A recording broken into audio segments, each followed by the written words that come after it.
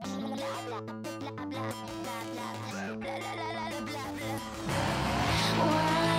join me? Come and play, but I might shoot you in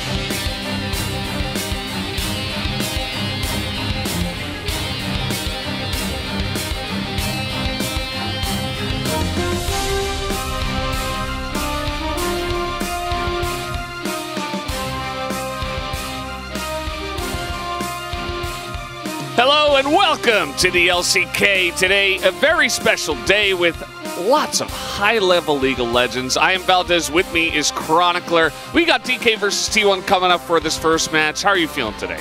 You know it's a crazy good day when Valdez doesn't change up my name. That's to me, when you know that the games are going to be amazing. Impressively big implications for the standings as well. And I can't wait. Really excited for today. It's going to be big. DK, they would love to get some wins tonight, but not going to be easy against our current best team in the LCK T1, who are kind of styling on pretty much everybody except Humble Life Esports that one time. That one slip up. But other than that, they are flawless. As DK currently in second place are a win ahead of the other teams, Genji and KT, who are trying to take over that second place spot. And that is why today's matches between these two teams isn't just a great precursor for a matchup that we're most likely going to see in the playoffs. It's also incredibly important for Genji, who are playing later today, but also for KT, because if D+ is able to take down T1, who have gone undefeated ever since they lost to Humble Life, who, by the way, they dispatched off very handily last week, then that also means that for KT, a round 2 playoff lock-in is no longer available. So incredibly important matches today. Absolutely. DK on a 6-match loss streak against T1 since 2022 spring. Will they be able to stop the trend, which, by the way, you see here at the end, what you were just mentioning, Chronicler.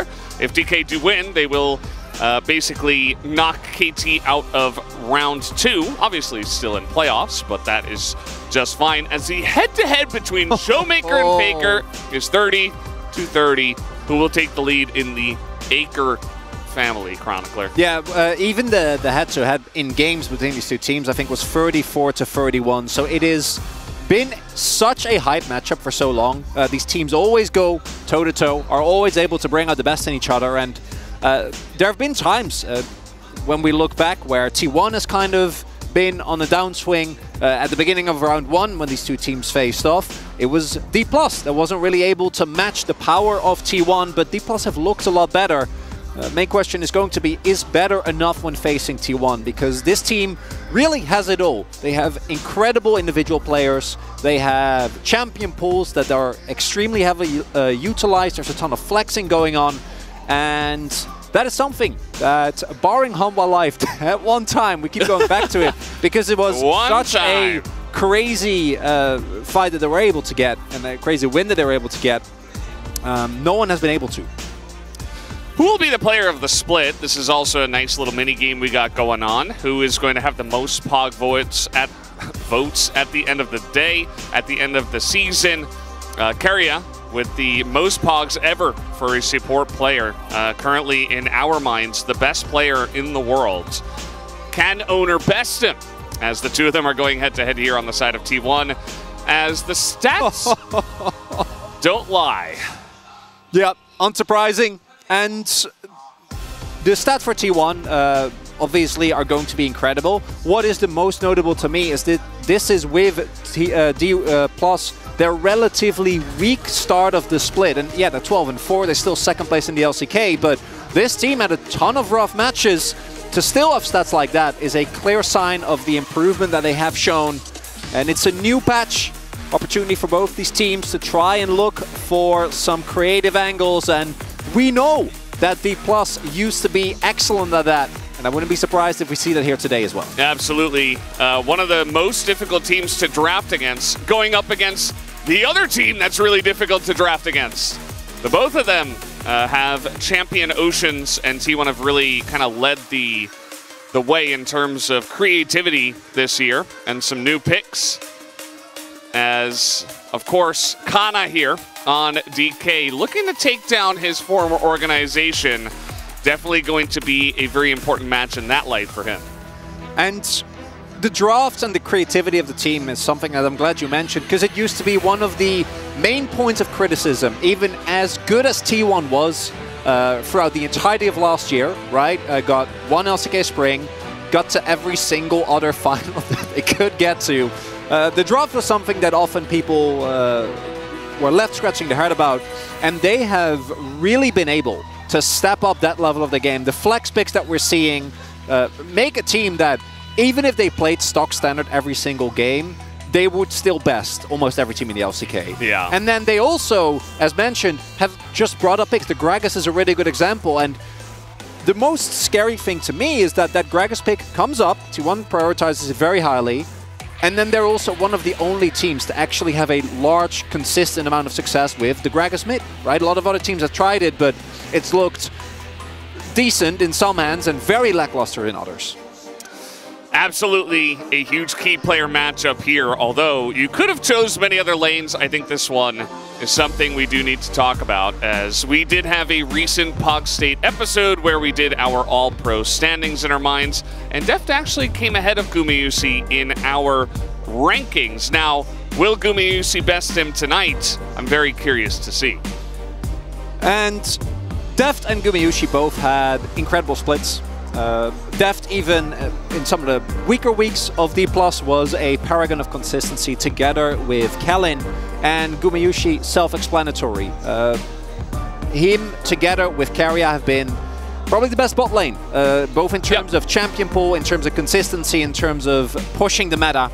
And it says really more, I think, about the form and the level of AD carry play that we have in the LCK, that you'd have to choose between these players, right? And the stats really tell the whole story there. Incredible, incredible cool matchup coming in.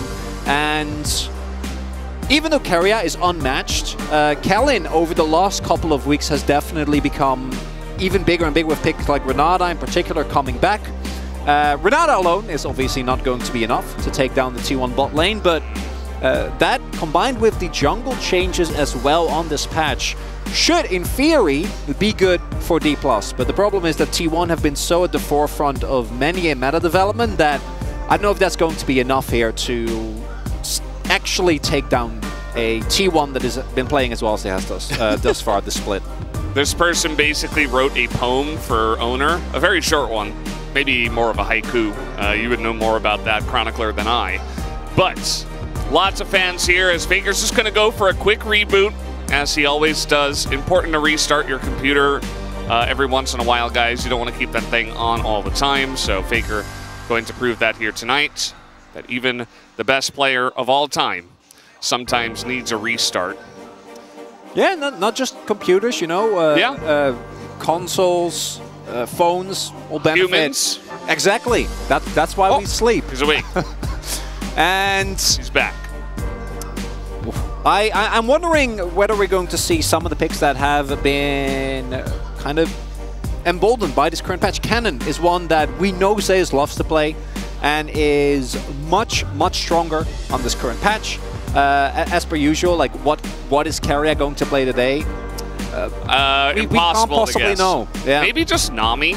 It depends on the side selection. I believe that DK is the home team for this first one, so I would imagine they select blue side, which would leave T1 on red to start. But who knows where it will go from there. Will really depend on who wins game number one. Blue side pretty strong nowadays, but some teams are selecting red side, especially after the patch. Was noticing some of that yesterday as well, as DK will in fact choose blue. No surprises, still sticking with what has been the main pick and ban meta throughout the last couple of weeks. We have seen nerfs to Ashe. We have also seen that they definitely make the pick a little bit weaker, but they're not enough to push her out of the meta, and I would be shocked if she doesn't remain in high priority. The Annie, yeah, not really going to see play, I assume, today. Jace, very strong in the hands of T1. Most notably for Zeus, but is always a possible flex pick. And yep, the Ashe still not going to grace the Rift, as we are already looking at a Lucian first pick here. If T1 don't pick it away, or ban it away rather. Might just be the way. They do have some flexibility in this ban, but Elise still kind of seeing a lot of bans, as Lucian will in fact be the first ban here, so kind of leaves you with Zyra Khan, Aphelios Thresh, stuff like that. We did see Kai'Sa also played yesterday, so it could be a choice for either of these teams. Is it a Lee angle? That is what I'm wondering. I think it is. Yeah, that makes complete sense to me. It denies it to Owner. Canyon obviously is an incredible Lee, and insane, both of them. Yeah, yeah, they're both like Probably the two best Lee Sin players I've ever seen. Yeah, that's not a very controversial statement. Yeah. Is it, Valdez? No, I really. wholeheartedly agree. And there it is. First Okay. pick, Kennen. Yes. First pick. Oh yes. Oh yes. Please. Give it to us. So I feel Kuma. obliged to say that I expect this to be top lane Kennen for what is known to be one of our best Kennen players, arguably the best. He's not arguably the best top laner, he is the best top laner, but we've seen actually, even from Kana himself, some great Kennen games. But there is a number of different builds, which we'll get into later. We actually have seen some variety there, and depending on what D+ go for, we could see some variation there. Jinx got buffed on this patch. You have the best Fresh in the LCK on your team. Might as well. Maybe Renata Glask here, though. Oh, yeah, could also be the This case. is a very nice angle for it. We've seen it picked into this duo multiple times, like so many times. So I think that's really the consideration here. Obviously, Thresh is fine, and it is Keria. Maybe it's just Kennen support. That's actually... Yeah, sure. That's the angle. That's why they picked it so early. Yeah, it's a flex pick. There's Thresh. And I wouldn't have minded the Rakan, but in the hands of Keria, the... Rakan. Sorry, a Renata into the Rakan. But the Fresh in the hands of Keria is always a complete treat. And we have seen them, most notably last spring, go undefeated, utilizing this combo or Aphelios in every single game. So going back to comfort there for T1. The main issue that we've seen with the Zyra Rakan lanes have been getting pushed in early on, having to deal with very aggressive lanes, but with the amount of bans that we've seen towards the AD carry role, I do think that's a very safe pickup here for D+. Does mean that right now they will be lacking a decent amount of frontline, and if they do want to go for some consistency, could look for that in Kana in the top half of the map. As the Wukong gonna get banned away, I would expect to see in general a kind of a pinching of the jungle pool here. Can maybe also go for the Sedge, the Sejuani setup not looking too hot right now with what is already available for T1, but still does remain a very strong jungler here on this patch. Yeah, decent amount of strong junglers still available. Let's see what they want to take away. The Viego is going to be the selection. Definitely a lot of potential for the Viego to pop off in fights if you do get ahead and get some of those resets, as smile on owner's face generally means something a bit interesting. Xinjiao makes his way back onto the Rift. T1 not wasting any time with the interesting drafting. Have not seen Xin in a while. There was a time during preseason where he did climb up a little bit because of how strong Ravenous Hydra was at the time, but has not been a mainstay of pro play. Of course, we did see him a ton in the mana last year as well, and is one of the few picks that can actually stand up to Lee in early duels. As the Veigar are going to get picked up here, and the Veigar I think is a pick that is incredibly strong. I do think that you might run into trouble with most notably the Jinx. Late game Veigar does really rely on picks like the Xin, picks like the Cannon that are fairly short range, as we are looking for something into the Cannon here. Cassante is a matchup that you're not going to be excited about. In theory, could be flexed to Faker. That is true. You never know. Yeah, well, with T1, I wouldn't even be surprised if it ends up coming to fruition here. All right. Well, you have a chance to counterpick for either lane. Obviously, the Kennen is almost definitely going top. So let's see what Faker is going to select here into the Veigar. He could also play Xinjiao if he really wants to. But probably not very good into mid Veigar. As Ahri, a mainstay here for Faker, especially last year. He is going to be bringing it out once again. Ahri, Xinjiao, obviously very straightforward, 2v2, really strong, can set up for one another very, very well. I do think that the Ahri might struggle when we get to the later stage of the game. I think that, again, barring the Jinx, Showmaker is in a pretty good position here. D+ composition with the added front line of the Cassante and the amount of mobility that they have, I do think, particularly if they can snowball, do have a great shot at pressuring T1. But when I look at the amount of late game power just with that Jinx and the amount of zone control there is, like Xin Zhao, right, is able to peel very aggressively. Fresh is self-explanatory. And then combine it with the cannon, I do think that if T1 is allowed to actually get to the later stage of the game, you'll be in trouble. The biggest thing here for me is that T1 is making some really strong statements about their current meta read, because both Cannon and Jinx were picked up over a lot of the other conventional picks that we know are strong or have been highly prioritized. And we'll see whether it pays off. I'm happy to see Zeus play Cannon, and I do think it's well, it's one of his most iconic picks. I don't know if Deep Plus fans will be happy about it, though. Yeah, I mean, they do get their hands onto Cassante, which I think that nowadays is actually proving to be a really high-tier pick again. Even though it got nerfed, and then teams were like, oh, that got nerfed, that's not good anymore. Teams slowly but surely have returned to this pick that has some insane teamfight potential, and of course is very, very tanky. So kind of like the choice here for Kana as well. We'll see how it works into the Kennen, though, and the spacing of Zeus, which is something that we always have to mention with this player. As it looks like we're ready, guys, to hop onto the Rift for game number 1. Let's do it. DK versus T1.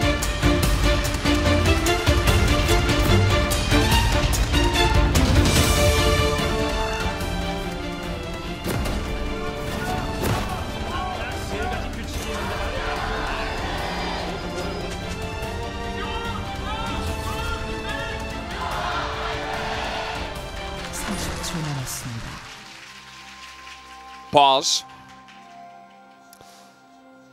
Actually, in Challengers, we recently had a rune issue. Oh, no. Yeah, on Tuesday. So, based on the timing of this pause, I feel like it could be the case. Although, looking at the runes, everything seems pretty normal. Yeah, I'm not It is a crazy. mouse sensitivity issue. So from Guma. Hopefully will be fixed soon. So looking at the runes, actually, we did get to take a look. I was really curious about what runes the cannon was going to go for. We have seen a variety of different builds for the cannon. 80 cannon has slowly been creeping up. We've seen Conqueror cannon going for a more long-term, like especially into tanks like Cassante, kind of 1v1 build with Riftmaker. But with Ari, looking like Zeus is just going to go for the good old rocket belt into full AP, try and blow your opponents up cannon.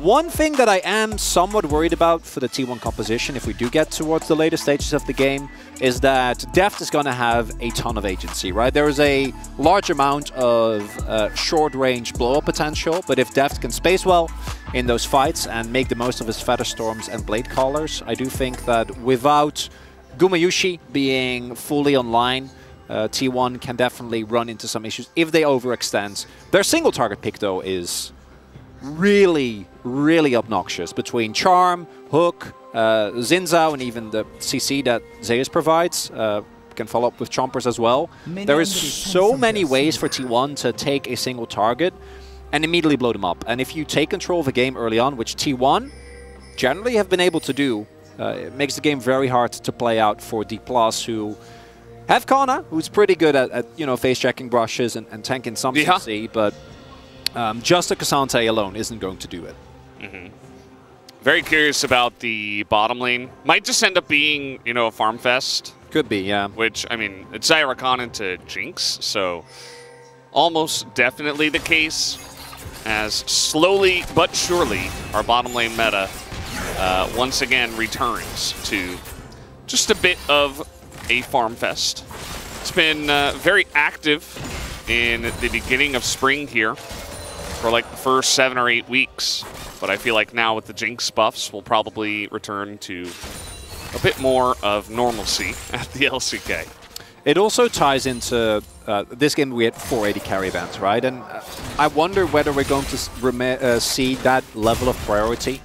And if we only get these kind of more low-key handshake type bot lanes, if we do keep seeing those bans, or if those bans are eventually going to kind of peter out. Team also really matters in that regard, because we already know how incredibly strong both of these two teams are with Lucianami, for example. A pick that in many other parts of the LCK, or a combo rather, that really has been dropping in priority due to the need to really try and be proactive, and some teams struggling with that a little bit more. Top lane we really need to take a look at, as Zeus is 6-0 on Kennen. And Kennen has been picked, I believe, a couple of times already here at the LCK. And it's going to be interesting to see how it does do in the top side. Also, Xinjiao making his way for the first time this season, but not the first time, obviously, for Owner, as he is 15-3 on the pick. Yeah, Xin is a pick that we really haven't seen for quite a while in the meta. It was all the rage last year, but there were continuous set of nerfs, as we will spot Canyon here. Faker with some very early control being set up, and I'm kind of wondering about this Cassante pick, because we can already see that Zeus, as expected this early on, did go for Airy. Although not Scorch, went for Gathering Storm, but just with Airy and Cole this early on, he's still a big threat to Kana. And I think the Cassante might be more of a pick to try and neutralize the pressure in lane, but have a way of removing Zeus from late game situations. The Cassante ult into Cannon, I do think, should provide a high level of safety for Deft in later stage of the game, and maybe that's the main reason why D+ went for it, because the lane thus far not looking too odd. Canyon is going to maybe look for something here. We do see Zeus is aware. She's got a nice angle, Kellen going in, but this is Zyra Khan. Very curious about the top side as well. I say that, but Owner is already down here in bottom lane, essentially, looking for a gank, as, speaking of which, Canyon looks like he is going to go for a back. Oh, there we go. Oh boy, here comes T1 once again. Setting up for a 4-man dive, potentially looking for the hook first. He is going to land it straight onto the Xayah, and down he goes. First blood handed over to Faker.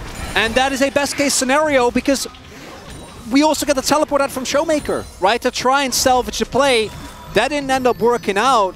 And now he still has to back, then has to walk back to mid. Great use of prioritization from Faker. And the top side, nothing happened, right? Zeus is fine. Was a Cannon who was full health against the Cassante with like 20-30%. So I think Canyon saw that and was like, there's no way I'm going to get anything done here. So the topside gank doesn't work out.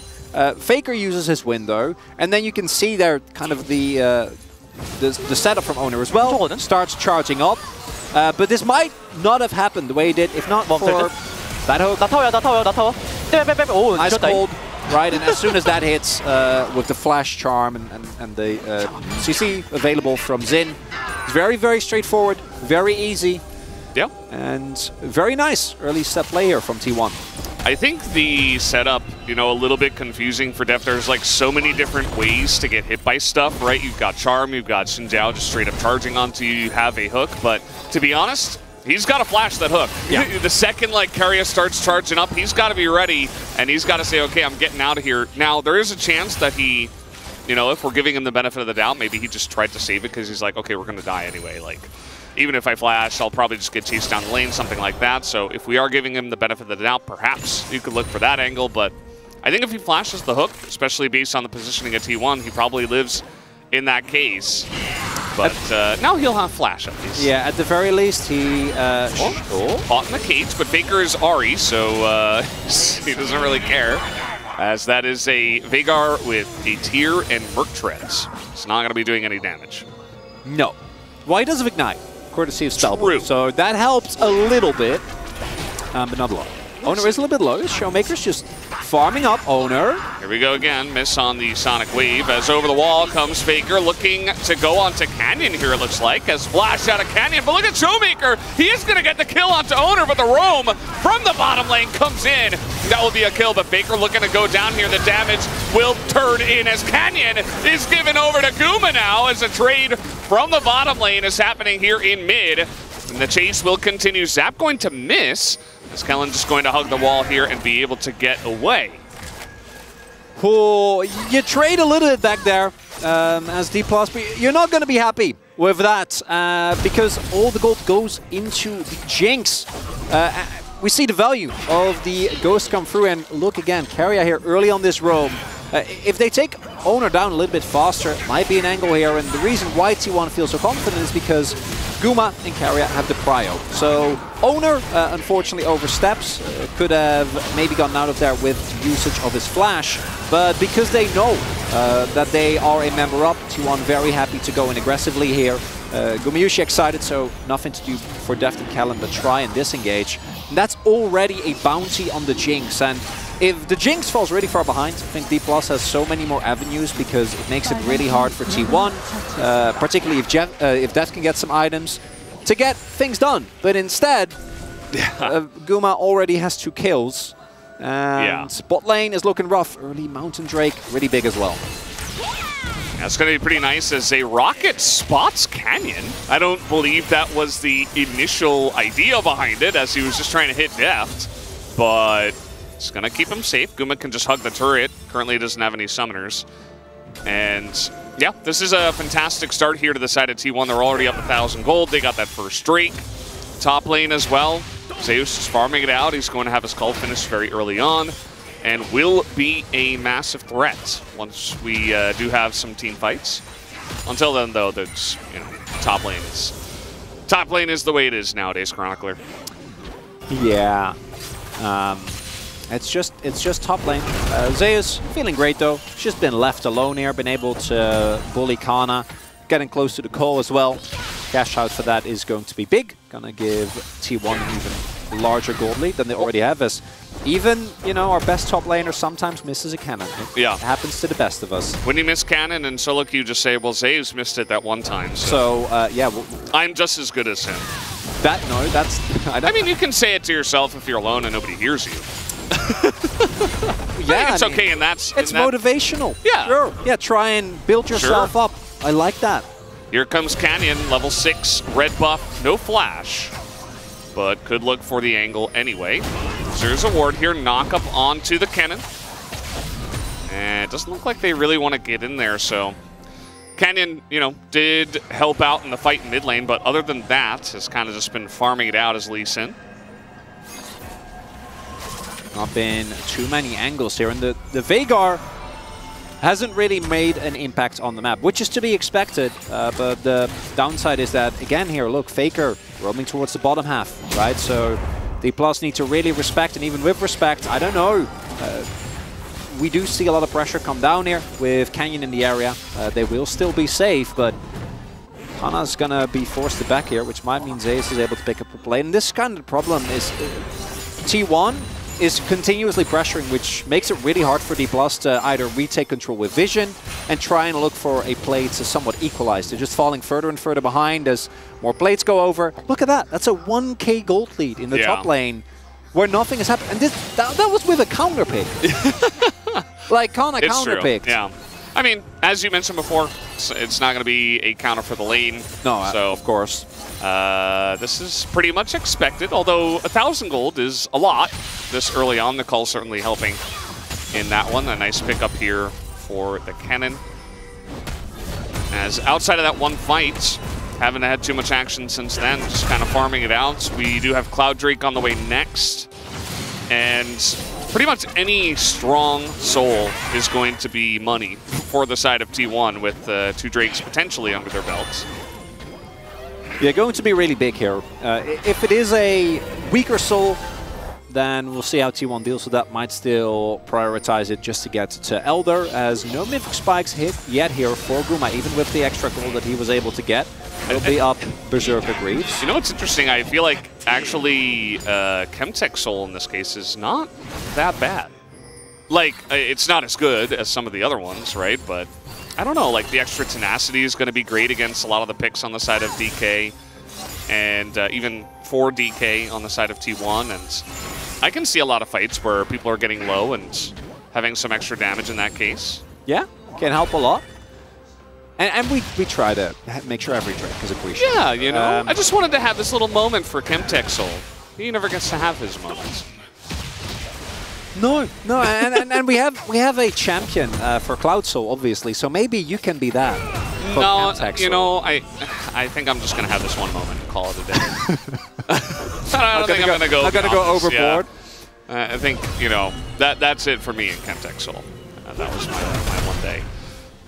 As Kana himself did miss a cannon, so maybe next time you miss a cannon, you can also say, I'm also as good as Kana. As he's really struggling here. This is not a very fun time, even under turret, just getting harassed. This Protobelt already finished for Zeus. And again, we have the move towards the bottom half of the map here. Faker and Owner don't even need to actually go for a play, right? Just threatening by itself is enough to maybe get them some controls. I think Showmaker will finish his Rod of Ages here. That is a big spike. It's still going to be a fair amount of time before this Veigar is actually going to be able to substantially threaten people like Faker, Owner, and Zeus. Kraken done now as well for Gumayushi, so the second Drake might be very hard to fight for because the bot lane of D+ hasn't backed yet. That's a pretty big spike to be behind, although Canyon did pick up his Gore Drinker, and Showmaker also coming off a fresh base. I'm going to take control of the river here. Yeah. Faker picking up Exhaust as the hook gonna land here onto the Rakan. Ignite in as they back away, and Kellen goes straight into a charm. As here is the Exhaust. Owner, though, has the Crescent Guard, but still, inside of it, is going to get taken out. Showmaker and depth extremely low, but Faker has to go into a stopwatch and will actually elect to flash in the face of 3 members of DK, who will, at the end of the day, win the fight. And that's a big moment. That was the type of equalizing play you're looking for. Now, while that fight went very well, do also note that Guma was just in bot lane, farming up. And that is the reason why you see, when you look at the gold, hasn't actually changed that much. It's still a 2K lead for T1. D+ are trying to settle the Baron here. Showmaker will know now. Yeah, TP coming in. Keria in a very awkward spot is just going to Hex Splash over the wall, say goodbye. I do not care about any of you. Zeus looking to get in there, but yeah, they're just disengaging. So T1, they just pick up the dragon anyway. They still get the dragon as, hey, there we are. Hey, nice. Femtech coming through. Femtech Soul, love it. Yeah, I'm not gonna go in too deep on that one, but this starts off with Kellen getting tagged and then kind of catching the rest of T1 off guard. And even though he goes down immediately and it looks like a big risk initially, I think Canyon gets exhausted there, but he doesn't really care. All he cares about is getting the kick, which allows Showmaker and Depth to take him down. And then here, T1 getting caught a little bit off guard by the power. Canyon, of course, very strong this early on in these type of skirmishes, and call was also pretty rapidly made to keep Guma towards the bottom of the map, which as a result led to him being fine, but T1 losing the skirmish. But then, because of Keria drawing attention and Showmaker being low, they still didn't lose the dragon. Yeah. Even after all that? Somehow just able to teleport back in and make it work. Showmaker did hang on to his stopwatch, whereas Faker did have to use his in the last fight. If you ever had a question about what the best item in the game is, just look at Showmaker and Faker. Both picking that up either in runes or in general. As I think Faker had it in runes, but Showmaker not. I believe he actually purchased it. As Guma looking to take down first turret blood here, there isn't really much of a contest. He's actually even trying to deny this cannon, which he will be able to do. Very nicely done. Yeah, I think we're going to see a gold toggle sometime soon, and I don't think the bot lane is going to look great. And unless you're a T1 fan. Unless you're a T1 fan. Yeah, it's not going to look great for the D+ bot lane. What I want to highlight is, as good as I think the D+ composition is, if Jinx isn't online, if Jinx is like, how are you actually going to kill Guma here? Like, what are your ways? Because barring a great Cassante flank, Canyon or Kana taking Guma and literally shoving her into the rest of the team, maybe aided by Kellen, I think it's really hard. As yeah. Now, we just keep adding people to the list. So now when you play your solo queue, you can say that you're on the same level as Showmaker. This blue buff is very sad. Yeah. Sad moment for any mid laner. Okay. Knows that feeling. Yeah, pretty rough. Top lane turret also going down. T1 already taking 2 turrets relatively early on in the game here. Ooh, looks like Zeus might be going towards that fun new item that definitely wasn't in the game before, but has been added on the last patch. According to every pro gamer, yes. Yes. Cosmic Drive did gain a big change. It gives a ton of AP now, got 25 extra AP, while losing the health. But if you're Cannon, that extra AP is going to be feeling amazing, particularly with how easy it is to proc. As nice little play from Faker. We all know that Faker kind of last year, he was showcasing how to play Ahri. He's like, okay, guys, you're supposed to get really aggressive and look for proactive charms, okay? And everybody kind of followed suit, but Faker does it best, in my opinion. So very happy to see him on the Ahri once again. He's actually going to be going for Banshee's Veil second. Very defensive item builds here from Faker. Yeah, I actually think that he goes Banshee so he can play more aggressive. Yeah, right. Like sense. try and use the spell shields to look for offensive hooks. Also into Veigar Cage, I think it does give you a ton more playmaking potential if you can negate that. Also as cleanse right now, so yeah, really going in on that. One of the downsides of the T1 comp is that if they don't find a pick on one person, barring a flank, they can run into some issues as Canyon goes in. Pretty confusing angle. See that owner is right there, so Kenny just kind of kicks him away as over the wall they go. That's one way to catch the Jinx, as immediately Showmaker just presses R, and the gameplay is there. As the Crescent Guard not really going to help owner, but the Lantern will. Very nicely placed, but absolutely a fantastic play here from the side of DK. The Showmaker will be fine. Has Merc Treads. Really nicely done there by D+. They're able to get the turret, they're able to get the kill, and this brings the gold lead back to a more manageable 2K. It's Kellen that clearly catches them off guard. We have Zeus heading towards the top half of the map. Faker was on the back, so T1 not seeing this one coming, but in the end, Yuma goes down. They lose the mid lane turret, which is definitely one of the more valuable ones, but I think they will still be able to contest for Drake, and these are the type of moments that D+ is going to have to keep looking for if they truly want to take back control. One more Drake. T1 is sitting on soul point here, and there you can see. I do think that finding these type of plays as D+ is extremely important, because otherwise T1 is just going to keep snowballing and snowballing. But it does mean that the flash is down for Kellen here. Gumayushi still has his for this up-and-coming play. Look at the attention being shown to the Chemtech Drakes. Gotta love it. As I was saying before, you know, unironically, this is actually a decent amount of value to both teams. As let's see who does pick it up here. Owner, kind of in a awkward spot, and I think they're just going to give it away, as Owner, fortunately, going to get hit by the side of that cage, and DK just push on in and take it away forcefully.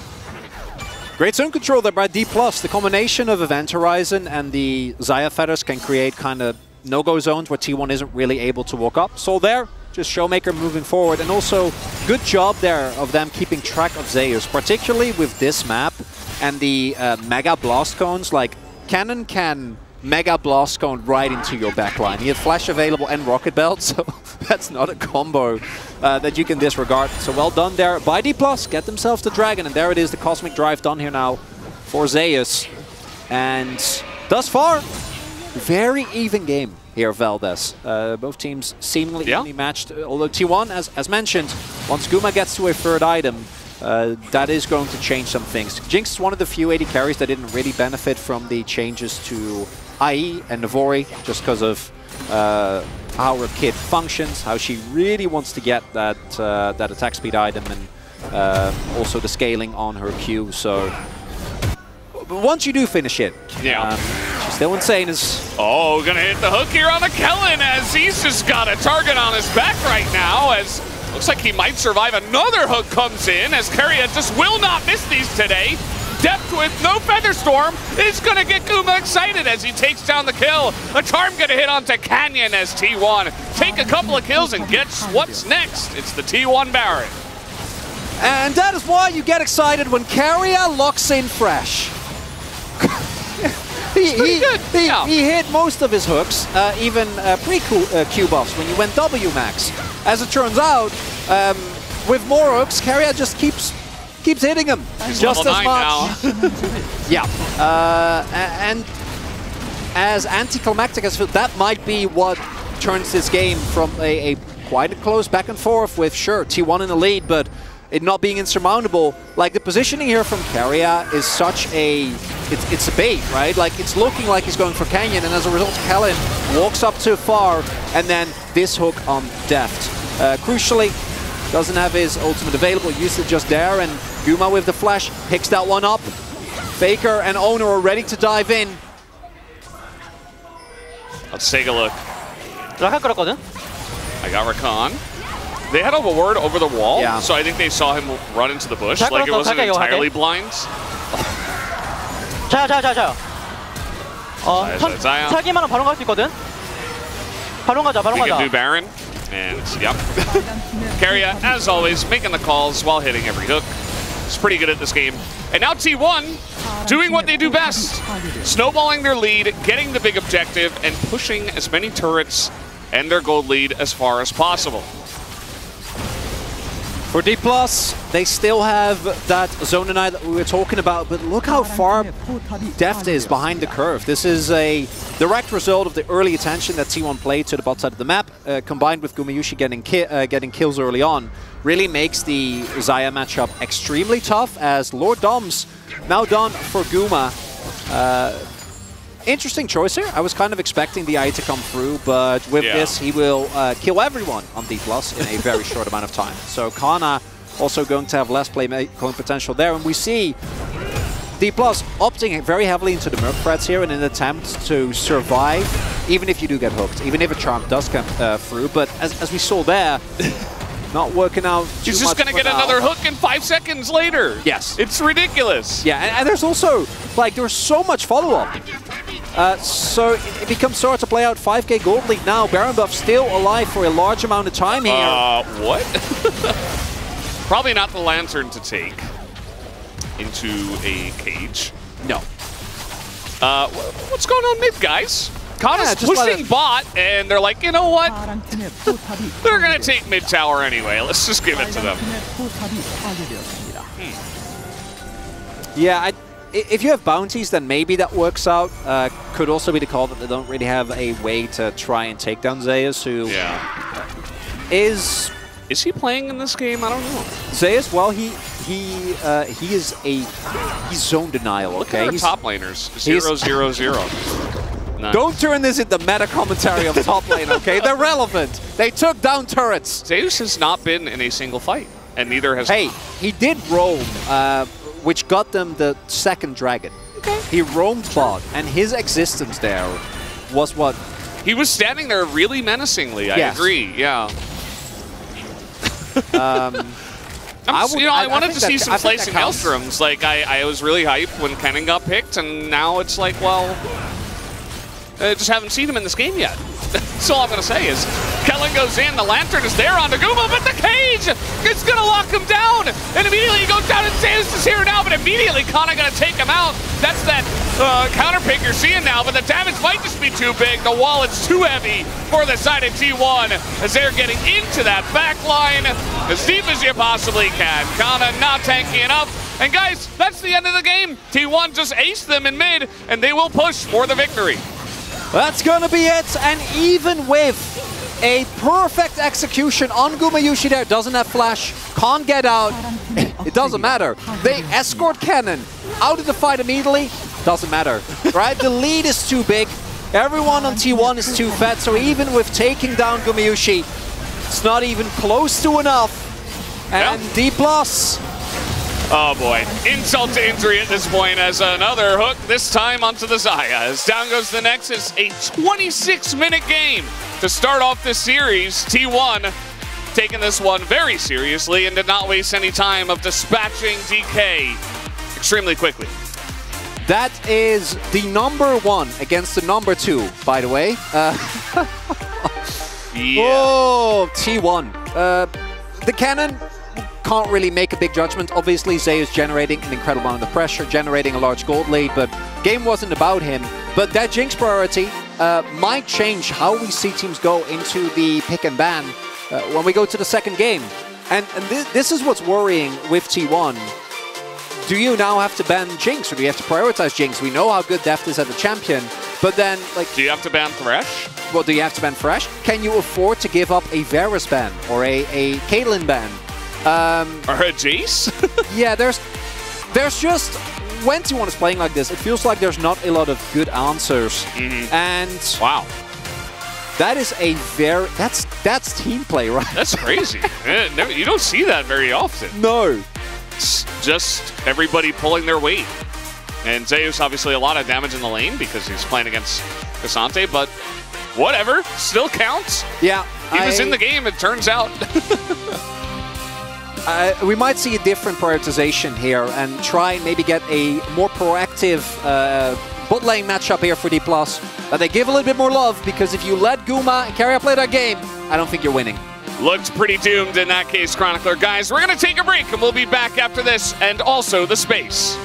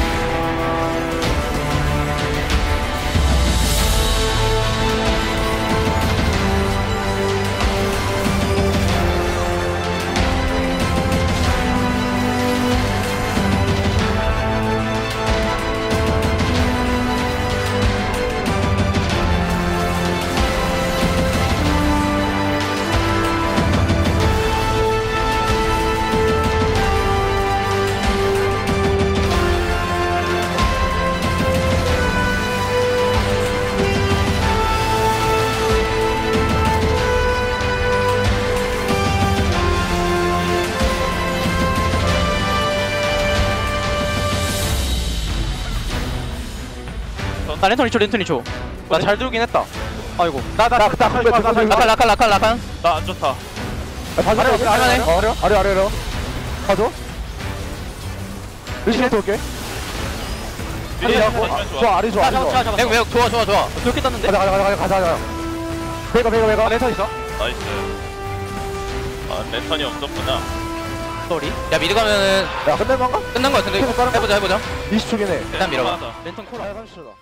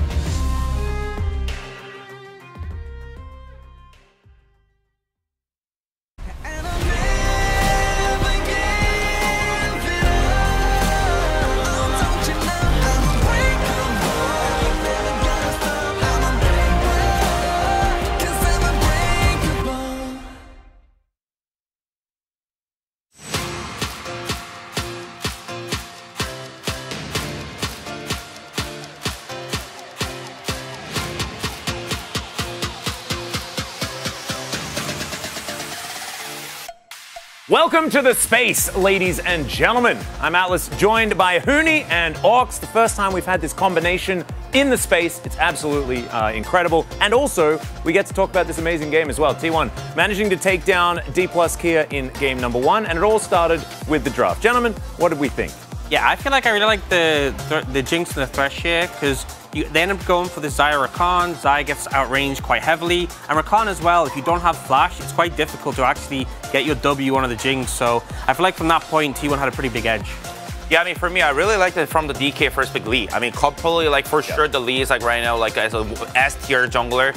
And the thing is, like, that's it. From the DK side, like, they decide to pick, like, some, like, not at all them who can actually make a proactive play. Basically, you're picking K'Sante into Cannon. You might as well just pick Malphite. You know what I mean? Yeah. Like, you gotta bring some, like, lane pressure and also pick Veigar. And I think T1 drafted really, really well. Like, Xayah Rakan is also not really strong all the game. So they punished with the Ahri first move. Like, I think that was a really, really incredible play by T1. And those kind of play, like, probably other team will not punish. But against T1, you gotta respect that. The fuel advantage, a little bit of advantage, they know how to snowball, make it greater and greater, and then just boom the Nexus, basically. Yeah, that's sort of my thinking as well, is that if you give T1 priority in the draft, that's already a huge mistake, right? Because they find priority all the time. Let's have a look at this first dive, though. This is how they really got control of the bottom lane. Yeah, execution was super smooth here. They knew the TP would come in, so they made sure they had the Lancers get away. But this play was enabled by the fact that they had those triple prio lanes. And there was some other plays that didn't quite go as smoothly in the later stage of the game, when it got some solid play coming up from Showmaker as well on the Veigar. Yeah, I mean, also from this scrimmage, you also need to know that, like, Guma is pushing just bottom, like, whole time. I think, honestly, T1 kind of make a mistake. Like, I think Faker didn't have to die. They could have just back off, like, after one kill. But the thing is, like, you actually have to know that these play, they already they could have just made it, because from the first play, they were ahead. Keria was there, but Guma was already pushing bottom. Like, those kind of things that were from the T1, like, they are taking intentionally just making scrimmage, but at the same time, they're getting advantage from other side as well. Yeah, this is the thing. We showed that because you can see in that fight, yes, DK were able to find some advantages, but they lose 2 plates bottom lane, they lose a plate in the top lane, and I think it was 10 times the amount of gold from plates for T1 this game, which only compounded on the fact that they can outrange late game anyway. Yeah, I actually think DK did a pretty good job in fights, and often at finding the Jinx, where I thought there'd be difficulty doing that into the Jinx Thresh. And so they had good attempts, but it felt like even if the kill score was close, the goal lead was so far ahead in T1's favor. Yeah, it really was. Let's have a look at the final replay here. This one was just the Keria show, man. Like, do you ban his Thresh? Is that what you have to do now? Like, I don't know, man. I think Keria just knows how to deal. Like, he was like, he just hooked charged the Lee Sin, and he make another hook from the depth here. Man. It's crazy. I mean, it is. I mean, this game, I think that was a little bit off. Like, we gotta agree with that. Yeah. Because he's been getting hooked, like, from the first play when he has, both times has a flash, both times it was really, really critical mistake, and the big ends up just getting Baron, and it's like, it's uncomebackable after. Yeah, at this point the game is just done. And I think as well, like, the fact they took the Xayah Rakan, maybe the Thresh could have been dealt with if they were reacting to it, but they kind of showed all their cards really early. And Xayah Rakan doesn't have enough pressure in lane anymore. It's not like original Xayah Rakan where level 1 you could dominate. And so it just meant Keria could pick this, could take a lane where they can perform so well in team fights. Yeah, and it's really interesting to me, right? Because we've seen DK do really, really well into Xayah Rakan. They have all of these ideas and plans into those picks specifically. They know that it's really fellable. Like, their Renata Draven lane was absolutely amazing into the Xayah Rakan, and I feel like they got baited by the thing that they've punished people for picking in the past. Yeah, I mean, there was even a Renata angle here, potentially. Yeah. I think the Thresh was the right call, but, like, I think there was a lot of things T1 could have done to punish. Even if they banned Thresh, I think they would still get punished if they went with a similar line with this Xayah Rakan 80 pick. Yeah, I mean, this is a really great example that, like, the patch note, even though you're playing same patch note, the meta cannot stay all the time. Yeah. If people find a counter pick into counter pick into counter pick, Xayah Rakan was really, really great pick, like, from this 2 weeks ago. But it's been there whole time, and they know how to counter. Yeah. And also, Xayah was a little bit nerfed on this patch as well. We do have D+ Kia sticking to the blue side once again. It does mean that the conversation has to be about what do you change in these bans, because I think that actually they were really happy with the first pick, right? Getting the Lee Sin, really good. From there, that's when the doubts come through. You gotta make some proactive play at the same time, be able to pick that champion that who can actually have an ability that you can actually make a proactive play from the first point. Because if you're behind T1, Yeah. Let's give the best player in the universe his POG, shall we? 1,200 points for Carrier. There he is. there we go. Sometimes you don't need to guess. Sometimes you just know. I think definitely deserved like the fresh play, really stellar. The setup here, having the lantern so they can dip away, and it just felt like he was. I mean, we expected, but so on point with his hooks. Yeah. Well, I mean, I don't know. It's got to be 10 out of 11 at least. At least? Yeah, I think it's 11 out of 11. 11 out of 11. I don't think anyone is going to have too many doubts. Just to be safer, I'll say just 10 out of 10 out of 11? I'll call 10 out of 11. Who didn't? Is it Jonas Strong going for like the owner angle? We'll see. Something like that? Woo! There he is, 1,200 points. Trying to build a lead. That is a couple ahead of owner there as well. There is a chance for owner to still get it, but 10 out of 11, there you go. And a random owner vote as well. What did I say? I did think that it was I knew going to it's be Jonas gonna Strong. happen. Yeah, you knew it. You knew it. Well, you guys know what to do in Twitch chat, and we know what to do. We're going to throw it back to Chronicler and Valdez to get into game number 2.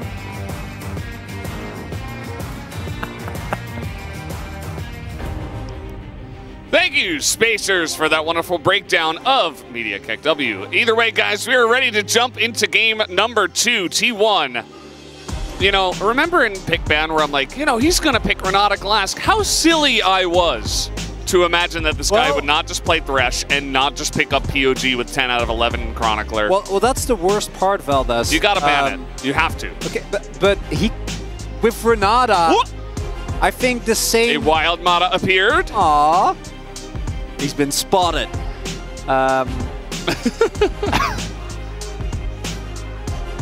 That's a nice zoom in. It's like keeping everybody else anonymous. They're keeping him honest as well. They're not relenting. There we go. Because I think on Renata, the same thing might have happened in a different manner, sure, but I don't know, man. We were talking. I think that Thresh is very underutilized, and it's in the hands of the best player. Well, they were. It's just you gotta take it away. They were already the best at utilizing Aphelios Fresh and Jinx Fresh as a team last year, but also as a player. Yeah. But even last year, right? This was before the Q buffs as well. Yeah. And as it turns out, the more hooks you hit, the more the cooldowns get reduced, the more hooks you hit. So we'll see. I do expect some serious shifts here in drafts from D+. Also was happy to see that the desk made the Veigar yellow, because I think Veigar is still incredibly strong, but I do also think that it can struggle into matchups that outrange it or blinding it. And I don't even think the Ahri was the biggest punish, but I was, oh my god, okay. We're going in a different direction, and please ban Thresh. We didn't talk about it at all. But Zeus also like single-handedly got a 1k gold lead. Unmatched. But are they going to B1? Is it? I mean, they did handshake that. Is it a B1 Thresh? Is that where we're heading instead of Lee? Yeah, I mean you can, and then you play pick it. up You know that. Jinx or Aphelios. Yeah. You know, you can just make your pick. This is a decision here for T1 because Caitlyn now is available, but they're still going to ban the Lucian. So we're probably looking at Def's Caitlyn or a first pick Thresh. Oh, I'd argue that you go for the Caitlyn here because it also locks off. Nope, not going to be the case. So this is a bold move because we know that T1 can flex Caitlyn, so they can lock in. Very bold. Caitlyn is a no-brainer. Then you can. Oh, okay. I was like, they can flex. No flex. It's Caitlyn Lux. That's it. And then Ezreal Karma. Yeah. Okay. Okay, that's. I like that. I'm excited to see what will happen there. It is into Guma and Keria, so I'm a little worried. I do think you're locked into lock-in in your jungler here, though, because with this, you want a jungle that can actually protect and but also attack. Yes, the bot lane, because you want to both protect and then, I mean, I was thinking Elise. Viego also does the job, right? Strong early skirmishing, able to utilize the setup or setup for Guma and Keria. And you kind of have to go for the jungler, otherwise D+ can still bend them out. Yeah, already T1's pick potential through the roof. Yeah. As will be their bot lane priority. We have seen this Lux, Caitlyn versus Ezreal Karma matchup go a number of ways. The best example, obviously, would be KT, who have been able to pilot that matchup still undefeated.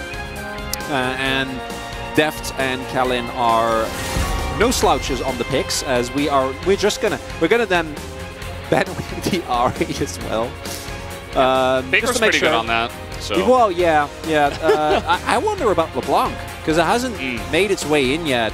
LeBlanc and Lissandra are the main ones that I'd be looking here for T1, picks that allow you to assassinate, set up, and start that Viego snowball that I think T1 is going to be looking towards. Veigar, you know, I know it wasn't great in the last draft, but I think it's actually a lot of comfort for Showmaker. It is. I think he's probably the best Veigar player we have, although we haven't seen everybody play it this season, so I think it's okay. There's that Lissandra you were talking about. Yeah, it makes a ton of sense. The Lissandra combination with the but now you just pick LeBlanc? You can buy LeBlanc. You can also pick up top Sejuani if you'd want to. That is a bigger risk, but Sejuani Viego is a really strong combo. Could see them go in that direction. And I do think they're going to save mid lane counter pick for Faker. But no, it's going to be the LeBlanc that we were talking about. Does make a ton of sense here. Man. We're just getting a treat today. Faker's LeBlanc, Carrier's Thresh, Guma's Caitlyn. I mean, we're getting a lot of treats. Oh. Canyon's Lee Sin as well. And now you don't have Lissandra. So what is the choice here for Showmaker? Looking like a Talia. Going to be the Talia angle here. Does make their comp really hard to engage on with Karma and Talia. But T1, I think, are mostly going to be playing around single target, right? Like, blow up one target, get the train rolling as Kana. Again, you're going for this Cassandra. He wasn't the problem last game. He also wasn't the solution. He was just there. Yeah, Gnar for Zeus is kind of the no-brainer. It's a pick that he is exceptionally strong on. Very big comfort. I don't think you have to really go outside the box for this one. No, why would you? Well, I would love that. You could. No way. Okay, God. How dare you? Oh my. Carrier just trolling DK, but also trolling us. That was mean. Okay, the Olaf I'm okay with, but the Riven was so out there that you're like, it could happen. He could have done it. I mean, I was waiting for it. Drop that we have for T1, exceedingly strong when it comes to individual picks. If you are able to deny vision with Lux Bindings, Caitlyn Traps, LeBlanc, Viego, you will never be able to walk up. But if D+ is able to utilize the poke and range and disengage that they have, even Kana, right? We see a lot of aggressive Cassandra plays, but as we saw in the previous game, also can be a very good disengager. Make sure that whichever high-value target tries to get onto your backline, you can get rid of. D+ will have an incredible amount of late game. I'm just worried because with how the previous game played out and how aggressive T1 have been in the early game, almost every early game goes their way. And if you have the early game and you turn it into vision control, I don't know how you're going to play the game as D+. We've been wishing for LeBlanc, Faker, obviously. Peblang is what it says in Korean. Obviously, Pe being the first syllable of Faker in Korean. For 235 days, she's going to get it tonight. So many treats tonight. So many. We can only hope that we get a third game, but after the game number 1, I'm not feeling too optimistic. Yeah, you know, that one shook me a little bit, Valdez. Yeah, I don't really see it. I don't see the angle. I don't think this is really the draft to do it, to be honest, either, for DK. Like, I think it's decent. I think it's all right, but I don't know. I certainly don't think they won the draft, in my opinion. Either way, guys, we are ready to hop onto the Rift for game number 2. Let's do it.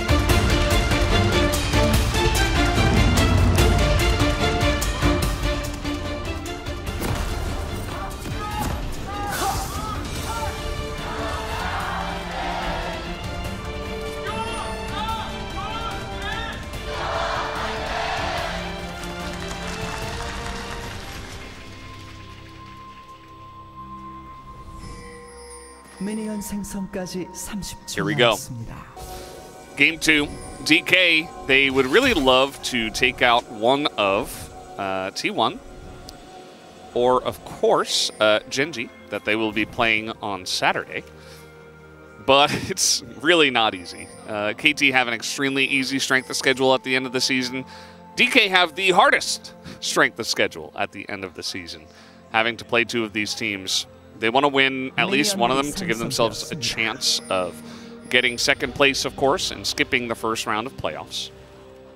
Even winning a game here would be big because they are one series score ahead of both Genji and KT, but when it comes to the overall game score, they're sitting at plus 16. Well, will be less now with their first loss, but Genji is trailing pretty close behind them. So even individual game wins, even if you can't win the series, would be huge. A couple of rune choices here. We do actually see Showmaker go for the Eri. We have seen mostly First Strike or Unsealed Spellbook, so opting a lot more lane dominant here. And I do think that the Taliyah's success has mostly hinged on how aggressive have you been able to get with it. As the first few levels of Ezreal and Karma is actually, like, the first 3 are really strong. Yeah. Once the first back comes in and Caitlyn Lux gets some levels and actually have their combo available, it gets a lot harder. But right now, Deft and Callan playing with full confidence, which I think is really important if you want to take controls. Yeah, this happens a lot with T1. The Zay is also still 100% win rate on his cannon after that previous game. 7-0 now. Yep. Yeah, 9-0 here for Guma. But Deft is on Ezreal, and we're not going to take a look at his win rate. I'm actually curious what it is, but I would imagine it's pretty good. Safe bet. Yeah, he's quite strong on this champion, it turns out. And he's got Ezreal Karma, as we're taking a look at Showmaker's win rate here. 8-2 on Taliyah. Actually surprised he hasn't played it more. Yeah, and look at this. Oh. Yeah, that is a over such a long period of time as well. Stats like that always amaze me. Really, really cool to see. But as I was saying earlier, a lot of the success, and probably the most successful Taliyah has been BDD thus far, comes from the impact that Taliyah is able to have on side lanes. We have seen some games, the Bulldog game comes to mind recently, where obviously the Taliyah scales insanely well and in the late game is able to do absurd amounts of constant damage, but if you're not able to snowball the lane early, we have seen a lot of them struggle in mid-game when if there's multiple angles for you to flank on, you only have one E. And I like the more laning dominant setup here for Showmaker to try and give him an actual angle to impact sides, because we saw in the previous game, if T1 just gets to play their game, you're not going to win. You have to play proactively, you have to keep them down, and you have to not allow them to just play their game, and this is looking like a perfect example of that.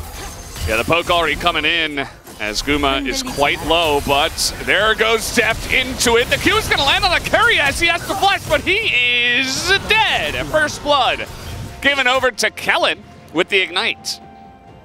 And Owner on the top half of the map. Doesn't look like he'll be able to go for a counterplay. Besides that, Grom was a little scared when the Canyon Q didn't hit on top of Gumyushi, but was still enough damage available to take. Carrier down kill does go over to Kalen, which is not the best case scenario, and Guma will be able to pick up this wave, but still a nice early game lead, and we've seen this Karma and Ezreal lane really be able to snowball if they get an early game lead, and we also know that the Caitlyn Lux lane can somewhat struggle if they don't have control and aren't able to kind of get the enemy stuck in that loop of you're stuck on their turret, you're losing plates, you're getting poked down, and then they get it back in before you do, and you're always playing behind on tempo. We'll take another look here. As pretty straightforward, it looks like it goes behind Guma, as even a flash auto is needed to secure the kill. Pretty straightforward, a very nice early gank from Canyon. And also Kana, not in a position where he could be dove, didn't take any trades. We've seen it happen in the past, particularly with some of our lower teams where you know the enemy, or your own jungler rather, is pathing away from you. So in that case, ensuring that you keep your health top, so you're no easy dive target, is something that Kana in particular actually has struggled with, and I think it's his biggest improvement that we've seen this split, of him being able to play the map a lot better, even without getting resources, because that was something that I think a lot of us were really worried about coming into. Now, we also saw in the last game that he obviously struggled with staying up with Zeus, but that's also because it's Zeus. It's a matchup as well. It's both the matchup and the player. Yeah. But I still think that there's some credit where credit is due there for Kana.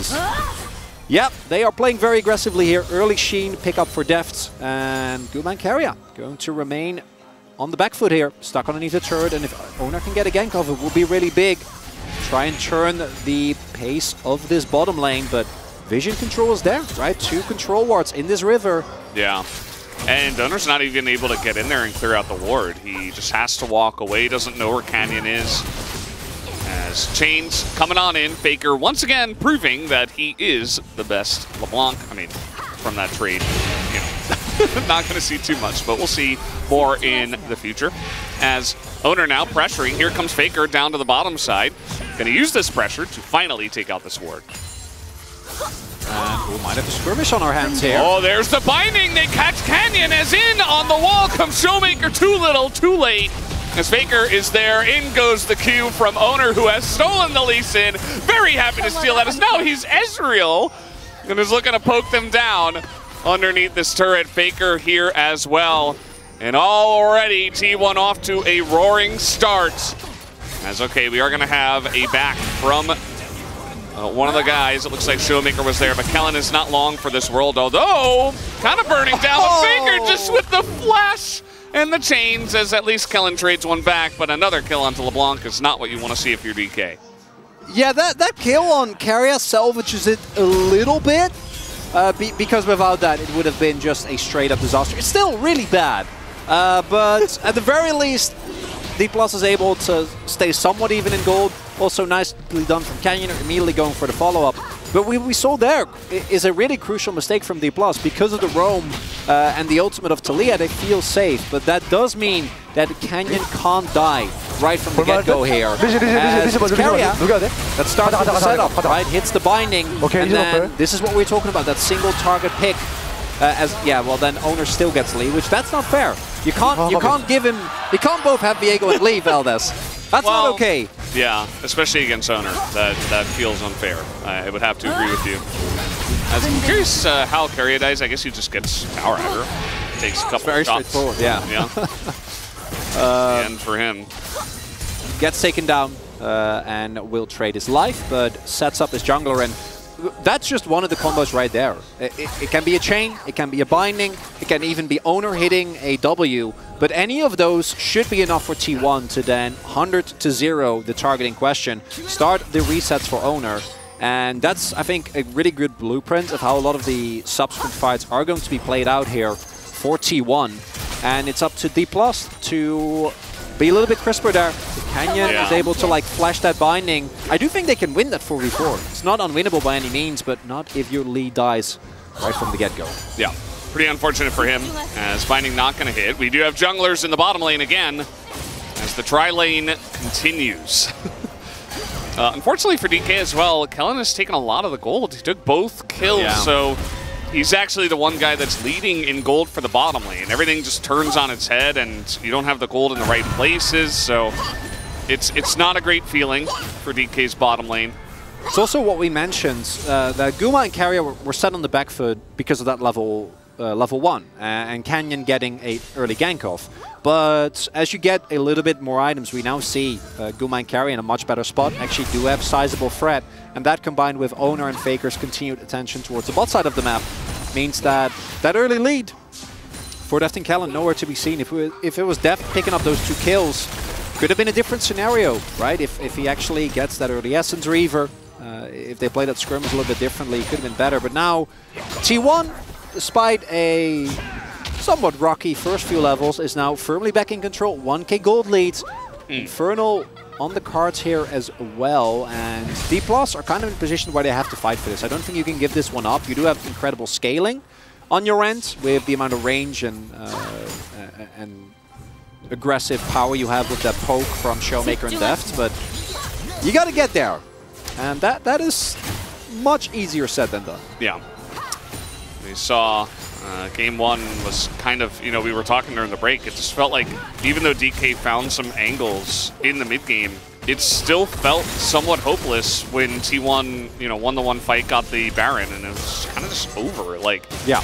kind of just felt like it was out of their control almost, which is not what you want to feel in a competitive League of Legends game. So, yeah, curious to see how they can maybe fight back a bit better this time around. This bottom lane going strongly. You see that Guma is ahead 10 CS, or 9, I guess, at this point, after all of the early game. You see continuously here, Deft and Kalin trying to trade back as aggressively as they can. As Owner actually, bit of a throwback build here. We've seen a lot of the Black Cleaver into Kraken, but going for the Divine Sunder, something that we used to see all the time. And he already has it. Ooh, yeah, well, that's the main thing at 11 minutes. Yeah. As Showmaker was looking for a trap here, trying to maybe get some damage onto Faker, but not going to be the case. Owner making sure that his mid laner is safe, traveling together. As Deft, yeah, gotta keep playing this aggressive. Keep looking. Oh. Yeah, tons of poke continuing. Owner is here. As chains come in onto Kellen. The flash monster Q onto Guma. I mean, you just said aggression. I think he heard you. Yeah. And keeping Guma on the back foot is a great way to make sure that T1 doesn't, again, completely take over. As this, I'm glad we're panning here so we can just confirm the same thing is happening as last game. There's no change. It's a 20 CS lead, a little bit less. You know, Kana will be able to be maybe like 10 CS behind, so that's an improvement. But Zeus is just going to keep farming plates and build a lead for himself. Here is Faker. Uh-oh, he is going to get caught, and he tries to dash over the rocks. That's not going to work. Owner, though, is so strong right now as he's just going to auto him down. Able to steal that one here as goes for the Heartbreaker now onto Canyon, continuing. And now, even with Kellen here, okay, he actually is going to flash, as I guess he's not sure about where Deft is, but man, this Viego is pretty strong. Well, particularly in these longer skirmishes where you get to stack Conqueror and the continuous healing from Divine Sunderer is insane, right? Really good use there from Owner to salvage a situation that was actually really nicely set up by D+. Faker caught off guard. The first trap from Showmaker and Canyon didn't quite work out. This one does, but with Canyon still not being able to make his way towards the Dragon, that is a big win here. If T1 can equalize Drakes, start their Soul Snowball, is something that also is going to make it a lot harder for D+. Might force them into an awkward position down the line. This is actually on Vision, as that controller wasn't denying this. We got a Cloud Soul, but Singular Infernal Drake going to be massive for every single member of T1. As Ingo's Deft has to flash after using Arcane Shift forward. Not first time we've all seen that one. Canyon waiting, tons of damage on Naguma still. And now on Akaria, the two of them are just extremely low, but the power of the duo from Faker and Owner is just a bit too much as second chains on the Canyon. But here comes Showmaker, and now Owner is on the run, doesn't have flash. He's looking to go down, as down he will. Canyon will take him out. Akaria on his way out here. Faker just trying to get the kill at the Canyon, and he will, but he gives a kill over to Deft. And DK are able to handle this one. That is big. This might be one of the fights that ends up putting DK in a much better mid-game position, because gold goes over to Deft, and the shutdowns that were on T1 are picked up here. And T1 might have overstepped on that one as they were putting a ton of pressure on the bottom half of the map. Man, this is one of the most fun bot lanes that I've seen in a while. So we're going to go back to this. Owner and Faker are the ones looking, and then in this small window, does get caught off guard. Talia, of course, still quite strong into the LeBlanc, and then Owner showing that he's very fed, and ends up being completely fine here. Doesn't find the shove, and otherwise might have even been able to get the kill. And this looks okay, but look at Karya and Guma, and this is really all Deft and Kellen in my opinion. They are so low and they can't join this play. Owner and Faker are just a little bit too far forward, and Showmaker arrives at exactly the right time. And because Guma and Karya are already as low as they were because of the super aggressive trading from Deft and Kellen, they can't join. And that means Deft in a much better position. Canyon getting some extra gold as well. Things looking up here for D+. Yeah, absolutely. I really liked how Canyon handled that when he was super low on health, as once again, here we go. Guma does have flash as the Q goes on to Keria. He's okay for now as Owner comes down. He's just going to escort them out of the bottom lane. And Canyon, no flash. Guma still had his as well, so felt relatively safe there, but nicely done by Owner. Good timing, making sure that his support doesn't have to use a summoner. As Kana, so I've seen Kana like push multiple waves into the turret. He's still a level behind. I missed what happened, but I'd like an answer. Because Zeus has had really good roam timings here. Is also always in time to actually pick up the wave as soon as he does get back to the lane. We have seen him move a little bit, you know, shadow towards that or move towards river, down to the mid lane. Just say hello. And then immediately go back to his lane and continue pressing onward. Still, 0-0-0 for both top laners. Again. That's just the way it goes, Chronicler. But they have unleashed teleport. Yeah. That should be enough, no? Full story. All right. A little bit of fighting, perhaps. Kana goes all out. Tons of damage on him already as Zeus is just standing up to the Kazaki. He's like, yeah, whatever. As down he might go. No, the flash is perfect. As he gets out of the damage of Canyon, the Q is just going to skirt by as it nearly takes out Zeus. That was so close. Really nicely set up bait for D+, then answered by a key stun. I think it was Owner that hit his W there, which made sure that Canyon couldn't actually get the final kill in on Zeus, and then as a result, looks like T1 should be able to pick themselves up the Herald here. Not a game-breaking objective by any means, but D+ are fighting back, but it's still T1 often coming out ahead here. And that might lead to T1 also having a much better position to get this Drake, right? Because if you throw them there in mid lane, it's going to have to be answered. The siege of Caitlyn Lux, even in the best of times, can be hard to deal with when you're in the best of positions. And, yeah, you know, Guma isn't super fed, but he's still 20 CS up. They've got a kill, but still not a great position to be in. Guma also with Guild Force and BT already, so he's gonna hurt in this upcoming fight. Yeah. No BT yet, but soon. Very soon. As let's see how this one does go. You do have the option as well at the Rift Herald to just ignore the Drake. You know, if DK don't respond, you can just say, okay, we're just going to take a turret or two because the siege is so powerful, like you mentioned. Out of this as Owner. Gonna go to the top lane for some reason. So, well, actually, I love this because you can't punish Faker. They might be able to get 2 turrets here, right? Like, and D+ are gonna get what, a single He's cloud? getting in there. The Heartbreaker on the Kana as he does go unstoppable. Stun lands as the damage is just massive from this Viego. Goes all out under the turret. He's kind of really playing with fire here. Yeah, and you know, Kana lives. Great job on him. I do think it's really hard to kill Kazante there, but you don't care, right? Like, you already got the top lane turret. That's first turret blood. That's going to help you out a ton.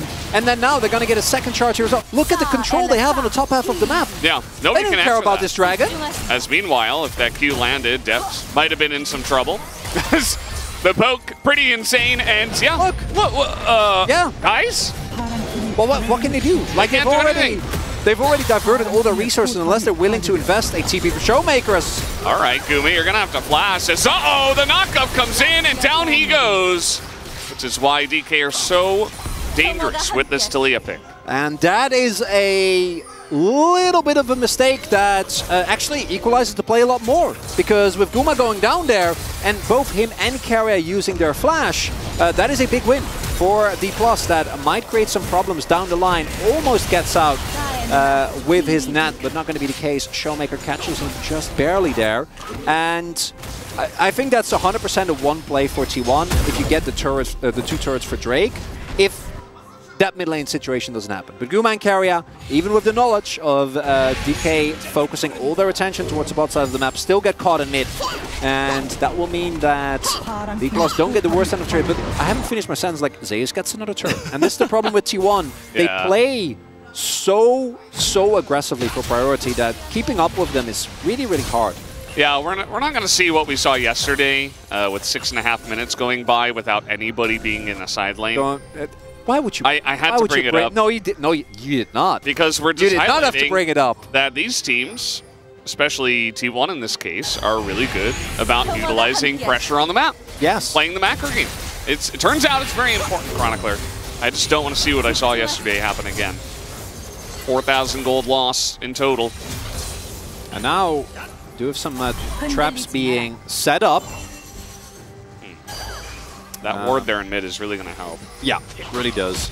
And also, as mentioned, Karya and Guma, neither of them have flash. So, I'm happy that this is how we play the Ezreal. The owner is looking like, hey, are you sure you want to Arcane Shift forward there? Trying to keep Deft honest, but with Karma there, Deft still going to be very, very safe. Ooh. Yeah, I mean, might get something going here on the Faker. Q lands. This is a LeBlanc after all. Q misses. Canyon still on the chase, but actually just going to Shadow Showmaker and allow them to pick up another turret here. Yeah, don't want to overstep and run the risk of making the same mistake that T1 did earlier in this game. That's going to keep the gold total very even as Showmaker might be caught off guard here. Oh boy. Well, 2v1, we do have a teleport for Kana as, nope, he's going to be, oh, what? Okay. Heartbreaker comes in, Showmaker still on the run, and yeah, the stun is going to land, and you can throw as many rocks as you want. The knockup's going to be nice, but the extra movement speed, he is just gone. As Showmaker, don't think he needed more kills, but sure, going to pick up, or Owner rather, he is going to pick up his 4th kill. As double TP here. All right, really trying to make this a thing onto this turret, straight onto a trap. The poke damage is massive from T1. They do keep the turret alive, but a lot is invested there. You see the pressure that comes out, TPing into Caitlyn Lux is the same feeling as Zhonya Singh into Caitlyn Lux. It never works. It just makes you sad as you take out your health bar. And yeah, Showmaker here, crucially, has the issue of not having his ultimate available immediately because he was still clearing the wave. If he is like a split second earlier and he doesn't get knocked off his wall early on, I think he might have maybe made it out alive, right? If you can utilize your passive, even with the extra movement speed that Viego have, could have maybe made it. Not going to be the case here. Owner getting more fed, and look at that top half for T1 here. And that, I think, is one of the big reasons why T1 is so tough to deal with.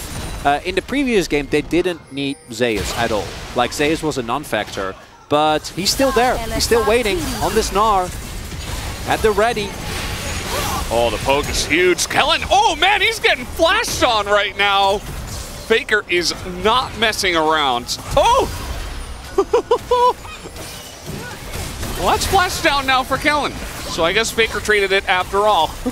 With the help of Karya, of course, as over the wall goes Deft, takes a massive chunk from the Gnar. Zeus is moving, man. Utilizing the clouds there as well. Actual Cloud Griffin interaction. Whoa. Loving it. Somebody get Riot on the phone. They should be happy about that. Okay, Zeus going Mega Gnar, but looking for the kick into Karya. That didn't quite work out. That's the flash. Yeah. Did he? I don't know. That was weird. Yeah, he had flash. He could have made the play happen. Yeah, and Guma doesn't really care anymore. We've seen the BT and the overheal combo be very strong, as this is the individual pick they're looking for. Kana going forward, though. He is going to take a massive amount of damage. Even Kana at this point is not tanky enough. As now, very low health bars. The chase is on. Going in. T1 are hunting their prey. Baker looking for more damage. Flash over the wall. Karya immediately dies. And his owner is going to follow suit. They go a little bit too far. And the prey strikes back. Oh, big moment there. T1 oversteps Zeus. Hey, that's going to be rocks on the ground here. Zeus in a bit of trouble. As he is not going to elect a flash to make the play. Stunned up for most of it. But do you get the objective, is my question. Canyon's going to start it up here, but Guma is there. He's going to spot this, and yeah, I don't think they can. The health bars are too low. Showmaker does have his ultimate available here, so should be able to get back very soon. And with this, you see the rest of D+ at the ready, but they don't want to give this up. T1 is not going to let it go. Yeah, here we go again. Unrelenting. Here comes Showmaker as well. He's got his own little global. Has lots of damage, but it's going to reset. Surely you let it go now. On DK, the damage coming in onto Kellen. Down he goes. That's the end of Karma. Deft is all alone. As Kana trying to escort him out, but the flash on in as Zeus again is not messing around. Meganar here as well, as down will go Canyon. One by one, the dominoes fall. What do? You can't take an objective. Even after T1 make a big mistake, overstep, lose 2 members. Baron. On the exit, D+ get poked down, and then they're like, we need to get something out of this. We want to try and get the Drake. Just leaves your entire health bar. And then Zeus hasn't really made his mark on the series just yet. Has been clean, sure, but has just kind of been there. Well, after that sequence of plays. I think the last 3 or so minutes have been all about Zeus, actually. Now they have been. It's the combination of Zeus and Faker, right? Owner and Keria go in aggressively here, and this is where they could have just taken a Dragon, but T1 want more. So we have Keria going over the wall here, does find Deft, but then crucially, Kana actually makes sure that Owner can't get the execute on Deft. So Owner can't start a series of resets. And then here, the level of aggression shown by Zeus and Faker is just... He's like, how dare you attack me? Faker's right there, as you mentioned. And it's a really broken up fight. I think this will almost always favor T1 in this scenario. In the future, it could favor DK with their Ezreal, but at the moment, with how fed Zeus and Faker are, in a broken up, weird skirmish like that, they will just be able to pounce pretty hard. As now, the T1 Baron is finished, and the push is on. Didn't happen as early as Game 1, as Game 1 ended earlier than where we're at right now, but doesn't really matter because very similar outcome here as they are ahead 5,000 golds and all the turrets are falling. This is the #1 against the #2 of the league. And we're looking at a one-sided, like, 2-game. Yeah. This Curious game, about spring finals. yeah, this game is not as one-sided as Game 1. And that's really all you can say about it because, yeah, you have Soul Point for D+, but the gold influx that T1 get from their Baron power plays is always ridiculous. And this one is no exception. Yeah. I mean, what can you say? Now they have Baron with the siege that they have in this composition. It is going to be deadly, right? As over the wall comes Faker and nearly takes off Deft's head. As now, might be enough. Nope, not quite going to burn down. Zult comes in, Faker, Jesus. So close. So close. The amount of damage that Faker has at this point is also just... Yeah, a lot. Yeah, we've seen a lot of variety in builds, and I'm happy to see just full blow up LeBlanc. It's Luden's Sork boots as well, not Lucidity like we see so many times. Shadow Flame, and he's looking to go for Rabadon next. I do damage Smork. Yes, and barring Showmaker, like, what do you do against this LeBlanc? Like, how do you stop her from doing that? Well, Chronicler, I think the answer is you don't. Yeah. Oh, well, yeah. The answer, actually, jokes aside, is you just have to blow, you have to have damage threats when Faker jumps in. Otherwise, I mean, it will just go unanswered. Yeah, that's my issue. I think that the D+, with the position they're in right now, if they can retake control, with Talia, with Ezreal, who are still quite strong, right? Like, yes, T1 is ahead. A lot of it is in global gold, but there is still a ton of power here. If Showmaker can finish his Void Staff, Deft is sitting on 3 items with an almost fully stacked Ravenous. We have Canyon with a stopwatch. So it's not like it's impossible to make plays, but now you're playing into a pick composition that has 2 extremely fat side lanes, and you have 0 map control. Yeah, guys, we're at 30 minutes. Zeus almost has 4 items. I just saw that and I'm like, well, I think this needs to be said. He's having a day out on this one. And, you know, Keria was great in game #1, but the fun thing about T1 is that they always have so many threats, right? And this game probably going to be a Faker Zeus angle, I would have to imagine, although Owners also had quite the early game. This is what they can't even collapse onto Zeus. Yeah. Like, they're not able to. And now, their way back might even be cut off. Owner is threatening a little here, but they don't want to overplay their hand, because why would they? They can just back off. Yeah. Yeah. Because really funny. Gumayushi was threatening going in for the inhib, so D+ need to respect. And that they will. Oh, if you get Solaris Canyon, is that enough? Look at it! Look at the damage! Like, this is an R! Okay?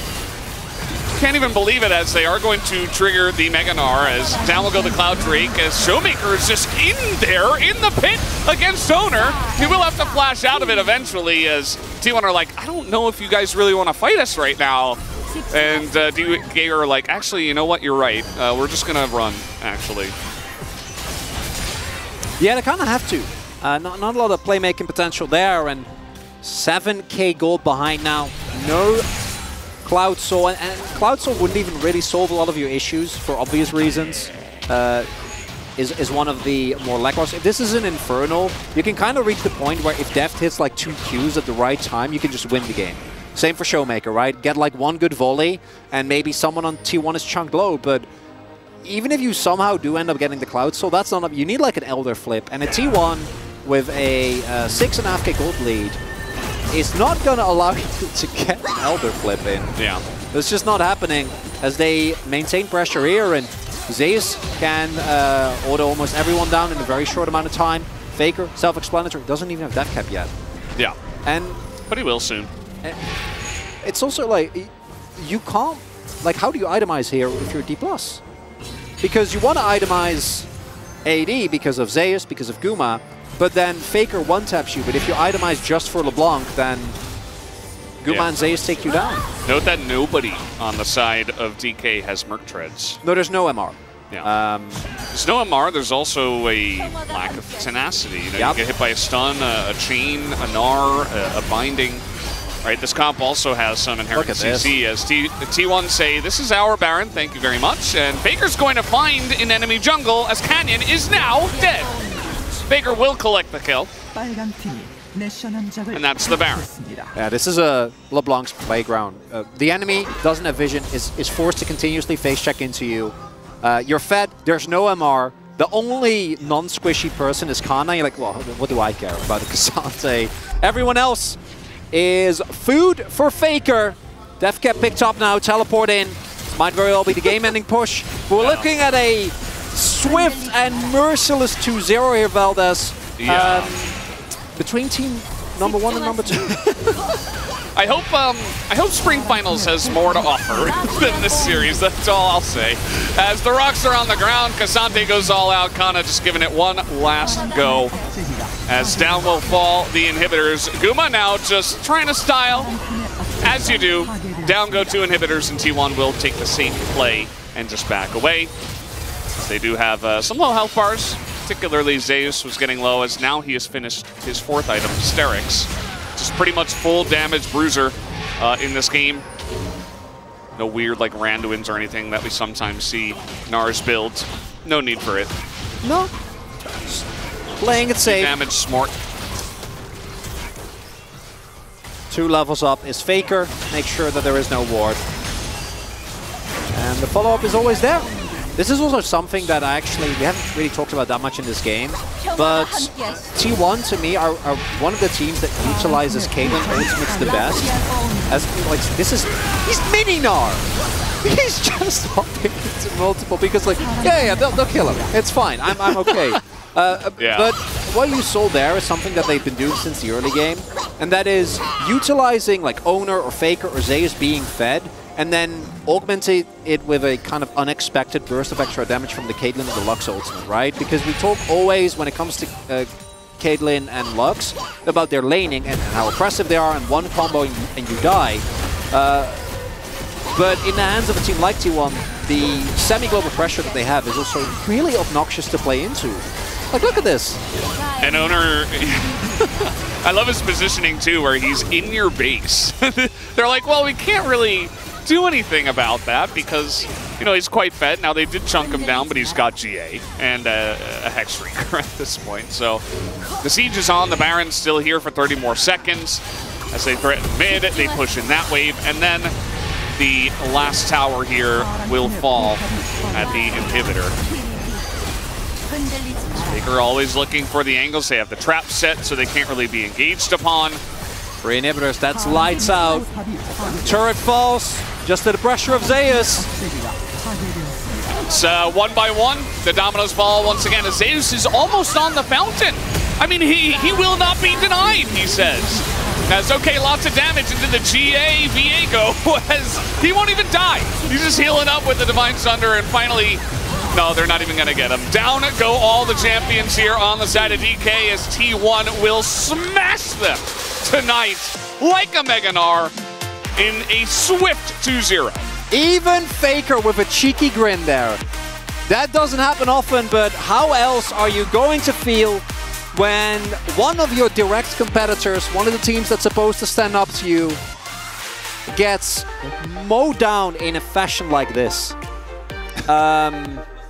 Yeah. You got a chuckle at Kana and Carrier there. Kana, of course, knowing all these players very, very well. Oh.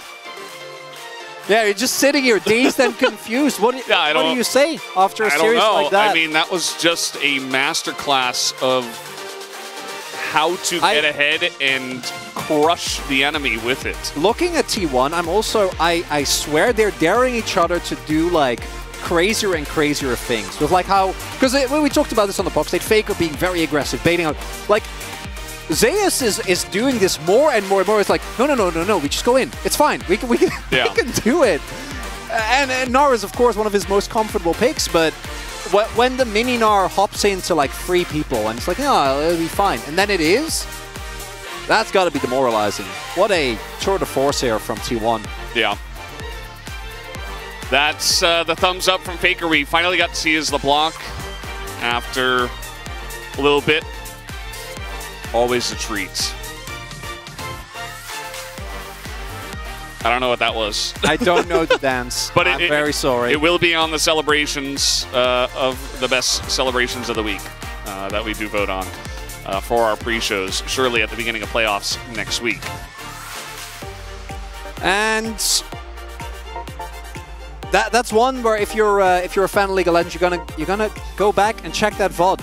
Like the way that T1 accelerates the early objectives, their relentless badgering and contesting of every single objective. And this is something that I think is really, really cool showcase of not just T1's development, but Korean League of Legends in general. Because this was, I think, one of the weaker points and something that the LPL always was known for was relentless aggression for everything. You want to try and take a dragon?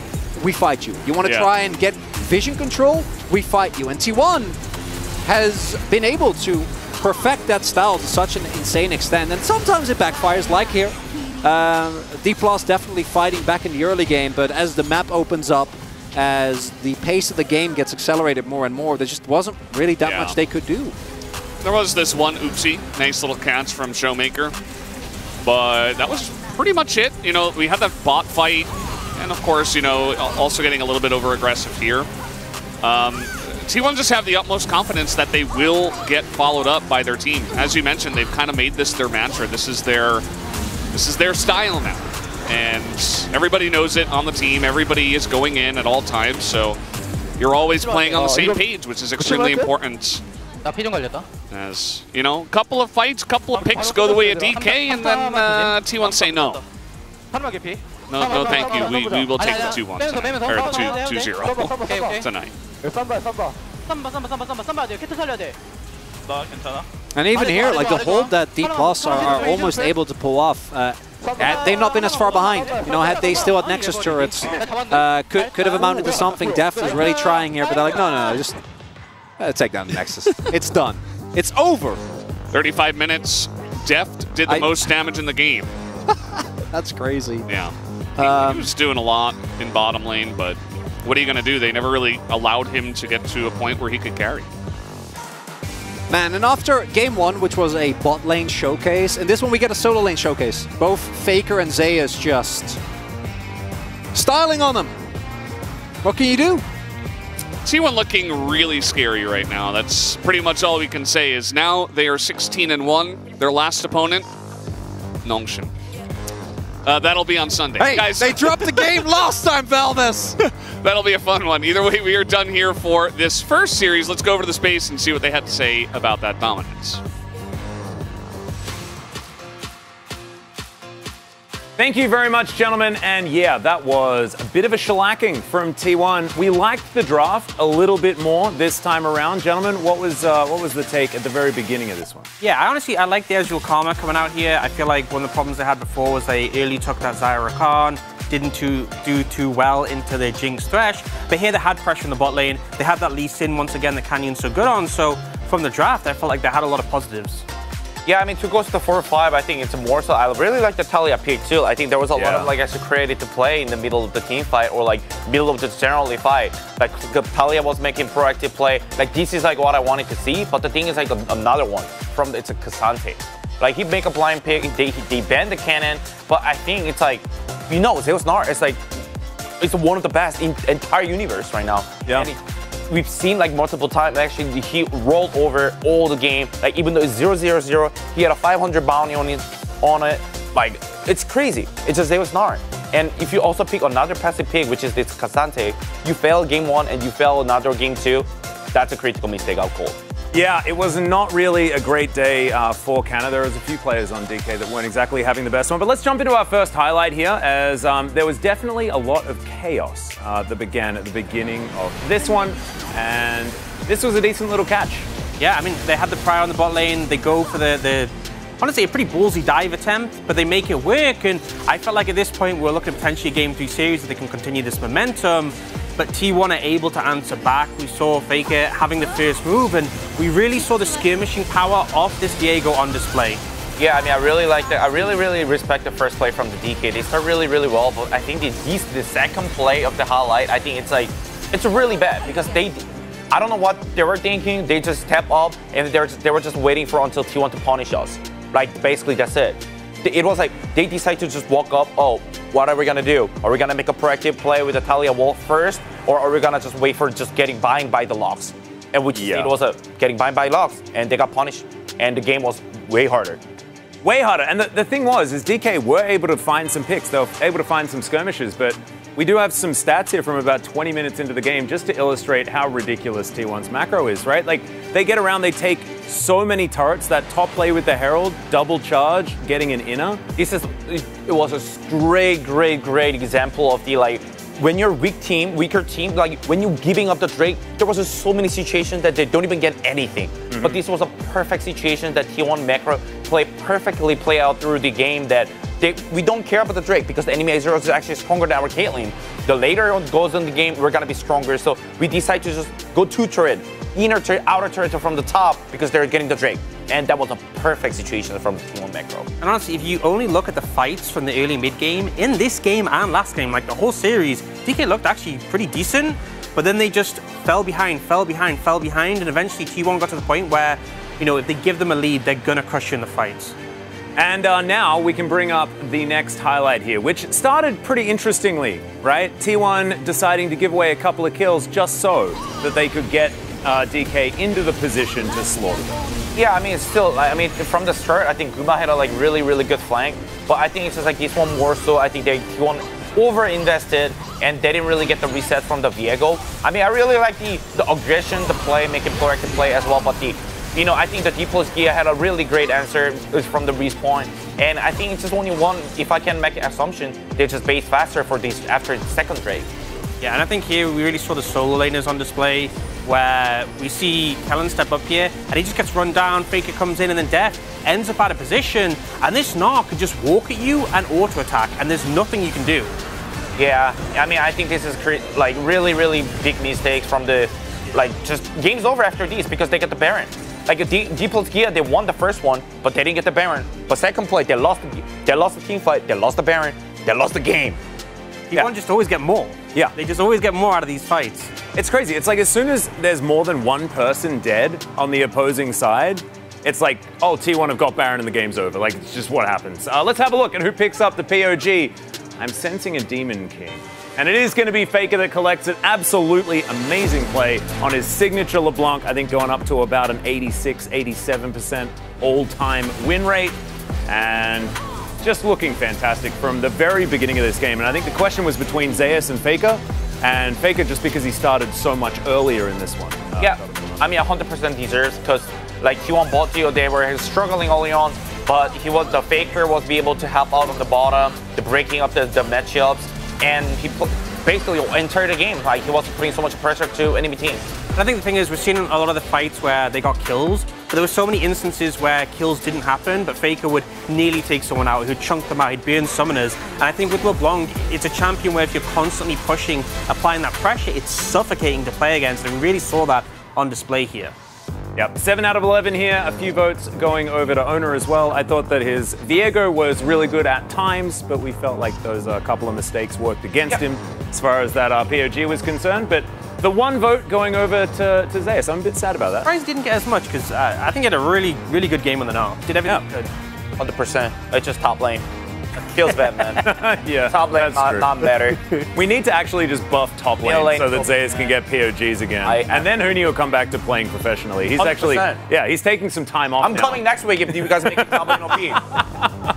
You heard it here first, everyone. But it is now time for the interview, so let's throw it over to Ji-sun. Oh, never mind. We're not doing that just yet. We're still waiting.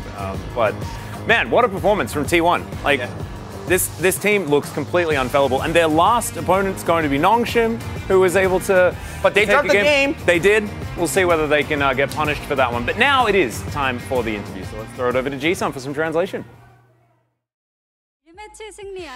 Thank you very much, guys. We're here joined by Keria Faker from T1 after taking down D+ Kia with a 2-0 game score. Congratulations. It was a clash between LCK first and second place team, but it was a clean sweep. How do you feel?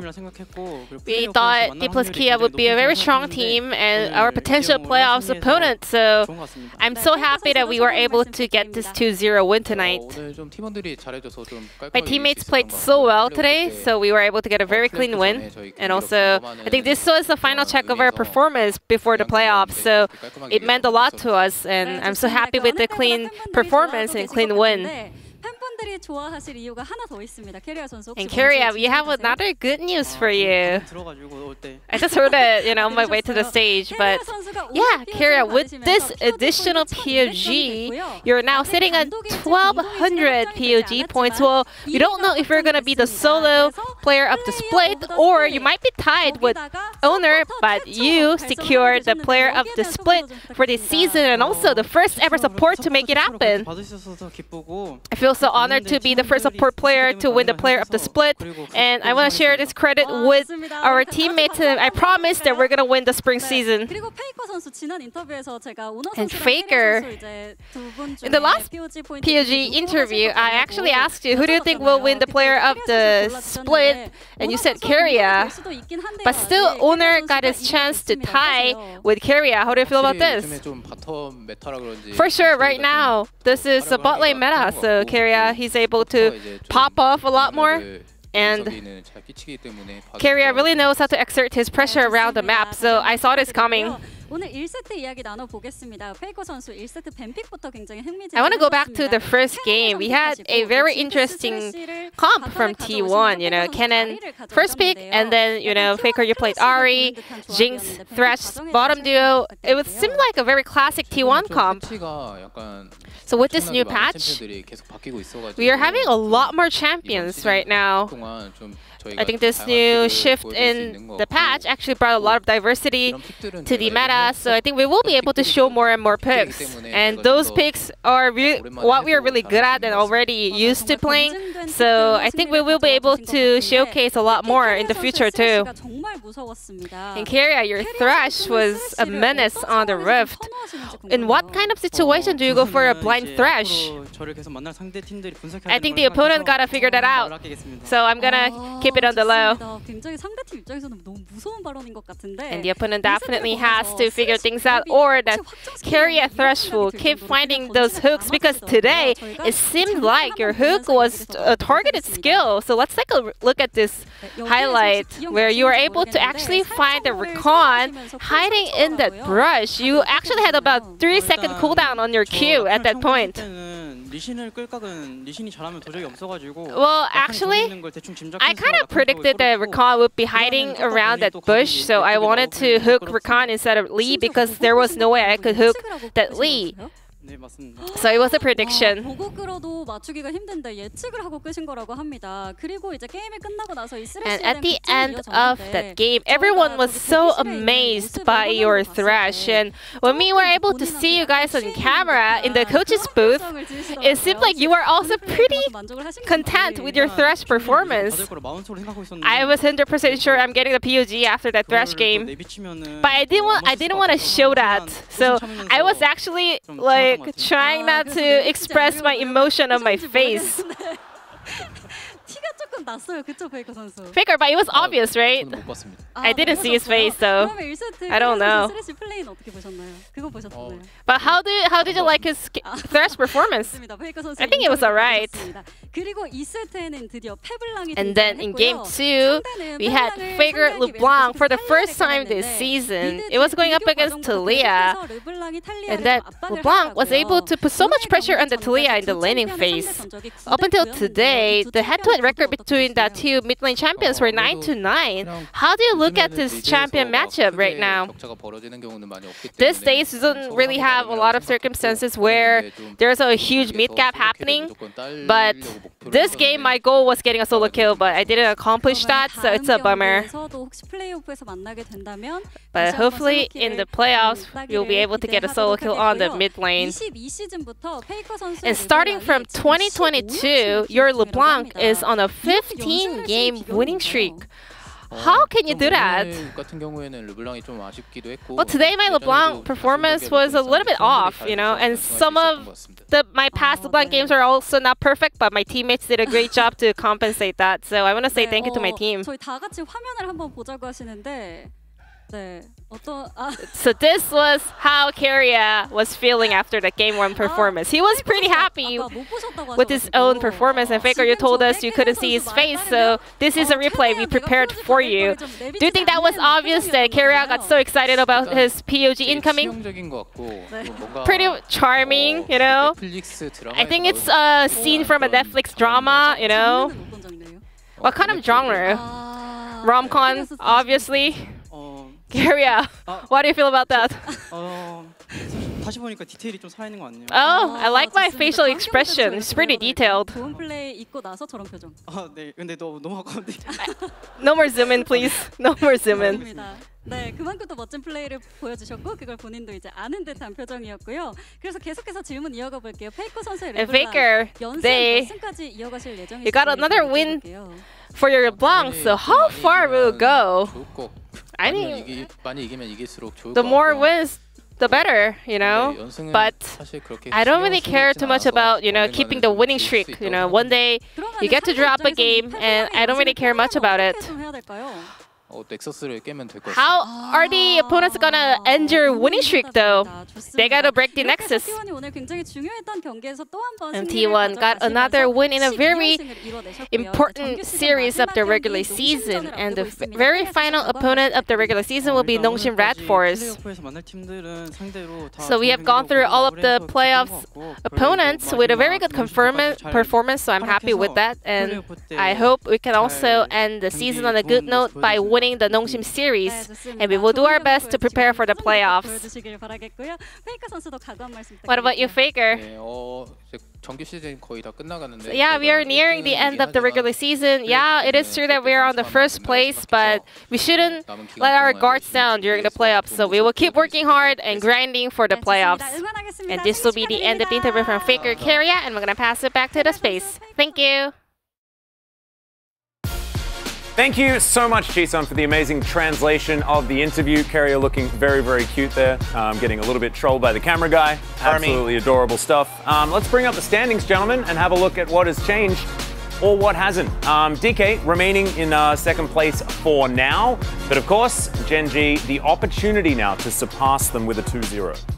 Pretty much. I mean, also, you know, they were probably D plus G. I think they had a mind that, like, at least let's win one game. You know what I mean? But T1, no, we're mad. We're going keep going. we're going non-stop. We're going unstoppable. That's what they said. Yeah, I'm a little bit worried about Nongshim. You think they can take him down? I don't think they'll get a game again, is what I'm thinking.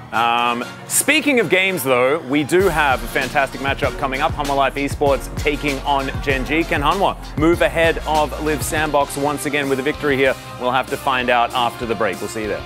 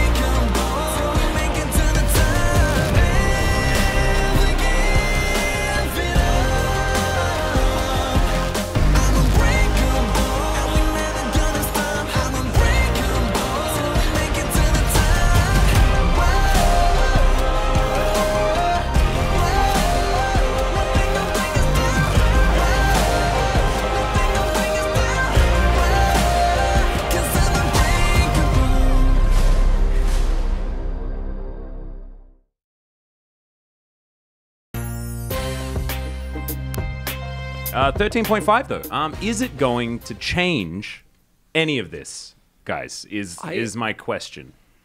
Yumi's being reworked. She's disabled for next week. She should be in for playoffs, right? We don't know. We're not sure about that If yet. she is, Yeah. do KT just win summer?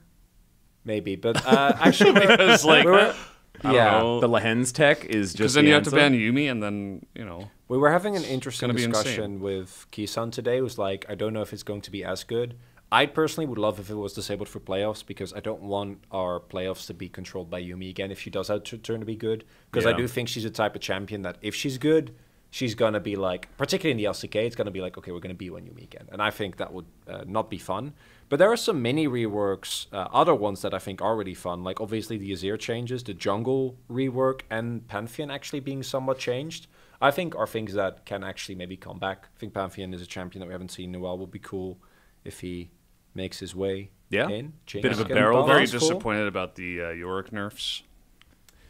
Sorry, I'll stop doing this. No, I mean I think the nerf was fine. I'm looking forward to the lethality Z Yorick was adjustments. really dumb. I'm just trying to find the most irrelevant thing. You're not also worried. You're not also concerned about Broken Covenant. Oh, Vladimir? those skins are those skins Being are released on actually this patch. sick. Yeah, I don't know. They're actually super dope. Yeah. No, have you guys checked them out? Those are actually like Yeah, they're non- very nice. They're They're actually very really cool. How about the fizz buffs though? You Faker's gonna No. play that in playoffs. Cosmic Drive buff is actually big though. I think that item on the next patch is quite good because of the amount of AP it gives now. It's like 120 or 130. Like we have a it's- lot of players that just gravitate to very Cosmic high. Drive as well. Yeah, I could was see Jovi some not building that Nidalee today? Cosmic Drive Faker? coming through, maybe. 13.4. Ooh. It's next patch. Still, I mean, right now I don't that's think another it's that discussion. Yeah. I'm like, a lot of people are saying Jinx is going to come back into the meta because of her buffs, and I'm not sure about that myself just yet, but I hope not, because I think right now we have a very great, diverse AD carry meta. I agree. And if Jinx, it just becomes Jinx Aphelios every game, that's not what I'm about. Jinx Like, doesn't I'll have that take- much CC, so I think we're pretty Fresh safe. also got buffed. She's Yeah, got she has Fresh some buffs buffs. is kind She of has Chomper, crazy. she has Zap. Yeah, Okay. Fresh. Yeah, and Zap is getting buffed. So Fresh plus Jinx buff is like. I'm with you on this one. Yeah, Wolf. I'm like, I've seen enough Jinx games in my time, and then Jinx is buffed.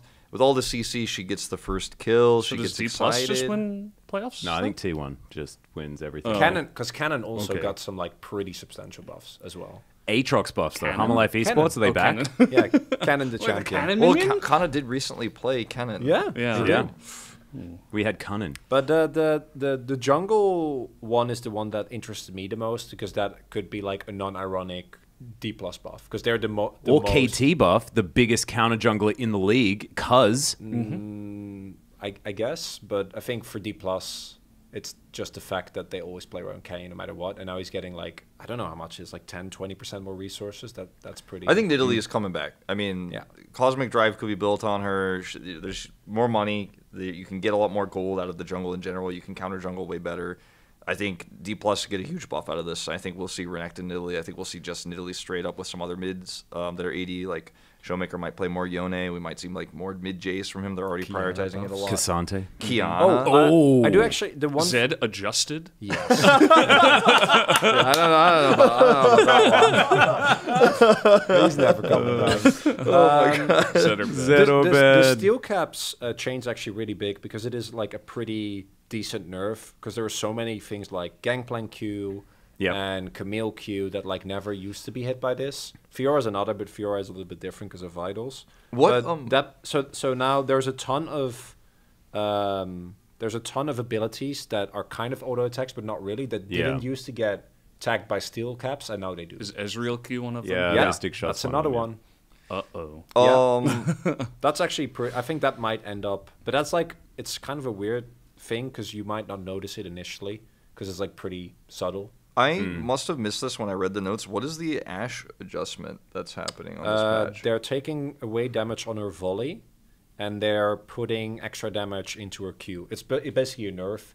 It's And a massive also, nerf then. They also took away 20% cooldown, 20 seconds cooldown on her ult. So it's main Support Ashe. It's meant to be a support Ashe nerf and a neutral for AD Ashe, but it's not. So I think on next patch she is getting buffed again. At least that's what Riot mentioned. But it's supposed to be like AD Ashe is fine, support Ashe is super busted, so they tried to hit that. But I think Ashe is just way worse. Yeah, that seems like she's just not a thing. So that's pretty exciting because she's also already kind of slipping out of favor a little Jarvan tech. I actually love it. I think it's really dope. Yeah, no, that was really, really cool. Moham as well kind of looked like he didn't really play Ashe very much. Someone mentioned a certain Meteor's angle. That's such a good comment. But yeah, I mean, I think that is, to me, like potentially the most exciting part of this if Ashe is going to lose damage on the W, which means you can't be oppressive, you can't win those early trades as easily. I mean, it's not like you can't win them, but you're more reliant on your AD carry if you are playing support Ashe, or you have to play the Ashe yourself, which is also going to be weaker in the early levels. So I think that we get an extra ban slot. Sounds like to me, like in the LCK. Like, all right, that's, put Yumi in there. Don't you start. We don't know if she's enabled yet. Playoffs. Do the Rumble buffs affect Jungle Rumble? I don't think they do. Oh. It might come. I Like don't maybe remember Rumble what the Kiana actual comes numbers back. are. That's always a fun combo. I know. That's what I was seeing. You know. Also, the Seraph's nerfs are like nice. Item is clearly like super busted, so I think that they're cool. Rod of Ages Seraphs on every single AP mid. Like, are you serious? But a lot of AP mids are Unkillable. really fun with that, and like we had some extra diversity. Some champions who were not meta before those items were strong or were gone, and now like that they're means gone. now that anything that used to be weak in lane is now not after they get Catalyst. And I don't like. And then it's like, okay, sounds like a huge Gragas buff. So just or nerf rather. Get anything that has CC in it, Gragas, and put it in mid lane. Yeah. Anything. Oh, Nautilus mid. The Jinx, if I remember correctly, the Jinx buffs are actually cool as well. It gives her a lot more mana. I think it's like if you W kill a minion, you get mana back. Oh, that's really cool. So, yeah, I told you guys we don't like the buffs though. We don't like. I think maybe we do because it prevents. maybe Jinx can then be used to answer Caitlyn again, like she used to. No. LeBlanc. Oh, LeBlanc. Sorry. Did I say Jinx? Yeah. You said Jinx. Okay, well, I'm it's a long day today. My brain's gone. I was like, LeBlanc so you zap minions? Like I don't read that. Distortion gives you mana refund. Yeah, if I remember correctly. Yeah, because LeBlanc always had trouble LeBlanc with has really big wave clear. Yeah. That's really cool though. So now she's just going to be in every game. I love LeBlanc though, so I'm okay with that. We haven't seen her in quite a while. Yeah, and that's also like a few hours. Yeah, but like that's huge. For, like Showmaker and Faker come to mind as like the two players that directly also benefit. indirectly buffs. It's Malzahar. Oh God! Bring it back. No, I'm kidding. We had a the easiest champion in the game. Well, I had a question though. Which mid laner is easier to play? Is it Annie or is it Malzahar? This is a separate Pog State episode. It's just about this. We need a full episode to explain why it's Malzahar. We had like it's Annie. Okay. We had like we had a half an hour discussion of this, and like Hooney got involved. Pony got involved. It was actually really fun. And Pony's on one side and Hooney's on the other. So wait, Hooney's what does Pony think? I didn't hear the Pony. He said Annie. Okay, good. Annie I always liked Pony, man. Yeah, he's a good dude. He gets it. He's good at predictions, but he doesn't know champion. Yeah, he just doesn't understand. He wasn't there in 2017 where he doesn't know. Hooney remembers. That's why. Yeah, exactly. I think Hooney told us as well that he's never beaten a Malzahar. He was like, Crown also came to NA and then he picked Malzahar and he beat me. That was amazing. Oh, man. But, good times. We digress, however. Let's jump into playoff format, though, because we need to have a discussion about who we think is going to be getting that second round. Just to confirm, guys, we are in a semi-double elimination bracket. Okay, so the bottom 4 teams of our top 6, which is a confusing thing to say, but try to keep up. The bottom 4 teams of our top 6 will be facing off in best of 5s in the first round. It'll be the 3rd versus the 6th, and then well, they pick. Chronicler, you can I was going to picks. tell the team. So as of right now, that would be Genji versus Sandbox. Yep. Well, they pick. Yeah, they pick. They so pick. The third but that's so you could pick Viper and Hamalife instead. Yeah, exactly. you could. Yeah. Yeah. But they probably won't. So it'll be whoever's 3rd versus most likely Live Sandbox, and then the other 2. It's looking a little bit like it'll be like KT Hanwha or something like that, and then Genji versus Live Sandbox. Or DK versus Live Sandbox, but now with the loss against Kwangdong, it's looking like it's moving back towards the DK side of things. KT might even pass Genji. They could, yeah. Which would make it Genji versus Hamalife in the first round of playoffs. And KT versus Live Sandbox, much like the time they faced in the regional qualifier. So basically, like let's just lay it all out. One side of the bracket is free win versus Live Sandbox, and the other one is the interesting one. Yeah. So like. Because right now Live Sandbox is absolutely the weakest team of our playoff teams, and that has not changed. That I don't expect that's going to change, sadly, because we had like 6 really strong teams. Now we have 5 and Live Sandbox. And hey, but last Pogstate episode we were talking about having only 2, I think we're good now. I actually think that Hanwha also doesn't deserve to be slotted with the rest. I'm really low on Hanwha, even though they had like the one. Hanwha. They had like the one good T1 series, but I go back to the KT series and I'm like, they're gonna get boomed in playoffs. I kind of have a different opinion. I think that they really turn it up when the pressure is high, and That's Viper I think is. Yeah, 5% so. We're going to get into this conversation when we have to talk about AD carries when we go into power ranking, which is going to be very difficult. But Viper is like a beast under pressure, and he's like insane. Like he tries so hard to solo carry. I think in like a playoff best of 5, like this guy is going to be a monster. Like I wouldn't want to play against him just because of him. Yeah, I remember a certain best of 5 in 2021. Don't bring it up. That Viper did very well in. Let's talk about it. I had a brief stint in Berlin for that one. I think that given that if D+ had lost to Brion today, which was much more likely than we expected, then I would have felt pretty decent about KT's chances. But in order for KT to win now, like the things that have to happen, like D+ also has to lose to Genji. But Genji can't win both of their series, so like that's like already in itself a thing. Yeah. And Genji has to lose to Hanwha, then beat dumb one. Yes. D+. So if D+ has a terrible week, then the chances go up like pretty substantially because D+ also has to lose both of their series. I mean, they're against T1, so T1 it's and almost Gen G. guaranteed that they lose one of them. Yeah. Right? Yeah. So the D+ side is actually pretty comfy for KT. But the game score for D+ is a lot better. So this also counts on KT winning both their series, and I really rate KT, but also it's still KT, and they're facing Guangdong. And Gen G and DRX faces HLE also, so that's a pretty tough matchup. So it's an interesting week. It's interesting for sure, but I'm personally thinking that D+ is going to show up. I think they're going. I think they're going in second. I think they're going to get the bye. That's kind of my take right now, and I really wanted to see a shakeup. I wanted to see KT suddenly get second place just because it's the first time this org has been top 2 in forever. The first time they've been to a second playoff round since franchising. They may still get there. I think they're favored to get there. But it would have been cool to see that. I don't think we're going to see it, though. I think D+ is going. Yeah, I think it's D+, and then I think KT will probably overtake Gen G. That's actually huge, though, strength right? of schedule. Yeah, it's really because cool. third is... It's actually kind of crazy that it's the sandbox. We talk about it. It's the sandbox matchup. Like the you sandbox get third, you get the sandbox buy. Yeah. Yeah, you get the sandbox like buy. second is best, but third is like very close to being just as good as second because it's the sandbox buy. You know. Yeah. In this situation, so and it might sound rude, rude, second but it or is third. kind of true. Sandbox Second or third. Second is best because obviously you just skip an entire best of 5. Yeah, because if you play the other side, like you face Gen G or Hanwha, and that's a tougher series, and then you have. Or if you're Hanwha, like and you had gotten third, like you face KT, right? You don't get the matchup that you're looking for. You have to play a whole extra best of 5 and show all of your strategies. So even if you do win it, if you get exposed at all, like it really weakens your next round. So it is a huge thing. Because even if Sandbox, like I'd still expect Sandbox to pull it together a little bit, and if they force you to like reveal an extra pick, that can still be pretty big detriment. I don't agree. I actually think playing more best of 5s tends to buff teams. That's right. Staying in the rhythm. Like remember, like it's happened 2 worlds in a row. That teams that play more and are put through more pressure perform better because the meta's kind of solved. Like showing picks, like isn't actually. Is that ever a big deal? Not really. I think for our teams, it's really big, especially for like.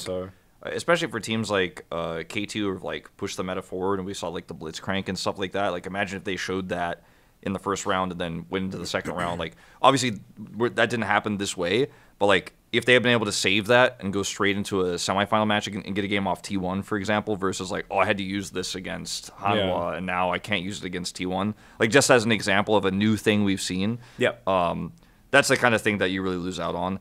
I think when we're talking about most of these teams in playoffs, because I think for some smaller teams and newer teams like Bro, for example, like they leveled up big time towards the end when they went to playoffs. They still ended up losing to D+ in the first round. But like these are all super experienced players. Like we have so many world champions we're talking about here. So I think like one more best of 5, personally to me, I don't think pumps you up, but it could. I guess. I also agree. Like on paper, that it should be better to play less. But we just, like, the results don't say that at all. And so, like, it might be a results-based analysis, but it's just interesting that that's sort of how it's worked out over the last 2 years in the highest pressure situations. And if you win in round 2, you have to play T1, as long as you're on the opposite side of that bracket, which is pretty interesting. You get to play T1 before the potential finals. Right. Yeah, true. In the winners match, the upper bracket, if you will. Mm-hmm. Yeah, I feel like with our playoff bracket, it's really interesting because we've literally never had this in LCK before, where you can lose a series and then still win the tournament. So teams that have really good coaching staffs, I think, directly are buffed by this massively because they can really adapt and improve. And because there are just more games in general, even if you win the upper bracket match and go straight to the finals, the person you beat, who you could play against again, you have so much time to study. You get to watch like a whole extra best of 5 of theirs, going back to the strategic element. So really strong coaching staffs and really strong drafting, I think, is going to be really important for this playoffs and all future ones. How do we feel about, because Brendan just mentioned like the fact that the third place match, like the Live Sandbox bye, the fact that you go straight into T1 instead of going straight into either DK, Gen G, or KT. Is that like almost definitely lose that best of 5 against T1. Yeah, but it getting doesn't- that. No, I was saying like if you're on the opposite side of the round 2 bracket. Yeah, you you're know? basically. Yeah. Valdez is saying like T1 is going to win their match no matter what. Yeah, Yeah. the upper Yeah, bracket yeah. match will be won by. Well, yeah, T1's going to get there, and you get to face them if you win. Because T1 will pick the weakest team of round 1.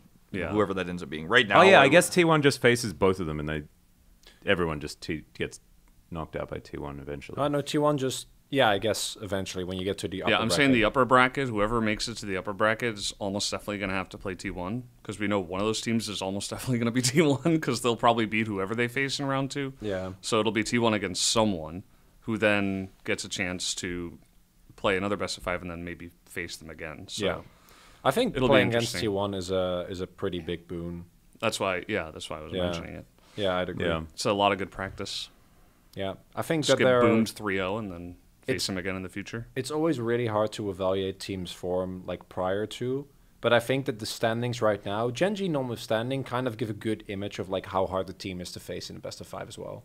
Because T1's is self-explanatory, but even D+ with, and they had like the one bad game against Brion today, but I'm still thinking that barring T1, you're not going to feel good going into a best of 5 against those guys. Yeah. So I think that the standings also give a really good image, and I think that if we possibly get 2 best of 5s between T1 and D+, that'd be really dope. And if it isn't them, then it is also dope because then something crazy has happened. Yeah, or it's just T1 Gen G revenge best of 5, and that sounds pretty sick as well. Run all it right. back.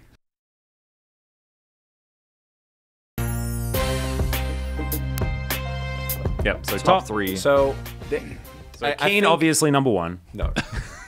Zeus. Yes. Zeus. Yeah, okay, so we don't have to discuss that one.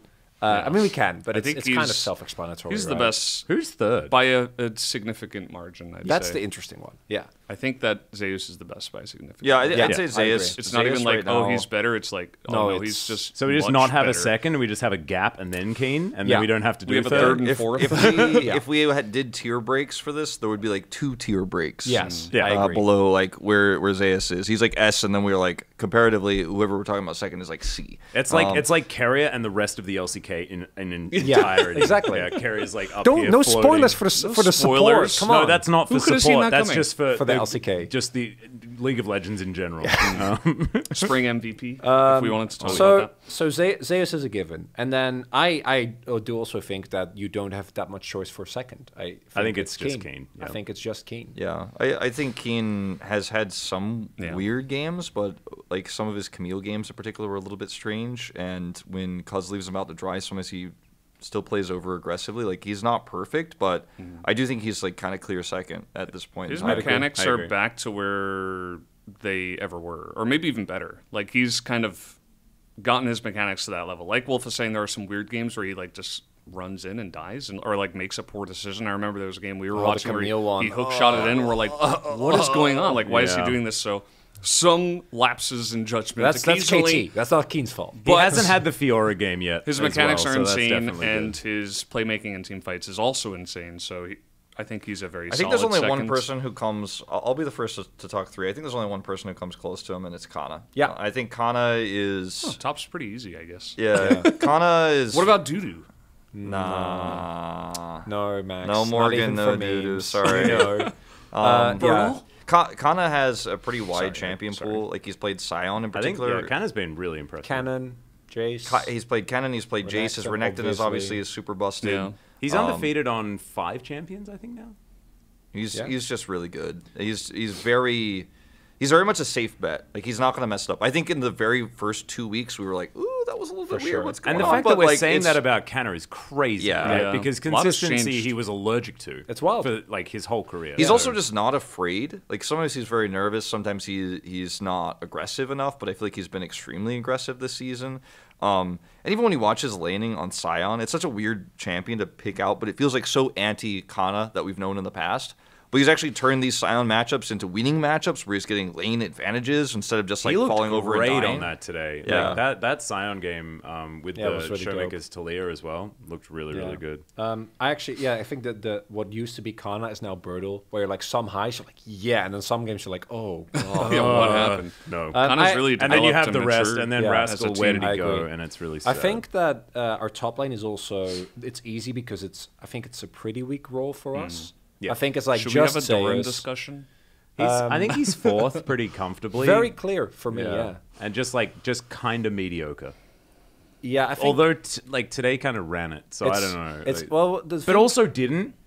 It was like live or die by the Doran. I just don't know what to think of Doran. So Doran, I think Doran for me gets a little never over Kana or Keen, but gets a little bit of a bump, and I take him over like King and Oberlo that I do think are next, specifically because he gets next to no resources, and he's like always the one is like, I'll take the hidden draft, like I'll blind whatever we need to.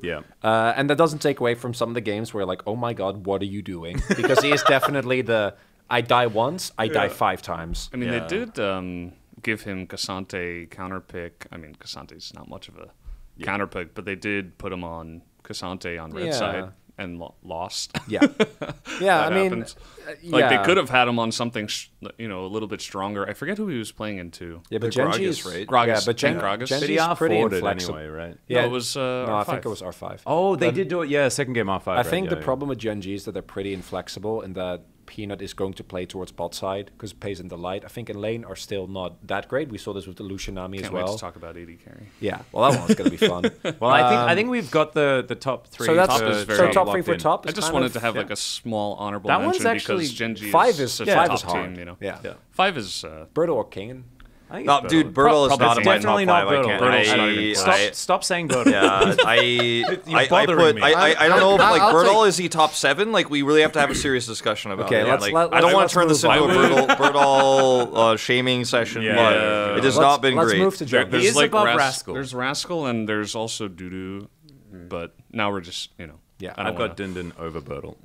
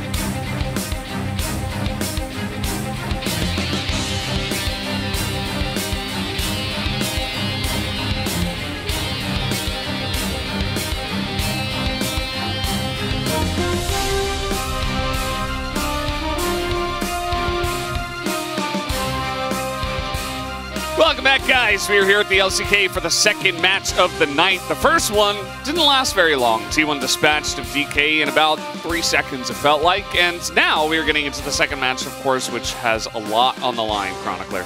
Yeah, I was expecting the first one to go all the way, be really back. No, it was a smackdown. And that means that D+ all of a sudden now is much more susceptible to getting overtaken by a KT or a Gen G. So Gen G in particular playing for a lot here in this up-and-coming match. Gen G, Hama Life as well, you know, trying to get as high a seed as possible. You know, just to feel good, maybe even get a chance to play one of the lower-ranked teams in the first round. Let's take a look at the standings here, of course. As we were just mentioning, Gen G trying to get the win, as DK did take the loss and potentially sneak in at second place. And what is interesting is that even if Hanwha does end up losing here, I wouldn't be surprised if teams are still going to pick Sandbox over Hanwha for what I think should be obvious reasons, as Gen G, the upset from Kwangdong, actually really hurting them. They were in a great position to try and stay ahead of KT and make sure that their third spot could be overtaken. That's no longer the case, and Hanwha Live on a losing streak, but that is against D+, KT, and T1, so that's kind of okay. Well, 8-match win streak against Hanwha Life Esports. Their last victory was 2021 Spring, round 1. Will they be able to take a victory for the first time in 2 years? Obviously, you know, widely varying rosters from both teams over the years, so you know, take from this what you will. That was also Chovy beating Gen G. That was the Chovy Life Esports year. Yeah. Crazy. That's why. Really, yeah, really long while ago. As Life just had of becoming the 4th support player to play 400 LCK games. Crazy. Now, of course, Gorilla and Tucson no longer playing, but Lance, Life, and Beryl trucking on, trying to break that record, but still all very far away. You'd have to imagine that Lehens is going to break it. I don't think the man is retiring anytime soon. Oh, absolutely not. So probably Lehens and maybe even Life to follow him up, you know, maybe a couple of seasons later after that to potentially make it past 500 games. But yes, he will hit 400 tonight. The second game is going to be his 400th game, and that will be a very fun moment for him. He has been a mainstay of the support role for a very long time here in the LCK. Has been showing us his creative side, at times the Jarvan most notably. And Atlas always talks about it. I'm still hoping that one day his set will make a return. Because his set is amazing. And I would love to see it. Not going to be the case anytime soon, though, with the amount of insanely strong support picks that are available. Well, here are the two teams we have that are about to compete on the Rift. Gen G, a very extremely strong team. They have Pays and Delight, the new addition in the bottom lane for this year. In my opinion, Pays is up there with the best in the AD carry role. Recently, Peanut has come under fire a little bit for some of his mistakes, but he's a veteran player, and I'm sure he can turn it right around. So I'm not too concerned about that personally, and I think this team is extremely strong, and they have a great chance to win tonight. And there's two ways of looking at it. I do think that it's fine to levy some criticism towards them for the really big, like game-losing, high-impact mistakes that they've been making. But and the match against Kwangdong doesn't really qualify because Kwangdong they were expected to beat. But Gen G still is the team that, barring Hanwha, that one time has looked the most competitive against T1. Let's not forget that they were on track to go even with T1 up until Peanut got caught on the topside brush. But getting there in the first place, I think, is already really impressive. But Gen G can't afford to make mistakes of that caliber if they want to win here today against Hanwha, who, yes, they're currently in 6th, but might not be fully indicative of what this roster can do when everything comes together. Yeah, I think they are a massive dark horse for playoffs. You never really know what you're going to get with Hama Life Esports. Now, they have taken 3 losses in a row against a bunch of top teams, including KT and T1.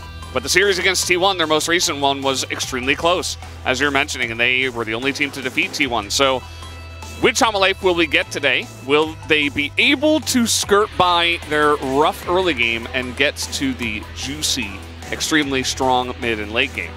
And a lot of that does come down to how and which Clid are we getting today. Like, how good is he looking? And who are we getting? As in the mid lane, Chovy versus Zeka. This was a matchup that we, of course, saw last Worlds as well in the semi-finals. And that was a tournament where Zeka had probably the best individual performance of everyone or anyone at the tournament. Insane run that he was able to find there. But this split hasn't looked as hot. Chovy, on the opposite, has, I think, lacked high impact moments, but has been the hallmark of consistency in many a way. Able to just always be there, have a great laning phase. And I do actually think that he has been trying to slowly shift away. His CS leads have gotten smaller because he's trying to get more things done on the map. But at the same time, there's just been a couple of moments for Gen.G where seemingly okay game states can be lost in a matter of seconds. And that is something that I think Hanwha in particular really excel against, because Hanwha was a team that takes a while to get taken down. Barring Clid looking amazing today, don't think that Gen.G is going to lose any of the early games. But I would be worried, what if Gen.G showed an inconsistency? All that Viper or Zeka need are one good team fight later in the game. Yeah, absolutely. I think that, you know, the mid lane was our key player matchup for the show, but I think the jungle is going to be incredibly important, and what kind of influence they will have over the lanes, especially the bottom lane. When you've got Viper versus Pace, I mean, these two guys, on the most recent POG State episode, I had them at #1 and #3 respectively, and they're just insane. Like, they're actually really, really strong. And I think that will be a big win condition for both teams to get your AD carry fed, and that shouldn't be a surprise in the current meta. It says a lot when we lost Ruler and Prince, and we're still talking about how good the AD pool is. Obviously, you know, Ruler got replaced by Viper, but aiming has been way more consistent. Guma's self-explanatory. Pace coming in as a hyped-up rookie from Challengers and actually delivering in many of the matches. And Hanwha Life going to try and take on Gen.G. If you're a KT fan, you already know who you're rooting for. This is a no-brainer, as Gen.G going for red side. That is a big pivot from what many of our other teams have done. Very interesting stuff. I think you can ban away most of the OP things and then get a couple of really strong picks early on, and then you also save counter picks. So I think it's okay, but as you mentioned, generally it's all about blue side nowadays. So I'm curious about their strategy, specifically their counter picks. It's Doran, a wry chuckle. Generally not the recipients of R5 counter picks. Doran is a true team player. And one that really has had, I think, kind of the same split as last time. Generally a very consistent player, able to take the hit for his team. With at times games that leave you going, Doran, what happened there? But when you look at the split as a whole, I do think still a player that has had a much more consistent performance than Kingen has. Kingen, Ornn, and any tank play really, obviously going to be top of the line, but everything else not really coming together. And I'm wondering whether we're going to see some lessons being taken away from the previous game that T1 played. The Cannon, I was wondering about this. The Cannon in particular is one that I was going to be looking at, because I really do think that the buffs to him were not really necessary. Like, he wasn't at the forefront of the meta, but he was already good as a counter pick. And when Cannon is blindable, that's generally that's not good. That shouldn't be a thing. Shouldn't be a thing. Now, this is Viper. I'm not sure if they really go for the Lucian angle here. Maybe they pick up Lee Sin, you know, do a little bit of what DK was going for. Could be the case. Oh, wait, Ashe is up. What? Wait, what? Okay. Yeah, very obvious pick. The Ashe has been struggling like a little bit more. The nerfs obviously come into play, but we've also seen teams try and tech against it. This is not tech though. This is just what we have seen. The Sejuani pickup I'm completely okay with. I do think Sejuani Ashe is something you shouldn't give over, but you are going to give over an Ashe lane into Zeri, which is a really big risk. Yeah. And we don't know yet. This could also even be a Viper on Ashe. We've seen the full AD like crit Ashe kind of make a comeback. Remains to be seen. Clid's Vi, very strong. Had some recent big performances on that. Oh, yeah. Yeah. Raven Ashe. Yeah, why not? And Viper's Draven is terrifying. Yeah, just lock in Lulu, right? It's terrifying. Guys? No, you can't. And I'm not necessarily excited about Zeri, Leona as a lane, but I think you need to go for anything that isn't Lulu here. Because if you go Lulu, you just lose the game automatically. The Leona, level 2, level 3 with the Sejuani, I do think a very possible combo. You are expected to lose the shove level 1. You can hold off a little bit. Look for a gank opportunity with Peanut if you can find some creative pathing. That is an angle. But your laning phase is going to be pretty miserable, and Delight and Paze are going to have a ton of pressure on them to perform in this matchup. Into Draven Ashe. There's also a Vi here to deal with the Zeri as well, so... Yeah. I'm liking this from Alma. The only reservation that I do have is that their early game hasn't been great. And I do think that this is the type of comp that needs to somewhat lean into the early game. But if they play according to comp, if Klid's having a good day, then this draft is looking really good right from the get-go. Again, you know, I like, Klid really needs to have a big game. Like, this needs to be his big game. They've really set themselves off on the right path, like you're mentioning. And he needs to be able to have a big influence on the early game, as Grog is also going to be taken away. This second part of the draft going to be very important for both teams. So it's Cassante or Gnar here. The Gragas ban makes me believe it's going to be Cassante. Gnar obviously has a great matchup, as we have seen into the Gragas. And wouldn't be surprised if it's going to be Jax, another pick. This is an R4 for Doran angle. It's Genji. If they actually blind for Chovy here, that'd be a really big swap up. Also, do note, Viego is open, and there is an opportunity here to... No, never mind. Then I'm going to flex the Sejuani. It's Gnar. Yeah. No surprises there. I've seen Genji do this like 15 times. Yeah, I swear. It's a thing. All right, what is the tank going to be? Cassante, unsurprising. Sure. Seems to be, well, some thoughts, you know, maybe you could even go Camille if you really wanted some lockdown and wanted that matchup in Tanar, but no, it's Kingen in the top side, so I was expecting a tank, and we do get one. Cassante. I would actually, Camille is great. Like Camille Vi with a Draven, that sounds like a great combo. I would have loved that. But Kingen is known for his tank play. Cassante kind of in between bruiser and tank, but definitely has the beefiness of one. That's Seka right there. Is really good into the Gnar. We haven't talked about it yet. And it's not just Gnar. Solar Flare, Sejuani Ultimate are all great. Glacial Prison. Is it Akali? Silas? I don't want it to be. Not Silas. LeBlanc. Yeah, LeBlanc or Talia, I think, will be my other guesses as to what is going to get locked in for Chovy here. Yeah, Talia. Also, pretty common. There it is.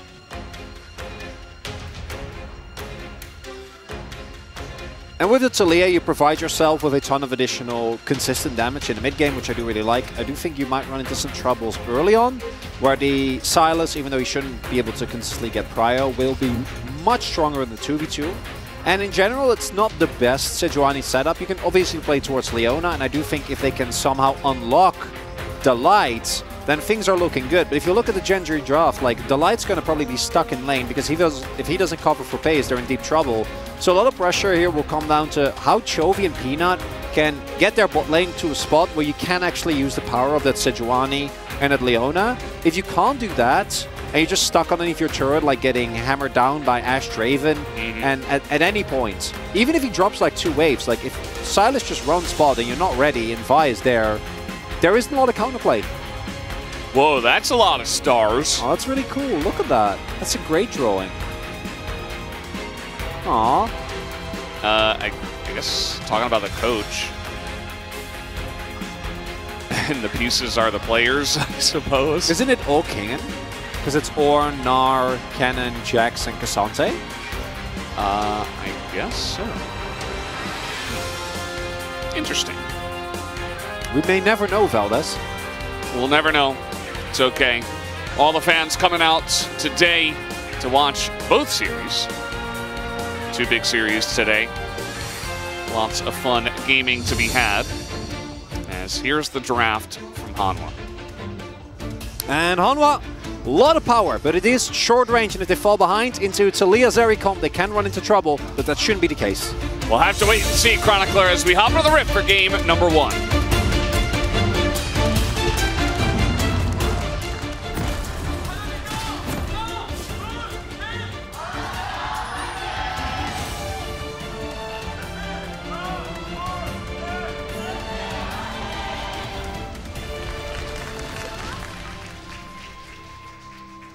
Here we go, game number 1, and we are invading.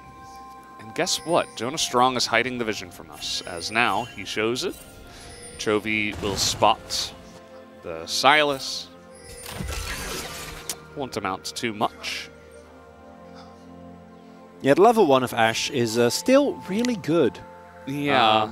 And Blades. Draven as well. And Zeri, we have seen, has gone a lot better into specifically things like Lucianami. When it comes with a Leona, not so much. Leona level 1, very sad as a champion. I mean, I don't know if she's sad in life, but definitely when it comes to trying and win against these two. And as mentioned, the priority should be in favor of Genji in the top and mid lane. I'm just worrying about what is going to happen to this bot lane if Chovy isn't able to actually get out of lane, get anything going, as we already have Clid pathing towards the bot. Oh my, okay. Yeah, there is a ward in there, but guess what? You're Leona. So what you do is you root the Ashe, and then you take a bunch of damage. Yeah. So don't do that. Yeah, I think aggressive trading is not in your favor here. Because you might... There is a... Yeah, well, there's a pretty high chance of Clid pathing towards bot. And the more damage you take in the first few levels, the easier that dive is going to be. Right? Like, I wouldn't be surprised if Clid just runs straight to his red buff now. Is going to do Wolf, it looks like. So, going for a slower pathing. And they might just look for the crash here on the next wave. And then play it from there. You know, they're not really in any rush. And the damage is still a really big problem. If only we knew that this could happen. So Peanut might want to pay a visit towards that bot side here. I think, you know, the thing is of course, Genji... Yeah, that's Ashe.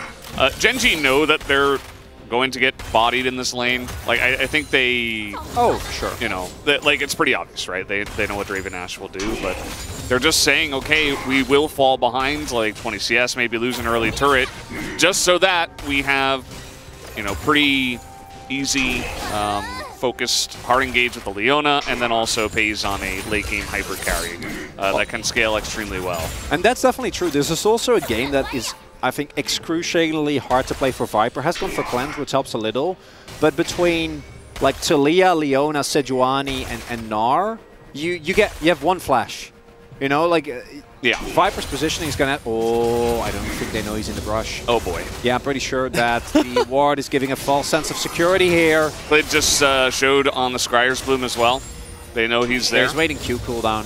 And okay, so I guess Peanut is not here? I think he's still there, but he might have queued over after spotting Clid. He's gonna have to wait. All right, Jonah Strong. Yeah, okay, he's in the brush. And now he's not. He's gonna back away, just hovering, you know. Looking for a play. If the light hit that Zenith blade, then maybe they would have gone for it, but not gonna be the case. No early play found here, but at the very least, Paze and the light were able to catch most of the wave. And post 6, I do think there's plenty of opportunity here, because while Viper went for Cleanse, Life did not.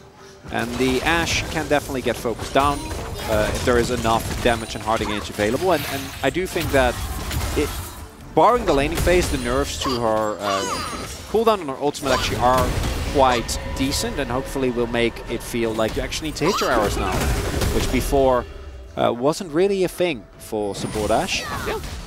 Just keep throwing them out. Especially early on, it's 2-minute cooldown.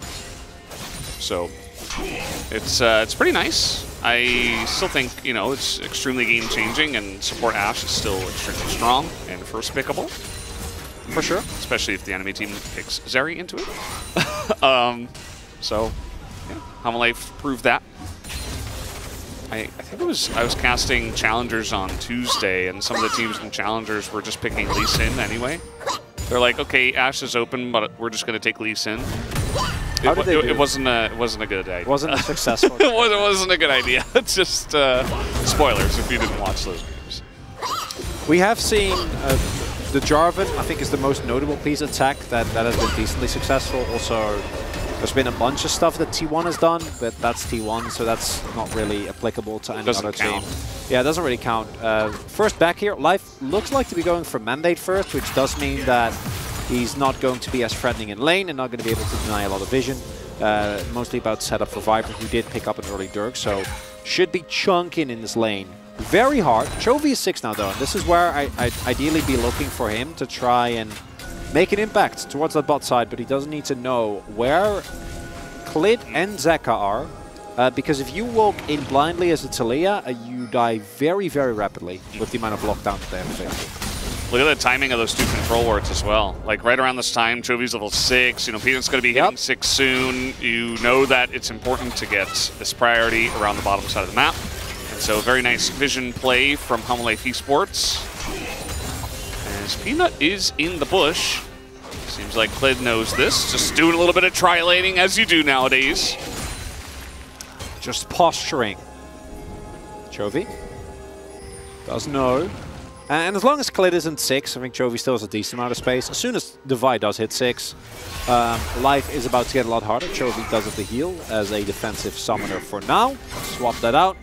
And Doran learning a lesson from our previous game and saying, we're not going to matter, so I might as well cash in the future. And I think that was a great call.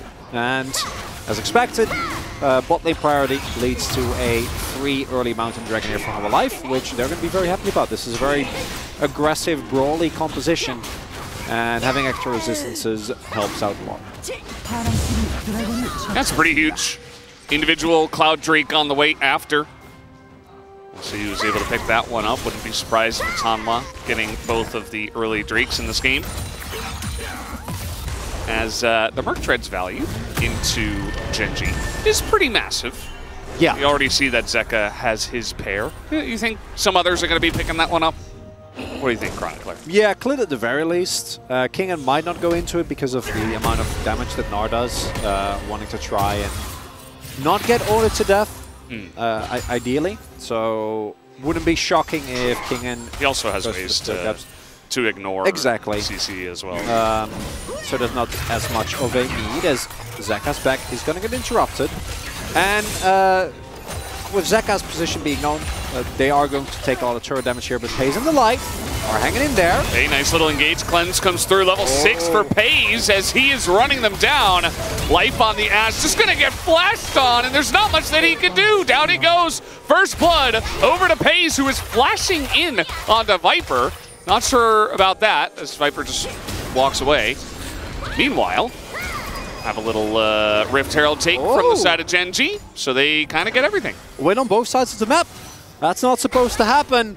And that flash from Pace, not great. Everything else, wonderful. It's the level 6 power spike that we've seen happen so many times, but mostly in Zeri Lucian lanes, as the level 6 all-in can actually be quite strong. The Light didn't even have his solar flare, right? He's just able to hit a Zenith Blade, and with Life getting taken down and Pace picking up an early kill, and that Herald going over, things are looking up here for Genji. Yeah. And it really just starts by Viper trying to like hit one axe onto a Leona when there was not really a wave. Just getting a little bit, maybe antsy, you know, like nothing's happening in this game. He's like, oh, I want to try to push my lead. Zeri's just getting through lane for free. Let me try to, you know, put on the pressure. And immediately Genji are like, sorry, dude, we're going to engage. This is what we do. And it's, with the Leona, but they're just not able to get away. They're very squishy. It's not a What? Little ult into Klid as we are getting very deep into the enemy jungle, and that is just smited away by Peanut. Yeah, I assumed Klid saw the ward being placed, but now I'm guessing he didn't, because otherwise I don't know why he would stay there. As you point out, Viper looking for some autos and then gets taken low, and crucially, Viper is able to get out alive. Because if Viper dies here, it's a disaster. Nice flash there from the Light, but with the level advantage, you're always expected to win, right? Like a level up already amounts to an incredible amount of stats just by itself. And then you're also a Zeri. So your ultimate is an incredible amount of power that you get. And if Viper dies there, like, the game state is really rough, because then he needs to farm back up his stacks. He needs a lot more time. And that's not the case. He's still sitting on 250. But this is what I'm talking about, right? Like, Chovy kind of moving down, and then Zeka needs to respond. And maybe Chovy can try again on the next wave. The vision control is there as well. Yeah. Rift Herald down on the bottom side, just going to get Pays fed. He already got first blood, so everything really going according to plan, extremely smoothly for the side of Gen G, as Pays will not be denied some of that juicy third plate gold. And what's notable to me is that, as good as I think Pays and Delight have been, and Pays in particular, the 2v2 has been pretty up and down. And getting a kill like that in the 2v2, I think, is a really big moment, because normally, Peanut did, of course, pay a lot of attention, or was in the bottom half of the map fairly often. But while that was happening, they were getting a Herald in the top half, right? So now he gets both the kill, and Peanut comes down, drops the Herald as well. And I wouldn't be surprised if Pays is able to, yeah, there we go, get very close towards that shield bow. And that is going to be a really big spike here. And if Gen G can fight back, maybe fight for an early dragon here, would be quite a nice moment. But as long as Viper doesn't get taken down, there's no real cause for panic here for Hanwha. But they gotta start making things happen, because I do think that their comp really thrives on proactivity, and right now it's looking a little bit lackluster. Chovy, heal and flash available. Yeah, I mean, Klid spending 30 seconds here in the bush, just looking for a play on the Chovy, but guess what? Life is in a ton of trouble down on the bottom side. How are you going to get through that? This Viper, he's getting extremely close to going down. He's got 307 stacks. Can't really afford to lose that, but that's another kill into the hands of Gen G anyway. And even if Zeka TP's there, he opted into TPing to mid. Like, Chovy was there. Chovy was waiting in the river, was at the ready. Uh-oh. Okay. Yeah, just trying to get the wave. And he doesn't die. But that's the only good thing you can say. That's another kill going over to Gen G. Peanut enabling his bot lane here.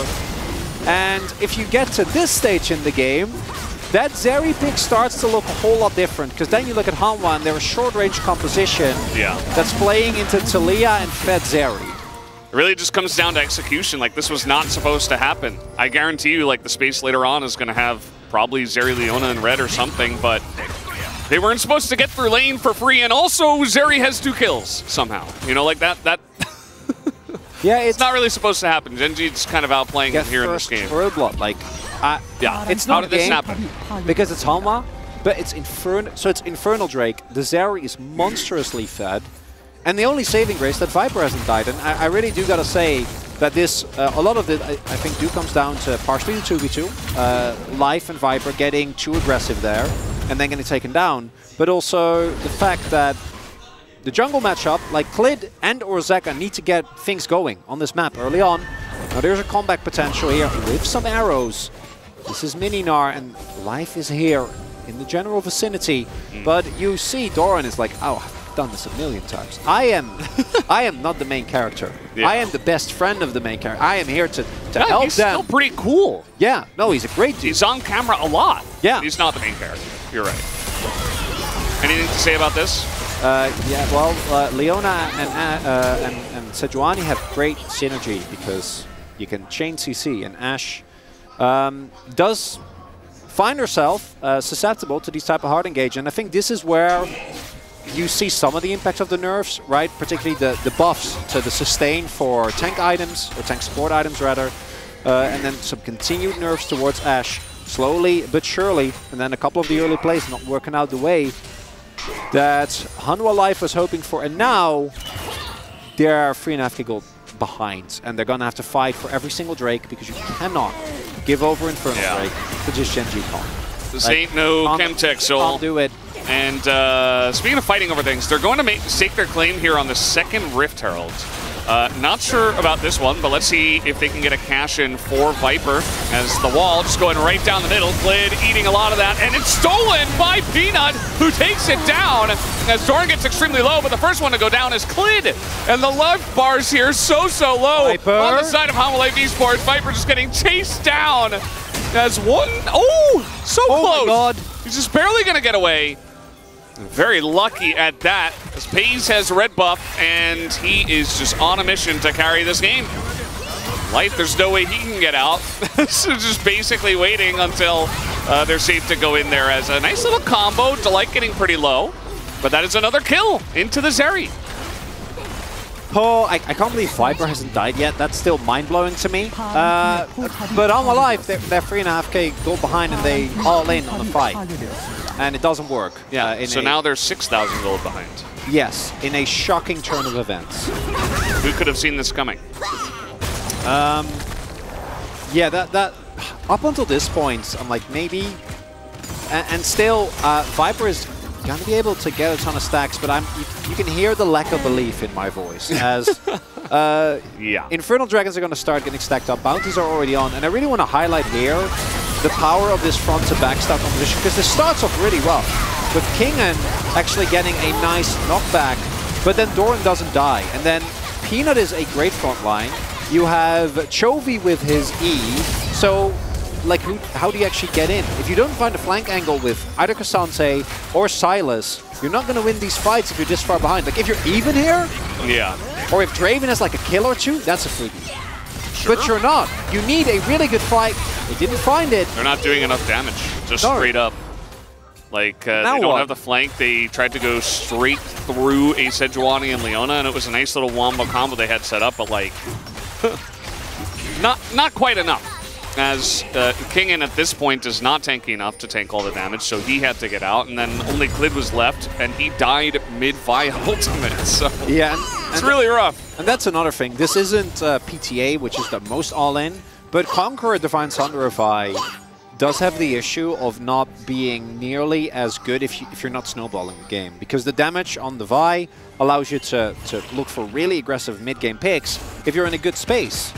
But the reason why I think we saw a lot more of the Radiant Virtue type build with Aftershock is because in situations like this Vi is going to die every single time, as the third pair of Mercs is about to be bought here for Hanwha. Nice. And hopefully that helps, but he's just finished Runats.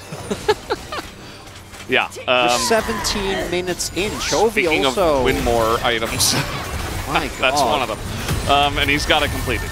And this is the first Infernal Drake as an arrow hits Delight. I don't think he cares too much about that. The counter engage finds the Silas. Zeka in a bit of trouble. He's got Merc Treads, and it doesn't matter.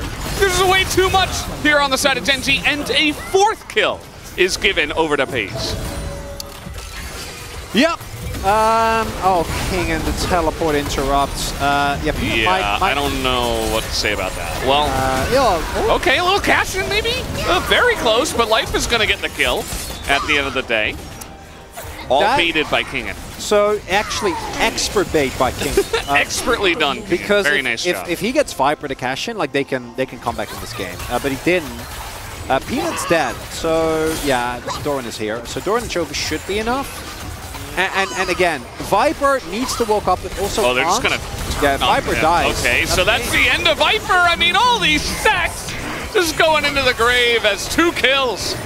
Again, a 5th kill now for Paze. Like, does this guy have enough gold? I guess not. He's still picking up more, and now Zeka's going in by himself. Leona comes in. You are CC'd 100-0, my man. Chovy will pick up a second one, and this game is not looking very close, Chronicler. Not even a little bit. I was holding on dearly to those stacks on Viper. Yeah, this is done. Yeah, you know, the series can go many a way. Genji, although on red side, that's a power move. Like, beating your opponent like this on red side. They chose it too. They did, and that makes it even more threatening.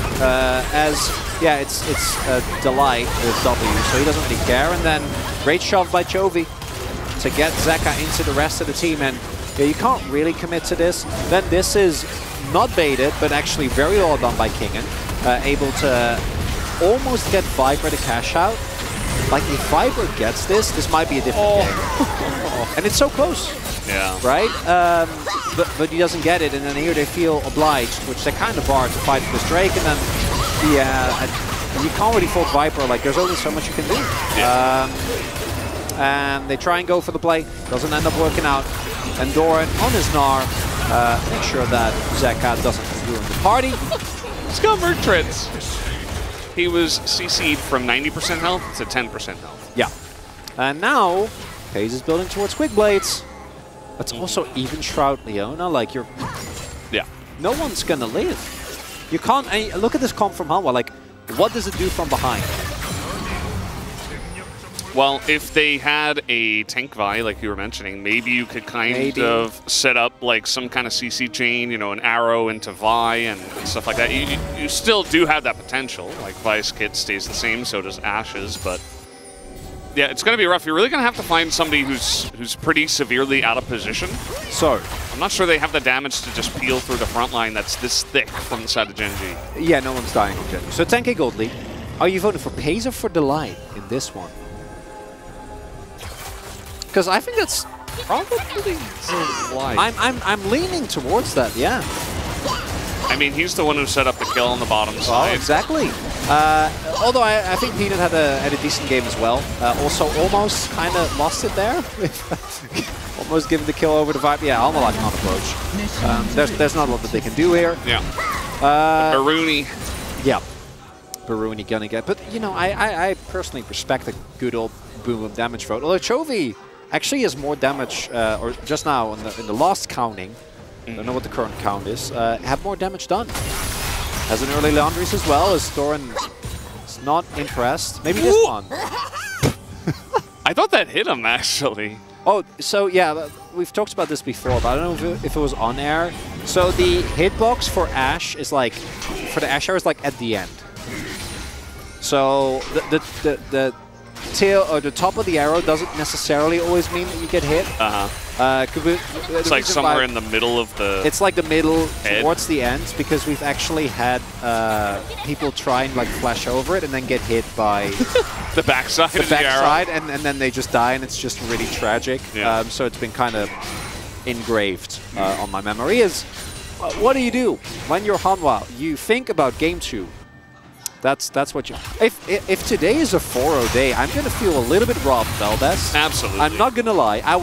We were coming in, we're like, oh man, we're going to cost a great day today, you know? Yeah, very close series, yeah, you know, back and forth. I hope we get 6 games. Against number 2. Genji lost against Kwangdong, so they're going to be stumbling, they're going to be thrown off. Well, I actually figured they'd be angry. That's, yes. Like, if anyone feels robbed, it's probably them after that game, to be honest. So, yeah, probably shouldn't have gotten in that position against Kwangdong Freaks in the first place. But either way, that's what are you going to do? It happened.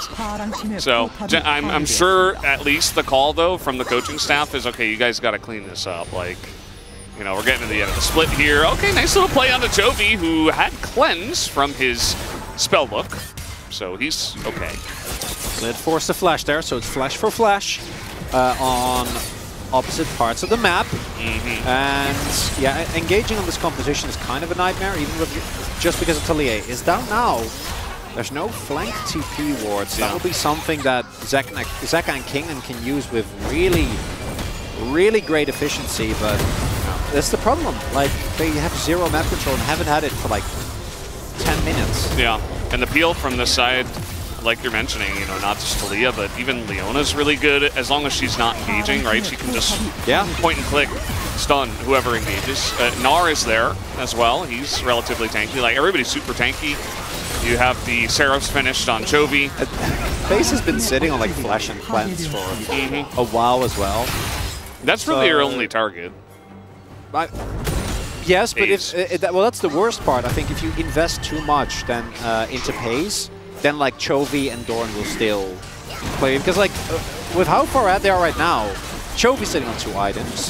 Doran has Starex and Triforce. And you don't really have any damage to speak of. Virtue, even Shroud. It's just like, it's real rough. The wallet is so heavy right now on the side of Genji, and the 2 Infernal Drakes are only going to make this more scary, if anything. It started off so well for Hanwha with that Ashbeck, and then the Draven came in, and the Divine, we were like, yes. And here we are. Viper should have played Jhin.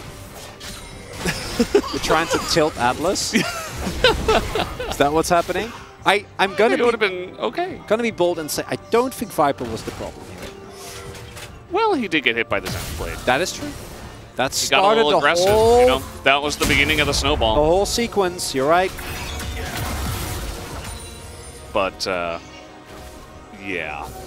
It was just really good play from Genji bottom lane at the end of the day. As, we're just throwing outs at Genji. I'm sure Zeka's not too happy with the way this game has gone. He has not even had one chance to become better Gnar. I don't assume he'll get one, and this is really key. What Genji's doing here is to make sure that they keep choking at the ward. There's one ward behind them, as you can see, like near the top river. Yeah. And that, maybe you can do a double TP, super flank, but if you misplay it and they disengage or they use Talia wall, you just lose the game because your mid lane is open. True. Very true.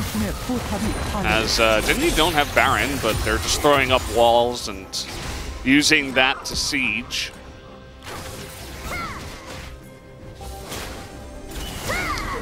Is Ash Arrow enough, is my question here. I think it's no. Personally. Enough to do what? To get a kill? somehow get you back in this game. Well, not... Well, I don't even know if... you know what, I'm actually getting ahead of myself. I don't even know if he gets a kill. They're 13,000 gold behind.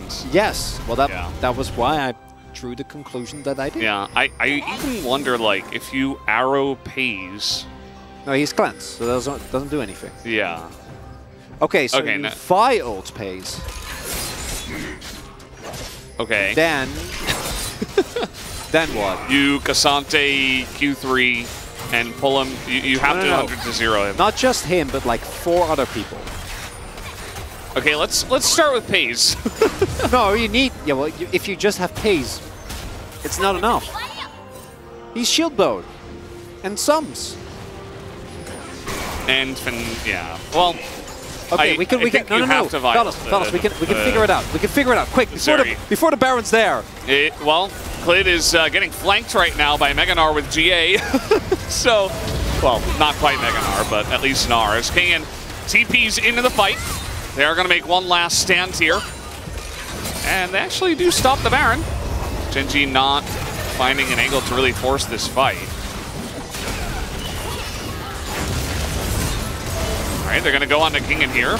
He is the tank. I'm not sure that it looks that way, though. Down he goes as Viper... Oh, man. Even the W from the Zeri is too much as the Sedge ult hits, and that is the end of Viper.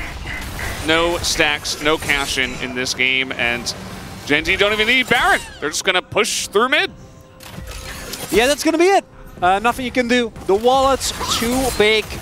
The tank's too thick. Alive gonna lose this game number 1 here, Val. It's just going in. Yeah, he's just zoning. I mean, he has GA, right? So gonna knock 2 people into the team and pick up a couple more kills. How about 3 kills, actually, as Pays gets his 6th. That is the end of game number 1. Really not much to see here in this one. They just snowballed way out of control too quickly. You mentioned, Valdez, after that series against Kwang, maybe the coaching saw the guys just clean it up, and then you get this game, which was the epitome of clean. Like, the house was spotless, you know, everything was well dusted, even the nooks and crannies were vacuumed, because there was no point. As soon as the early laning phase was done, there was never anything. There was no angle. At all. It was crazy. Like, it's just, however, just sitting there like, we can't do anything. Our hands are tied. Yeah, once you get away with drafting Zeri into Draven Ashe, and then you get 2 kills and first turret blood. And also, it's on 5 plates. It's on red side, and that to me might be the worst part of it all, because red side generally is where teams have struggled the most. Yeah. And it's Hanwha Life on the blue side here. Oh boy. Yeah. Klid had the one fight where he tried to ult onto Chovy, and he died mid-ult. That was like one of the earlier fights as well. And after that, I mean, he couldn't do anything. You know, it wasn't really his fault. They just need to have a stronger early game and not get as far behind as they did. So, very curious to see if Hanwha Life Esports have an answer to what Genji have just pulled off in game number 1. Otherwise, this one might also be a swift 2-0. But guys, we'll take a break and we'll be back with the space.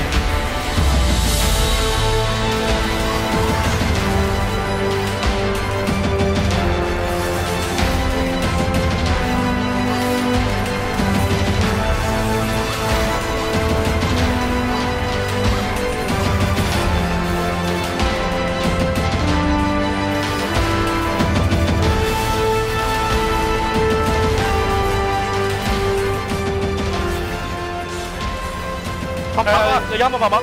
여기 봐달래. 맞아. 이거 넘길래 슈? 큰 상태. 야, 드번. 이거 클릭 가자. 끝까지 가면 잡아. 풀 있어. 와, 풀안 쓰네. 가자. 끝내자. 내가 마크 할 테니까 너네 그냥 끝낼래? 이거 탈리아 W 몇 초? 다 와도 돼. 오케이. 탈리아 W 몇 초? 있어. 자, 연계하면 되고 위에 타워 먼저. 위에 타면 내가 애쉬 쌀 존냐 있고. 쌀 내공 뺐을 듯. 쌀 존냐 있는 거 그냥 쌀공 들고 있어. 이거 뭉쳐 있지만 마. 거리 조절하고. 내거 들고 있다. 연결 되고. 땀 보자. 바이도 뿌리고. 끝. 싸웁시다. 나이스. 리콜 꺼는 거.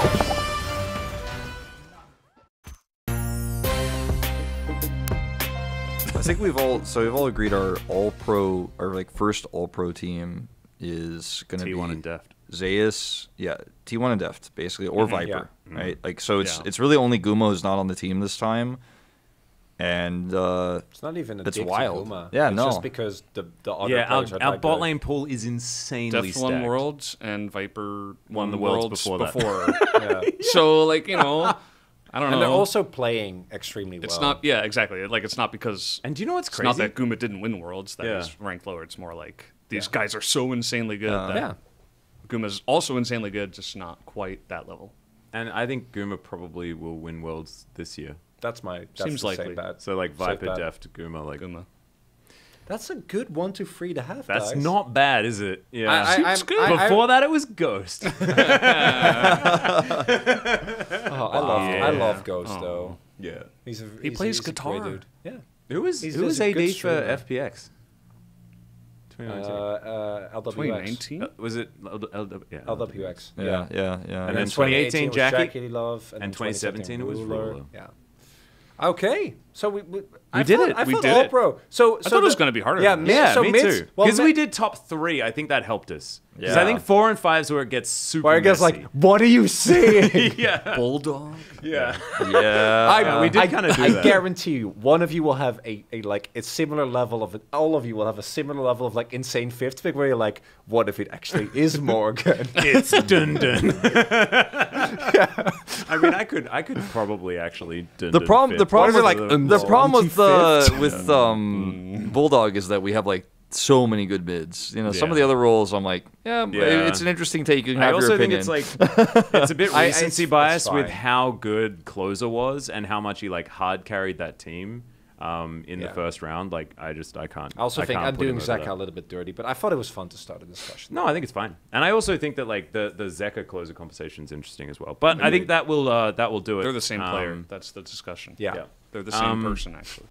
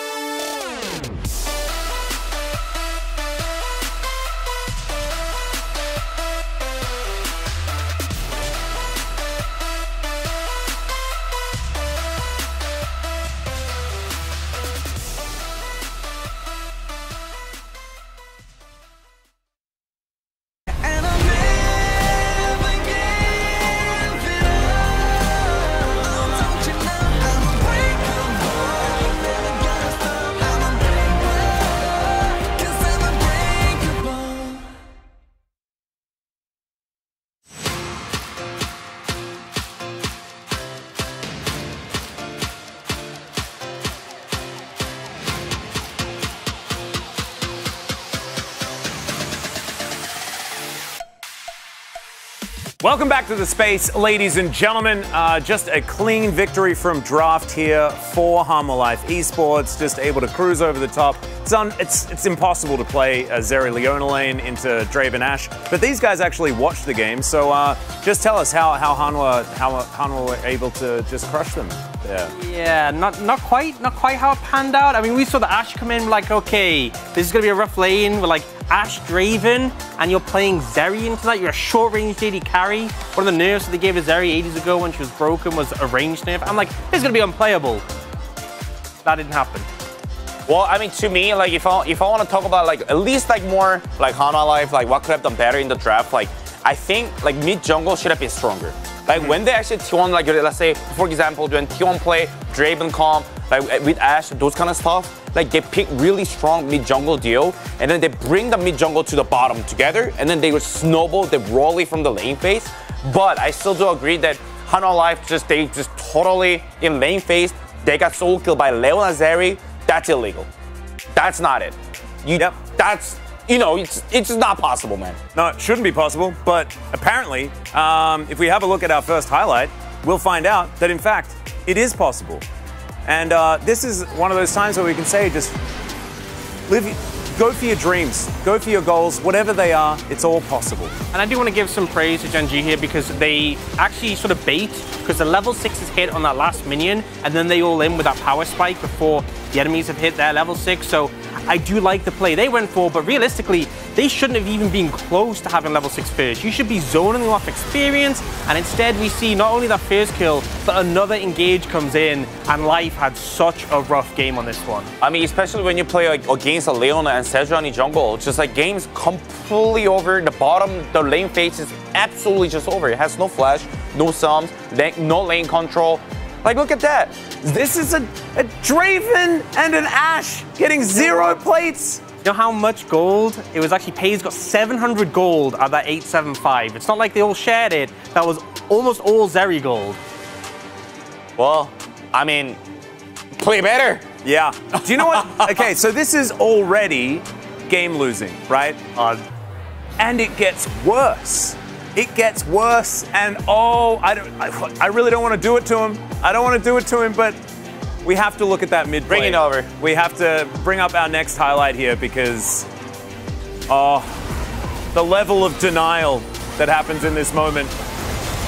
Like, bear in mind, they're already really far behind here, but like the one saving grace was that Viper hadn't died. Yeah. Like, if he can cash in, if he can get the golden, because he had almost 500 stacks here, and this is the moment where we all thought it was going to happen. Yeah, this was going to be the peanut throw, right? Oh, look at that, look at that. Look at this. Look at that, look at that, look at that, look at that. Whose kill is it? The tower shot has to be fired, but Ashe fire at the same time. No. Yeah. No. Oh, it's so tragic because that is, we calculated how much gold that would have been for Draven as well. 1,237.5 gold. Not including the kill gold, that's just the stacks. Yeah. I don't know. I mean, honestly, they would have been the last chance. But as soon as the Draven's down, I mean, the game was honestly already over as soon as they got 2 kills. But still, there was a chance. The percentage was not high, but still there was a chance.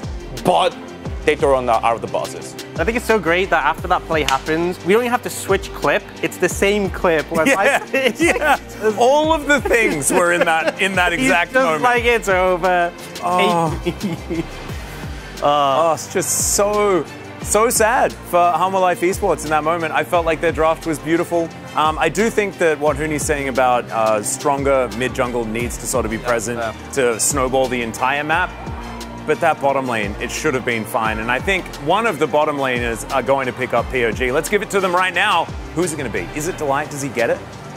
He does! I told you! That's what we're talking about. I told you, Max! He was so good. I'm that good. Yeah, this Huni guy, he knows. If there are some strange votes here, just know that it wasn't us. Because we voted correctly. Who the vote? I mean, this guy, he from the lane. I mean, he started first and he finally absolutely landed all the CC who actually needed to. And the game's over after these 2 kills. And that's the thing, if you're playing into an Ashe, you're going to get harassed down, you're going to get bullied out. you have to find the windows, and sometimes you don't get too many opportunities, but he made sure that when they came available, he was locking down the Ashe, getting the kills in, and here as well, the one to take out Viper and deny all those stacks. So really good play, and I think it's not just his play, but Life had a rough game, so the disparity looked really big between the supports there. Yeah, the support gap was absolutely massive, and I'm actually sad that this is like Wolf's first day off, because we've heard him saying like, having engaged supports back is a huge buff to players like Delight. And we get his Leona here, 6 out of 11. Absolutely well-deserved, incredible play. But, gentlemen, there is an opportunity now for Hanwha Life to turn it around. So let's throw it back to Valdez and Chronicler to get us into that second game. Thank you, Spacers, for that wonderful breakdown. Especially loved how insanely mauled Huni is today about that first game. And it's very understandable because it's frustrating, right? Like, they had this big win condition, Hanwha Life, and they kind of just got bodied by Delight. That's actually the main reason why I was happy the game went the way it did, because we got to hear Huni pop off. That was great. Love that. Yeah. That was Delight in a pink suit, which I did enjoy it. Oh, Life. It's his 400th game, and hope for, or rather, the previous one, I guess? Or no, the previous he was on 399, so this will be his 400th game. And hopefully, it'll be a better one, because the 399 was not what you want. Got the Ashe, wasn't able to actually cash in on it. Yeah. If I'm being honest, I mean, T1, certainly they do T1 things, but they're kind of like hunkering down for playoffs, and I think Gen G as well. Like, maybe that Quantum Freaks loss was very well timed, because now it's like a slap in the face. They're like, oh, okay, we gotta wake up and actually play our game now. And unfortunately, Hanwha Life are kind of just getting the brunt of that, because as we mentioned, it was like Mary Poppins in there. Like, it was so clean. The entire house was spotless. Hanwha Life choose blue side. That's not too surprising. Even though they did lose on blue side, doesn't necessarily mean, you know, that blue side is not the right choice. As let's see how this draft goes. Well, it does put you in such an awkward position, though, because you can run back this draft, because as we mentioned, the draft wasn't the issue, it was the level of play. But I think there is a lot of power in trying to swap up things, and I'm wondering what is going to be the pivot here, knowing that you kind of now have to ban Ashe, because if you don't first pick it, Gen G is certainly going to pick it up. But with the performance that you had, do you really want to like B1 Ashe again? Because you can B1 Lee, but then Gen G is going to have it. Yes. Sejuani, the ban instead of Kennen, which was the choice of ban for Hanwha Life in game number 1. So Ashe is available again. Let's see what the choice is. Do they go for the Ashe or first pick Kennen instead? Well, okay, so we were wondering what was going to happen to the Kennen priority. This is now the second game in a row, and we do love our Kennens here in the LCK, but with now T1 and Hanwha Life both putting this high of an importance of it, yeah, we're going to keep seeing this as they're just going to blind it. How about Zeri Ashe this time? No?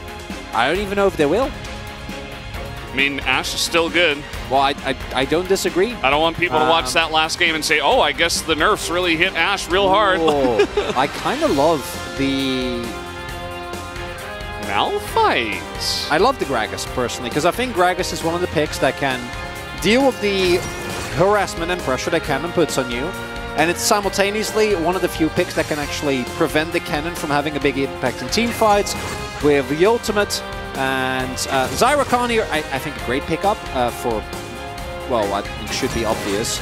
As Ashe is just going to be let go. And for Hanwha Life, I get it. For Gen G, that is a big vote of confidence in Pace's ability to hard carry on Zeri. And Ashe has the highest presence in the LCK at 97%. And it's about to drop by... It's about to drop. Like what, a point-something percent? Not by a lot, because it's a single game, but still, crazy to see here. This is, of course, also a flex pick. This Gragas can also go into other lanes. Yeah. And it also means that Hanwha Life still needs to maybe, quote-unquote, wastelands by banning out picks for Chovy or Doran, not knowing where this Gragas is eventually going to end up, although my expectation, as mentioned, would be towards the top side of the map. Chronicler, if we get to game 3, that third game is the 200th game of LCK this season. I just did the math on the sheet right now. We've had quite a few games. 200 games. If we get to game 3. This is game number 199. That is crazy. Yeah. And we've been there for all of it. Yes. Wonderful experience as the LeBlanc does get banned away here. Man, that's so cool. Well, now I hope we get a game 3. Yeah. You and me, game 200? Yeah, I want to get game 200. Well, we're going to get there regardless. Who did game 100? Now I'm curious. I don't have those type of stats in my head. I'm very sorry. That's not who I am. Mm-hmm. I wish I could be. Oh, he would. Yeah. He'd know what I cast the 100th game in 2016, and it was generic green. Yeah, something like that. So, Veigar and Talia taken away. Those were a couple of picks that we may have seen in game 1. We did get the Talia from Chovy. What do you pick here? Because you don't really want to go for like a Viego or Lee, I think, because of the Xayah. Wukong makes sense. It's still a pick that I think is tough to play into Xayah. As okay, well, there's a couple of ways that this could go. If it is AP Maokai, I apologize in advance for what will be a lot of complaining. A tilted Mao from my end, yes, and a tilted Mao in 2 ways, because me, but also a heavily nerfed AP Maokai. Mm-hmm. So we'll see what ends up happening here. I mean, it could just be, well, we'll have to see what the mid pick, or rather the top pick is, assuming that Chovy plays the Gragas, although it might have just been the choice going into the Kennen, which is something you mentioned. We don't even know, because it can also be as, okay. Because the Gragas and the Maokai both are still very flexible in where they can go, so we don't really know that much. You can go for jungle Maokai. In some matchups, I think you can get away with top Maokai. I'd never say mid Maokai would be viable ever, but it's Chovy, so I feel like I have to at least throw it out there. You put the little saplings in the side brush. Is it mid Cassante for Chovy? Or is it top lane Cassante for Dor? Gragas, yeah. I think we're just going to get Cassante top. So that is the choice. Let's see where this all goes. Because could even go this way, like, you know. Yeah, we don't know. I really hope that Genji don't show them until as late as possible. You know, like I like little optimizations like that, not giving your opponent the do it a little earlier, maybe wanting to avoid the timer. This is the one that's I think does make sense. I expect it to be a tank Gragas, but Kingen is actually one of the guys. Shout out to Molecule for his video on this. Kingen was the guy that went for the Conqueror, went for Riftmaker into tank specifically. So if it is tank Gragas, you might end up seeing that build, which is quite cool. I think now it will be. Top lane isn't relevant until like 25 minutes in, so I do hope that Hanwha Life have a better game on the rest of the map, because otherwise it might be very comparable to game number 1. Sky wants Genji in rounds 2 of playoffs. Could definitely happen, especially if they get the 2-0 here tonight. They're not 100% getting it, but they'll have a much better chance. Actually, that's the beauty of it. I think it doesn't matter because they're playing D+. So no matter who ends up, because they will pull ahead by 1 game if they 2-0 here. Then they're going to play one another for that spot, and that is provided that KT doesn't somehow snatch it away. There is a way still. But you need Hanwha to win. Yeah. This is a very interesting one. The first pick, Kennen, is the choice here for the side of Hanwha Life Esports. Let's see how it works out. Chovy back on mid Cassante as well. We're jumping onto the Rift for game number 2.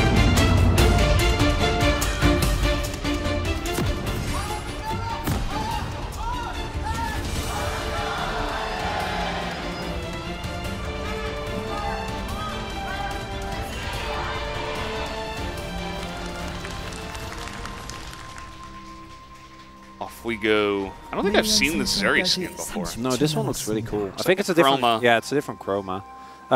As we were saying though, the reason why is that if Genji win this, then both Genji and D+ are on 12 series wins, and then one of them is going to win, so KT can never overtake. So if you're a KT fan, really hoping for a bit more life out of Hanwha, because game number 1 is not enough. As Chovy, he must be so happy. He gets to play bruisers again. Yeah. Tanks in mid. Yeah. You know? I feel like Gen G have kind of made a statement with a couple of drafts back-to-back that they're just kind of playing like this tank core with Zerg. Yeah. And that's it. Yeah, which, with how Pace has been performing, I think makes complete sense. Clearly a dependable player. Has had his fair amount of, well, I guess we call them Pace spots now because it's no longer ruler, but I've seen very similar tendencies. As look at Peanut. That is a phase rush, and that is a tanky item. I'm feeling good, fellas. I'm feeling hopeful. It's not a red for the future. I don't know. Maybe it'll be like a semi-bruisery or semi-AP build. As oh no, that's not what you want. Zyra Khan, obviously not picked for the laning phase, but you also shouldn't get taken down too low too early, particularly with Peanut pathing towards the bottom half of the map. This on the Q from life too, so he can't get the heal. And that's big. Yeah, this is Guardian procced. Here we go again. No, it's very early on, so we'll have to wait and see how this one goes, as the minions are kind of trolling phase here, but they will hit level 2. Driver's Ward coming in.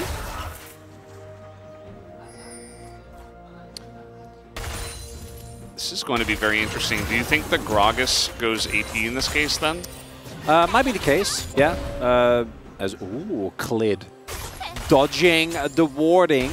Yeah, they probably saw the angle that Delight was they walking knew, in, right? Yeah, so, 100%. All right, here we go. The knockup already onto Delight, who flashes, but he's nearly dead before Klid even gets there, as a very easy kill will be handed over to the Lee Sin. Full pathing here from Klid, gets level 3 and goes bot. Very straightforward here from Klid. Already a big improvement over game number 1, able to stamp his mark. Kill does go over to Lee, which I do think is fine. The only one that you don't want on is Rakan. Everyone else is okay. And will be early gold lead here for Hanwha Life. Already off to a much better start here in this game. And yeah, well done.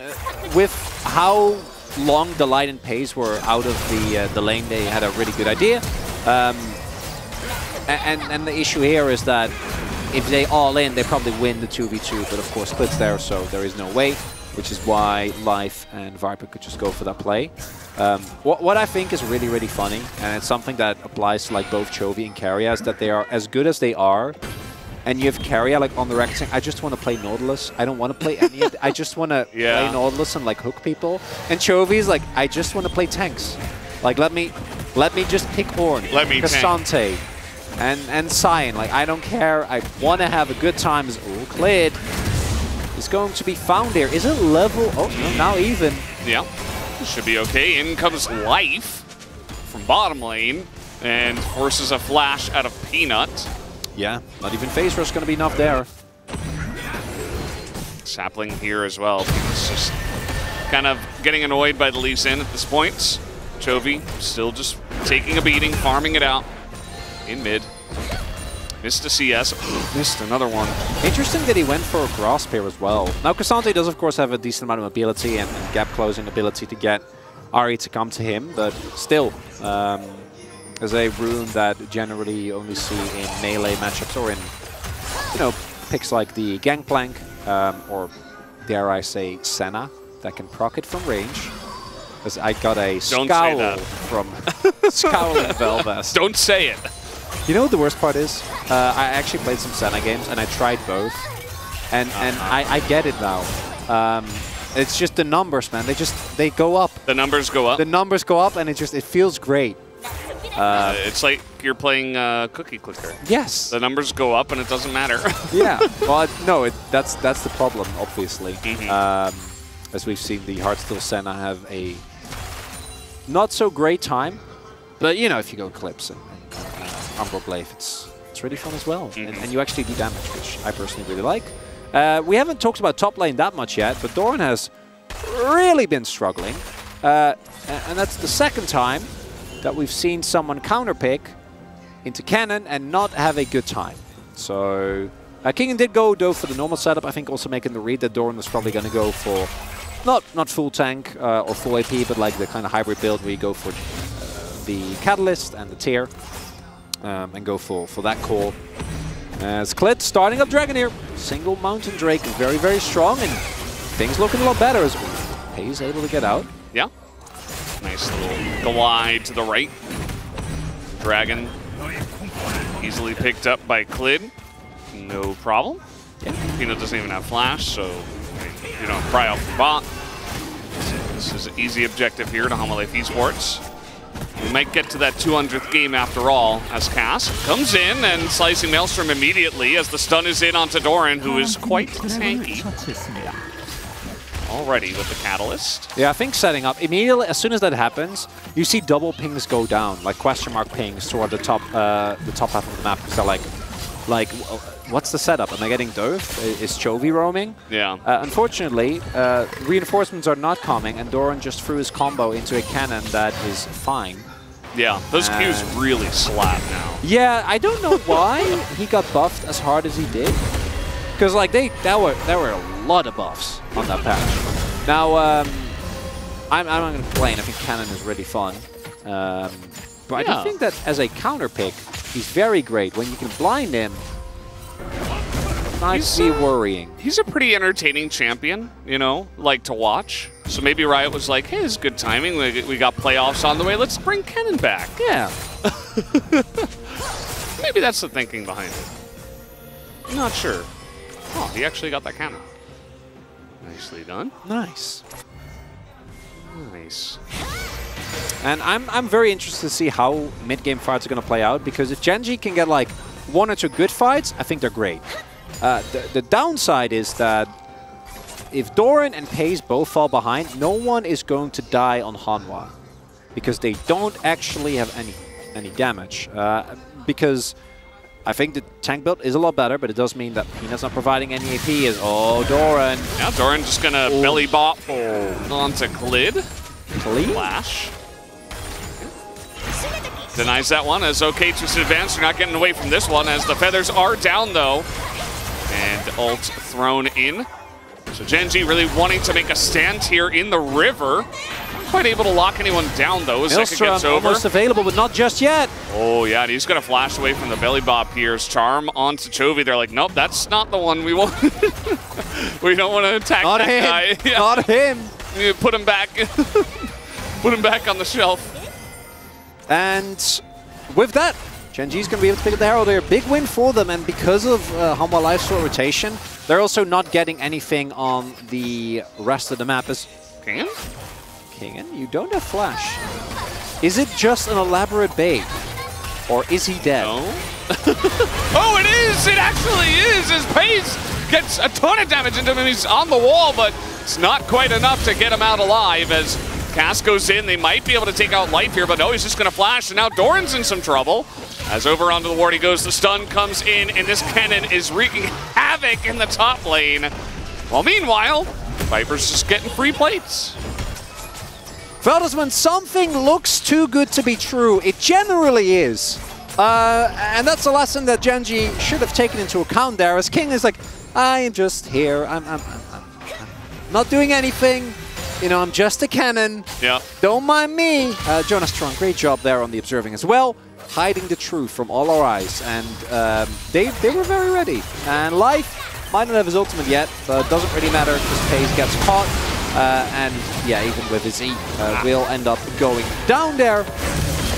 And then you're missing your damage. And this is really bad, because this means 2 things. One, Paze is going to be very far behind the curve, right? Because Viper just went bot. He was farming up a storm, he's getting plates, he's in his happy space, and Pace died and didn't get any of the wave, any of the experience, is now 2 levels behind, and that is the one guy that can't fall behind for Genji. So now, life gets a lot harder for them, because you need some great CC chains and someone really out of position here if you want to try and get back into this game. Absolutely. And Viper got that extra gold, but Also, has to be mentioned, this Kennen is off to a roaring start. The first pick Kennen charging into 13.5, kind of out of nowhere. And now he's 2-0 in this game. Is 1,200 gold ahead of Doran. Is Kingen on this pick. And he's just going to be enjoying his life, having a really great time. And okay, knockup comes in, and they're trying to 100-0 the Ahri, and they will, and they feed the kill over to Paze. Yeah, we might get first Turbot again, maybe? Clid? Clid? Wait, there are enemies there. Clid, watch out! Wait, you should... Crockler, he's dead. Crockler, he's dead. They were winning the game! They were winning the game! What? Okay, no, it's fine. No, it's not fine? Oh, for a second I thought they were going to kill the turret after ETP. Yeah, I have to say, I think Clid, he may have slightly overestimated his tankiness in the mid lane there. There's one thing you can't do, and that's walking one by one against a comp with this much CC. That's really clean, right? Like, just goes in with the dash and the Q3, sets it up for the rest of his team. And then that's excusable. This, I have no idea. I don't know. This is a tank Maokai. Maybe he tried to click into the jungle on his left, and he went north instead of south. I mean, maybe it was a miscommunication with life. I don't know. I know what happened, but it's a type of moment that might end up losing you this game, because now, like, Pace, he's got a kill back. Yeah, like, yeah, you're still you still got the dragons, which is nice. What? I have no idea, Dor. Sometimes just this game is weird, man. There was a gank from Peanut, but I think that Doran underestimated the impact of Rocket Belt plus the E. So Lightning Rush gonna get Kingen out there, and Peanut was on his back. I don't even know if they killed Kingen. Well, that's a question. He didn't have flash. So true. Yeah, and he only has Rocket Belt, so he probably does end up dying. But yeah. You have your two dragons, which is nice.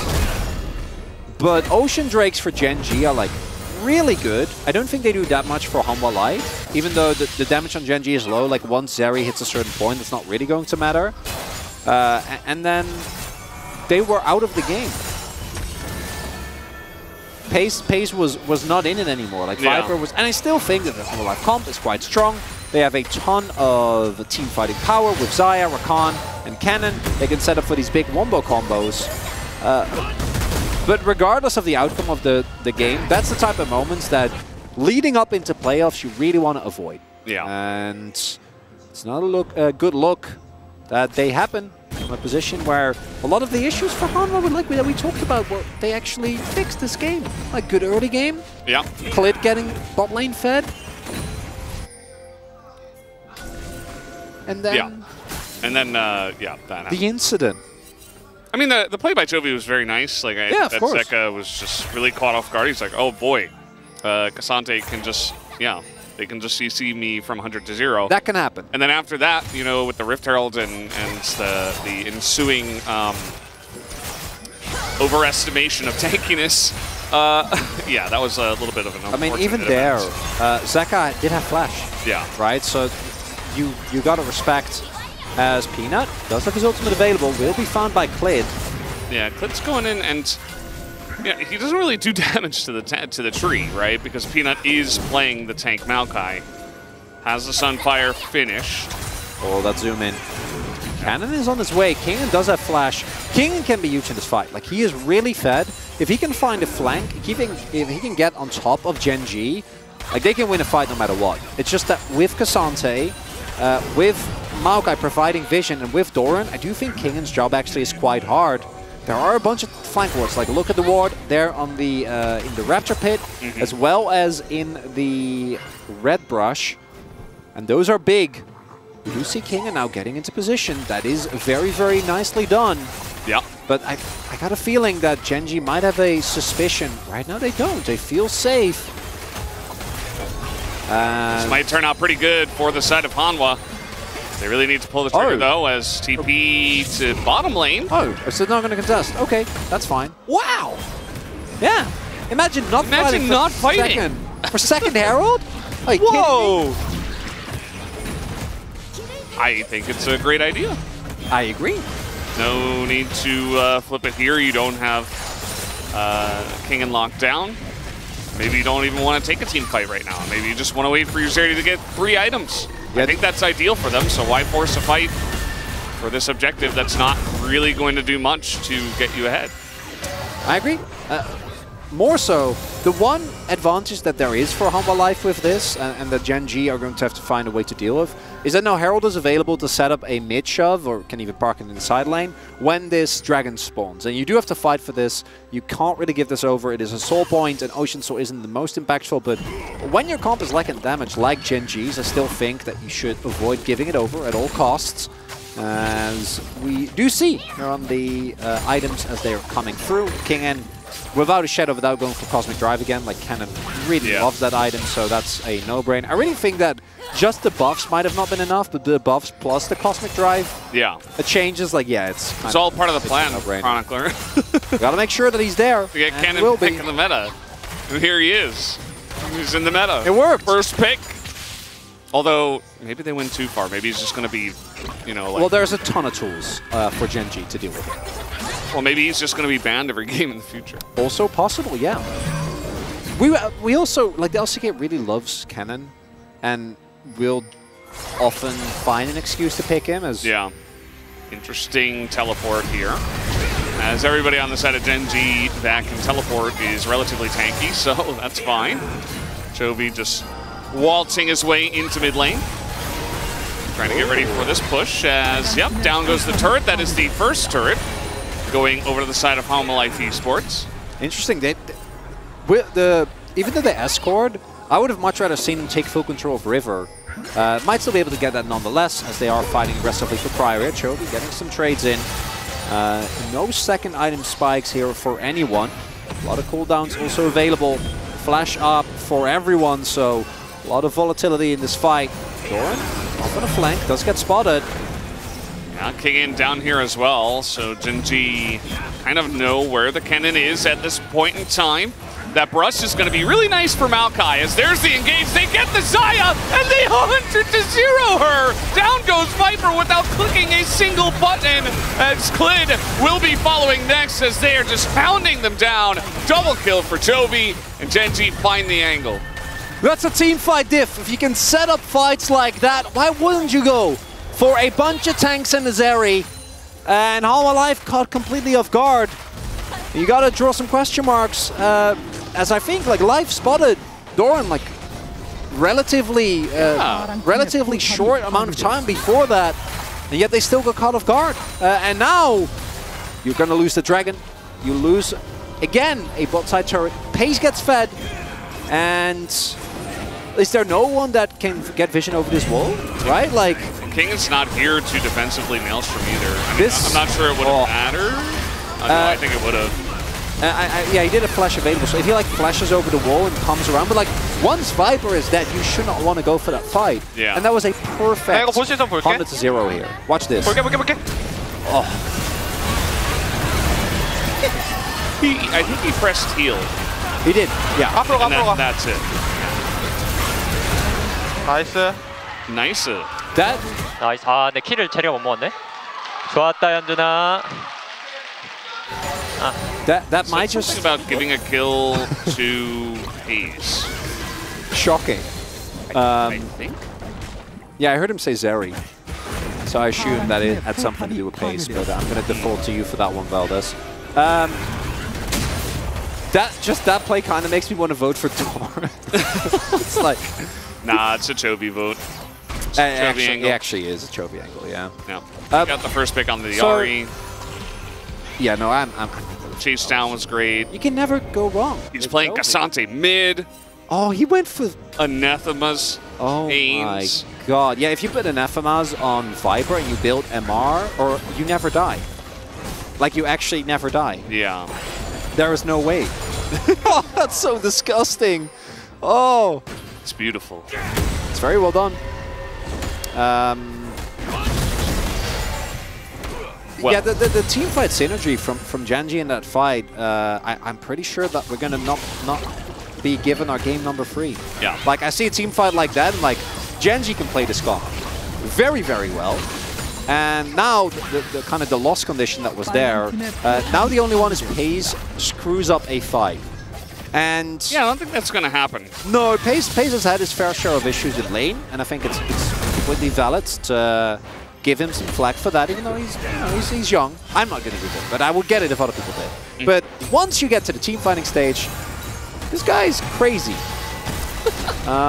So does not care, okay? This is my... The injuries is the only reason. Wants to do this all day, man. Yeah. There it is. Yeah, look at that. Anathema's unsurprisingly here on Viper. Yeah. Not going to have the best of time this game.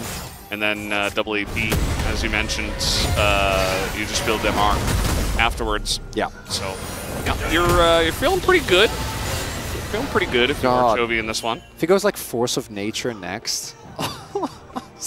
Yeah, he might. Oh, Mercs as well. Definitely a good choice.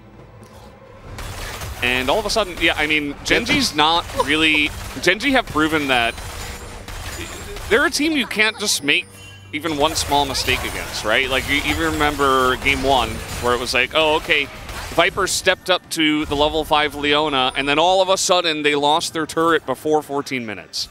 And the game was over. Yeah, like, one mistake. And here they were ahead, and one mistake in mid, and all of a sudden, what happened? Genji are winning. Like, they're actually pretty far ahead. The crucial thing to me is specifically the position of FaZe in the game. They get such a good trap that they set up, they kill the Zeri, and Viper gets ahead. And I've already talked about, in my opinion, pace is the key part of this composition, because if pace doesn't do damage, like right now they're fine, but as we go to late, like, it's impossible. And if Hanwha gets ahead, it's impossible as well. And right now, it's not looking too hard, as do have to get a defensive ult. King on the flank. Oh, they're okay. They're gonna spot him, and Genji just back away. You know, they're not gonna go for the engage. They actually just need their drafts to disengage, and that will be pretty nice. As Morellonomicon finished for Doran. Is that for the Lee Sin, or maybe he just wants to look for a quick spike, but I do think this game is going to go on for a decent long amount of time. Not sure. I really like the Zerefs. Zerefs did get nerfed pretty substantially on this patch, so I don't think it's too shocking that we're seeing a lot of people divert away from it. And I do think that Dora needs to go for damage here, but I think like a Shadow Flame would have been really good. You can go for a Zhonya's if you want a more defensive option and you really want to try and play for big engages for your team. Or just build a death cap. Well, I don't... Not as good as on Gragas. I like your optimism. Just build damage, Smork. Cosmic Drive is done for Kingen, and he is still... and we're talking about this game as if it is over. I don't think it is. It's definitely not, yeah. And I think it's important to note, Hanwha Life, it's not all disaster. They are still in a relatively okay spot. They're only 1.5k gold behind, which isn't that big a deal. Just do Baron. Yeah, no, I like guess. it because they're setting up the Kingen flank. Like, Kingen is on a really deep angle here. And they the ward time's out. That's big. This is coming. Should have suspicion for sure. Let's see it as Klid is alone in the pit. He's taking so much damage as now he's getting over the wall. They're just trying to engage here, and there's 3 of them just alone, and no way to get away. As Life actually does. Funnily enough, he finds an angle, as now Kingen in a little bit of trouble. All out goes Chovy. The knockup comes in, and Kingen is just going to Slicing Maelstrom just to die. And the shutdown goes to the Zeri. It's a total disaster for Hanwha Life Esports as Gen Z, they pull the trigger. All right. Get the win. All right, I take it back. Game's done. I take it back. Hanwha Life have no shot. Oh, that again. And this is something that I think is what I was talking about as we saw many AP Maokais. Like, tank Maokai is still fine.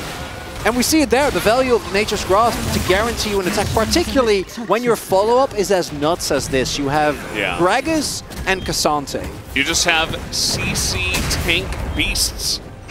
Yeah. And you get enough damage because, I mean, everybody's going to have some amount of damage, and you have Zeri.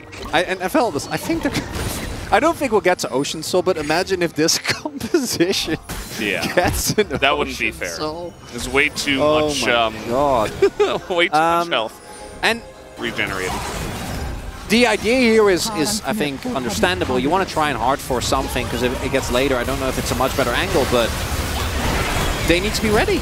Yeah. I also have a question, like, so this is pretty self-explanatory, right? They press all their buttons, they ult him down, and King is just not there, right? Because he's going for the flank. So wouldn't the slicing Maelstrom in a defensive sense be better in this case, rather than going for like the Omega, I'm going to flank 5 people and they won't see it coming? I know, I think the problem with that is that the only person that you actually, I think, do a lot against is Pace, right? So if you're not on the back line and you're trying to peel for Viper, then yeah, maybe that's the angle. But I think with the problem there is that Pace will always win the longer fights as long as he can avoid the burst of Viper. And Chovy is so good at taking out Kingen of a fight. So like, even if you do it defensively, Kingen can, or Chovy can just grab you and take you out, or you get Gragas cost. So I think Humble Life actually found the angle, which put Pace behind, but then they just made a couple of crucial mistakes. Now Pace isn't behind, and now I think it's excruciating hard to play this out because you have an Ahri that is going nowhere.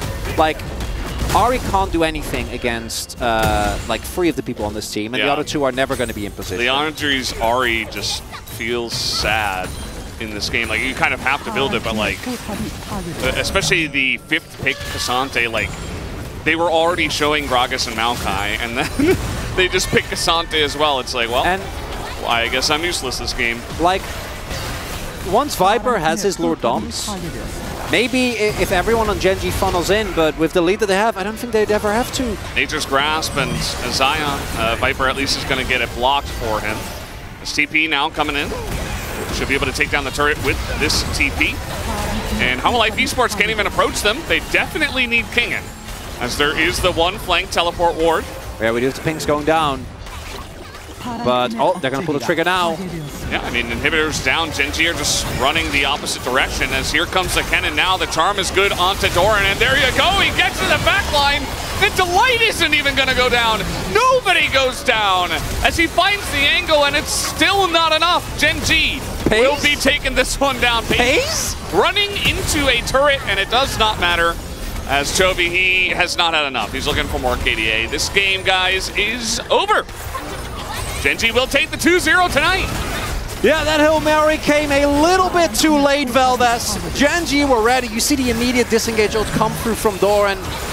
And they're going to back away. Ooh, okay, well, they could just take this inhibitor instead. Yeah, that's fine. I think they'll we might have gotten out of ourselves a little bit. They might just look for the fight and end it here anyway. Oh yeah, like just still end, I guess. Don't have to. I think you. All right. Let's back off. Okay. It's fine. It's okay. It's By the way, Force of Nature, he actually did build it. Yeah, of course. yeah, he built the Negatron as soon as I mentioned it. Yeah. And large part of this is like even with that knockoff, do note here the exhaust as well. Yeah. Actually huge, and we haven't even talked about it yet, and I'm sure the desk is going to mention this as well, and we should have earlier. As good as Cannon is, particularly if you go for like the full damage build and you don't have a Zhonya's to try and like maybe get around it, you're going to get exhausted and it's going to ruin your day. And Delight, making great use of it there. Pace also went for Wits, and oh god. Yeah, that was his 4th item. He also has a stopwatch for the next slicing Maelstrom. Okay, Clid, man on a mission. He has one dream. He can smite it. Yeah, okay. Nice. Nice. And, you know, you were talking about how Viper's basically the one way. That's it. And they do have a Lord Doms on him now. So 3 items here for Viper. They just, you know, they have a lot of hard engage, and Zaya's going to be good into that. Perhaps Viper can find some kind of crazy angle and pull back some feathers and shred through the front line. That's really what you're hoping for here. The one thing I'm worried about for Hanwha is that with 2 inhibitors down as well, like actually forcing Gen G into a choke point is really hard, right? Because right now they can't, but as soon as the Baron is up in 45 seconds, like they're going to get Baron. And they'll still have like a minute and a half, if not more, where they have both Baron and 2 inhibitors that are down. So they can just put one person mid, one person top, or even someone shadowing or moving rather in between the two lanes, and then the rest are in bot lane. And you're just always going to win in the long run as Doran. Okay. Maybe a little angle. Very nice cask. Nice. Just going to boot back to Rakan. As now Pays frontlining. He has the intent. And he's just going deep. He's going in there alone. Gets a wild growth and King's like, oh god, I got to run. I can't even get in there. This Viper, again, he's really the only hope for the side of Homolife Esports. Wow. Jovi's just going to tank a turret for some reason. Just running through bot lane. As yeah, he's got that Q charged up, looking for it now. Forces the Feather Storm as okay, a lot of damage into Doran. He does have a stopwatch of Zhonya's at this point, actually, as he might go down, but no, Zeka's tried so hard, and he will not be able to take out the Gragas. Viper? Viper desperate. Okay. Wait, Viper? Down goes the Gragas, finally. I think you peel off. Yeah, I think you just go for Dragon here. Well, Toby has some other ideas going all out here onto King, and as he's actually got a decent amount of damage too. And even with the Nexus left open, they're not going to be able to end the game.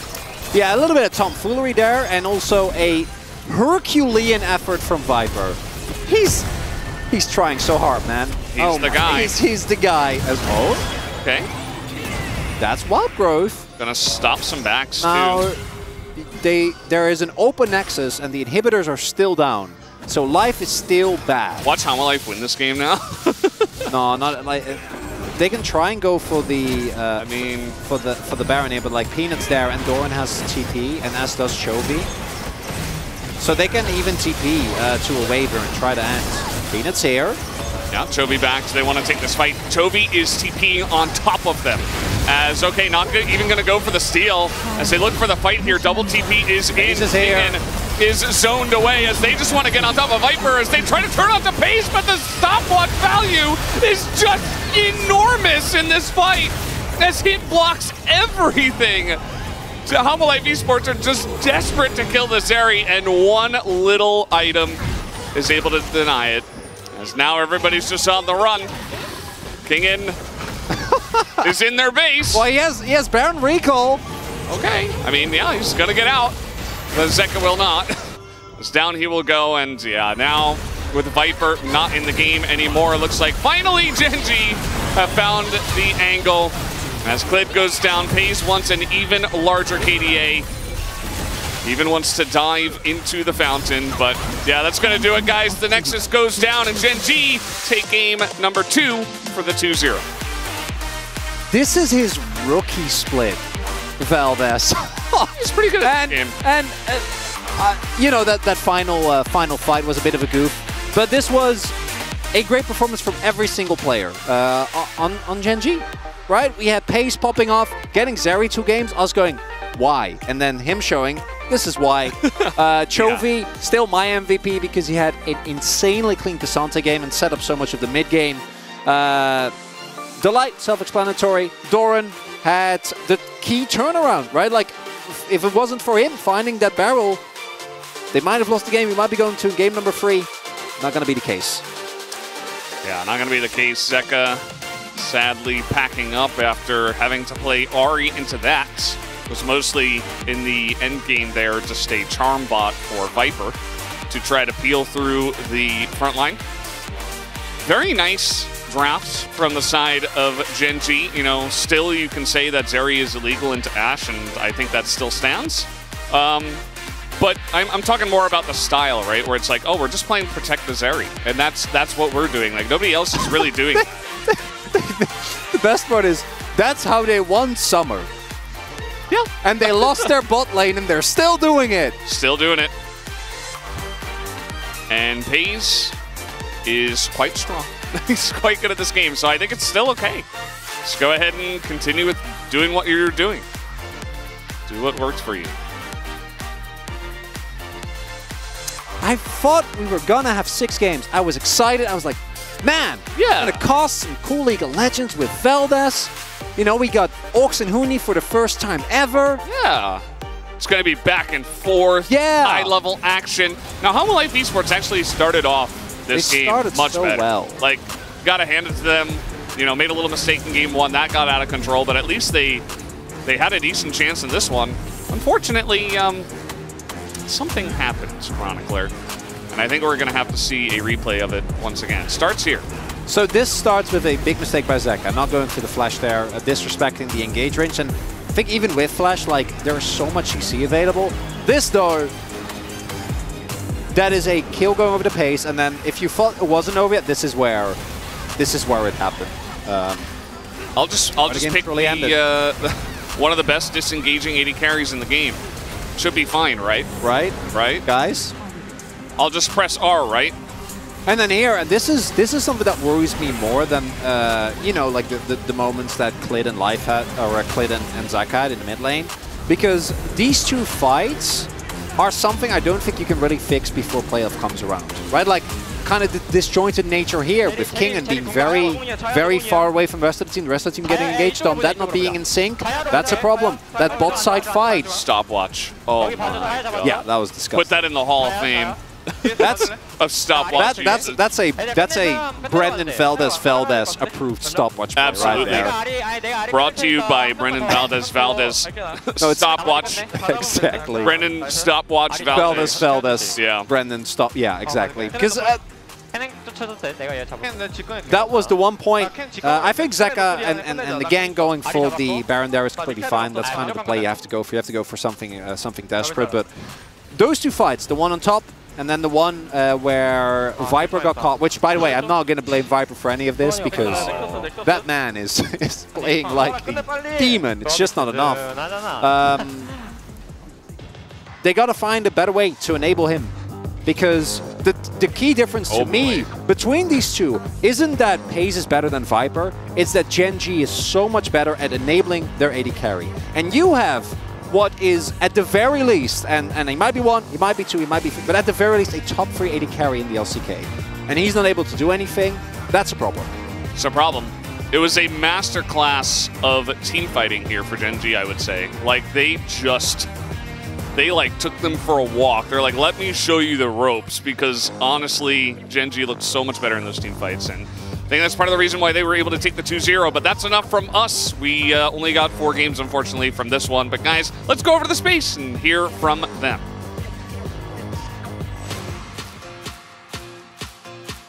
Thank you so much, gentlemen, and welcome back to the space. I'm joined by Ahuni and Orcs here to go through this Gen G victory. Why is it 4 games? There's supposed to be so many more games today. I feel like we just got cheated out of so much League of Legends. I feel scammed, you know. I know. I come here, the LCK, this day was so hype. And, you know, I mean, there were some good League of Legends from the teams. Maybe not some of the other teams, but... and some choices that were made. Yeah, I mean, I was expecting it was going to be a great day. Yeah. But it's not. Yeah. It all started in the draft, though. Let's bring that one up onto your screen right here. Actually quite liked the Kennen first pick, much like what T1 did in our previous series, working out quite well in the first 18 minutes of the game. Yeah, had that good early fight. I feel like Gen G went for this super beefy composition where like everyone is a tank, Zeri's also a tank, and then you have like the Lulu, and it meant that like Ari wasn't one-shotting anyone, Lee's not one-shotting anyone, Kennen isn't, and really you kind of had to rely on the Xayah to be doing the damage. Yeah, I mean, how to live is start with like really good advantage because, as I said it, you pick some lane prio champion, you can actually pick the mid-jungle duo that is really strong, so you can make a proactive play from early on, and with the Xayah Rakan, so they were ahead. They were making great play, but I don't know. I don't think it's about the draft anymore, honestly. No, I kind of agree. There were definitely some decisions made that we were also a little bit skeptical about, but I think we can have a look at where it all started to go wrong here for Harma Life Esports. There was one particular moment in a mid lane, and here it is. Yeah, I mean, I feel like honestly, not a ton you can do when you get CC chain like this as the Ari. That's forgivable. I think what happens next, significantly less forgivable.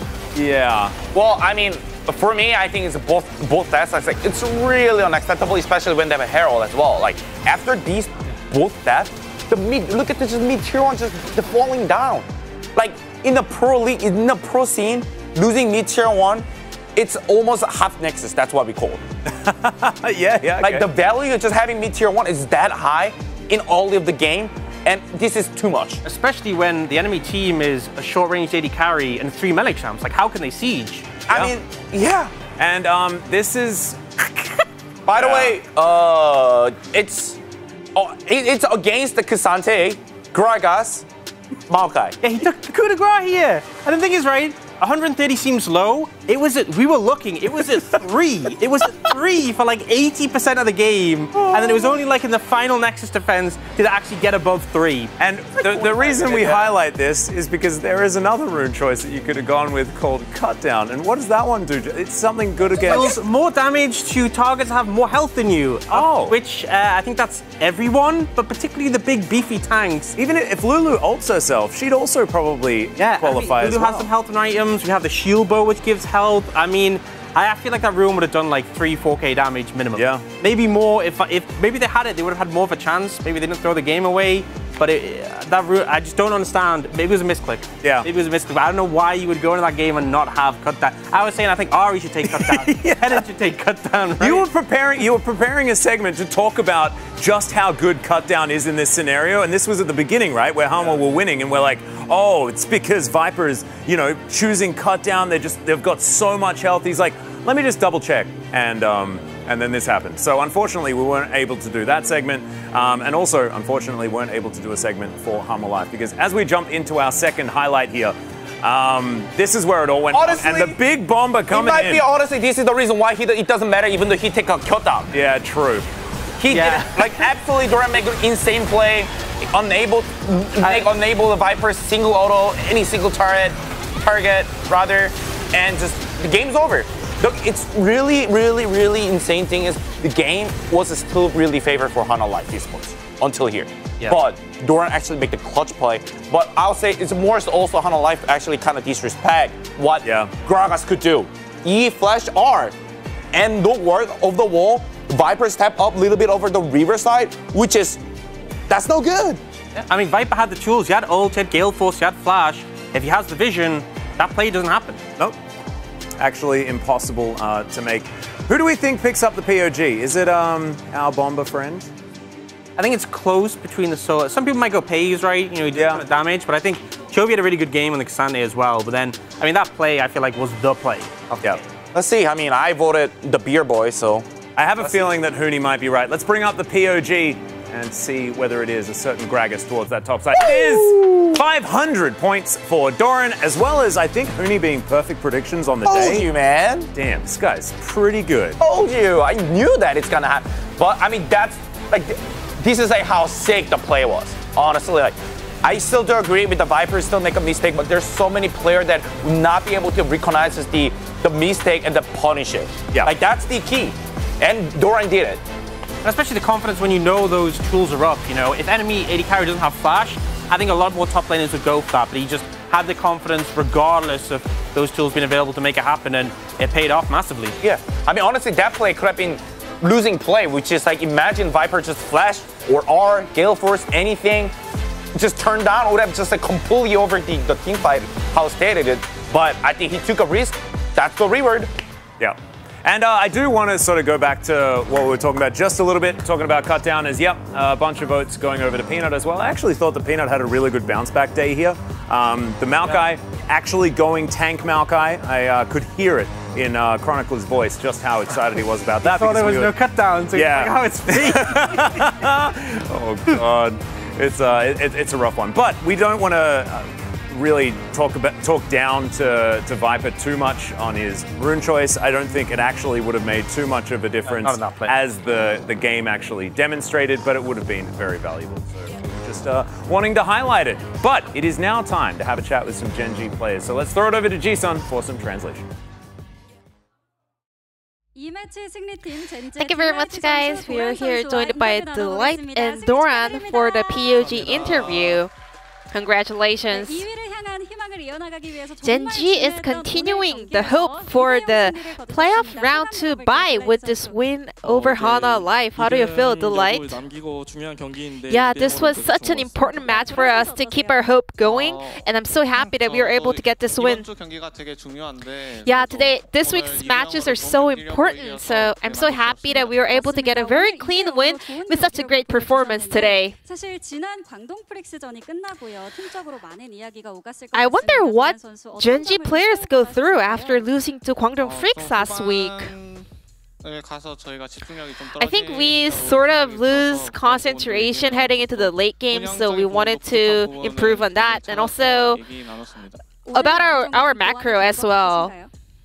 And was it better today? Yeah, sometimes we didn't really contest for objectives because that was what we had to do. So I think our macro definitely got better. So we saw Draven Ashe versus Zeri Leona matchup on the bottom lane. This is not an easy matchup if you consider the laning phase, and you had to go through the lane without any errors. So what was your ultimate goal as you opted into this comp? Yeah, early laning phase is definitely very rough, but as we hit level 6, it's actually like our power spike, so we wanted to go for it. But you guys actually won lane. Did you see that coming? Ashe got nerfed quite a lot, so her damage was not that big, so we were actually able to just eat it up. And Delight and Paze, Genji's bottom duo, is ramping up these days. Do you think tank supports, engage supports connect with you better? I do prefer, initiative supports, so I love playing engage support for sure. I think they kind of match with me better. And then in game 2, we had R5 K'Sante, which means Paze had to do so much damage by himself. What was the concept of Genji's comp in game 2? We actually, we were considering AP mid and AD jungle. However, later in the pick and ban phase, our coaching staff were like, maybe we should just do this, K'Sante mid, and it would still work. So we wanted to try that out today. So Zeri, yeah, he was the main carry of Genji's comp in that game too. However, she got picked on the top side in the middle of the game. Were you worried that you might lose the game by any chance? We were actually behind pretty much early on until the mid-game, so we were aware of that, so we just wanted to make sure that we will protect our Zeri in the late-game teamfights. And Doran, I think your Gragas was the savior in game number 2, especially that play that you delivered Xayah was so on point. So let's take a look at this replay one more time. Could you break it down for us? So prior to this team fight, actually, I was keep thinking how we're gonna group up for team fights. What kind of position will fit us the best? And our comp actually had so many engage tools. So I was like, I think I have the perfect angle here, so I was going in for that. I think Hana Life did have some grasp of where you are, but how were you able to still go for the toss? Yeah, I got spotted, so I was like, I shouldn't stay here any longer. But still, I saw a slight edge over there and saw the angle and opening, so I just wanted to still go for that. And Pina was like, way to go, Doran. How did you feel? It felt amazing getting that compliment. Yeah, his engage is so on point. That's our Doran. And today, we had one more K'Sante mid by Chovy. However, Doran, your most picked champion right now is K'Sante. So, who's the better K'Sante player, Doran or Chovy? Top K'Sante? Me? And mid K'Sante, Chovy. Come on. Now we gotta ask Delight. Who's the best K'Sante player? Chovy. So, Delight just confirmed the better K'Sante player on the side of Genji is Chovy, not Doran. And Genji, your final match will be the Saturday Showdown this week. It's gonna be up against D plus Kia, and it's gonna decide who will be the second place team of the LCK most likely. I think bot lane will matter so much in that series. Doran, do you agree with him? 맞습니다. Yes, I do. 그러면 딜라이트 선수의 역할이 굉장히 중요해질 것 같은데. We're also super hyped about that Saturday showdown. 딜라이트 선수의 각오 들어보겠습니다. Then Delight, tell us about your determination heading into that final match of the regular season and also the playoffs. 좋습니다. 도란 선수도 각오 한 말씀. We will do our best in order to leave no regret behind. Same, you know, competing for the second place is also our goal, but I just want to make sure that we can showcase the best performance possible as it's going to be our final best of 3 game before the playoffs. And this will be the end of the interview from Doran Delight, and back to the space. Thank you.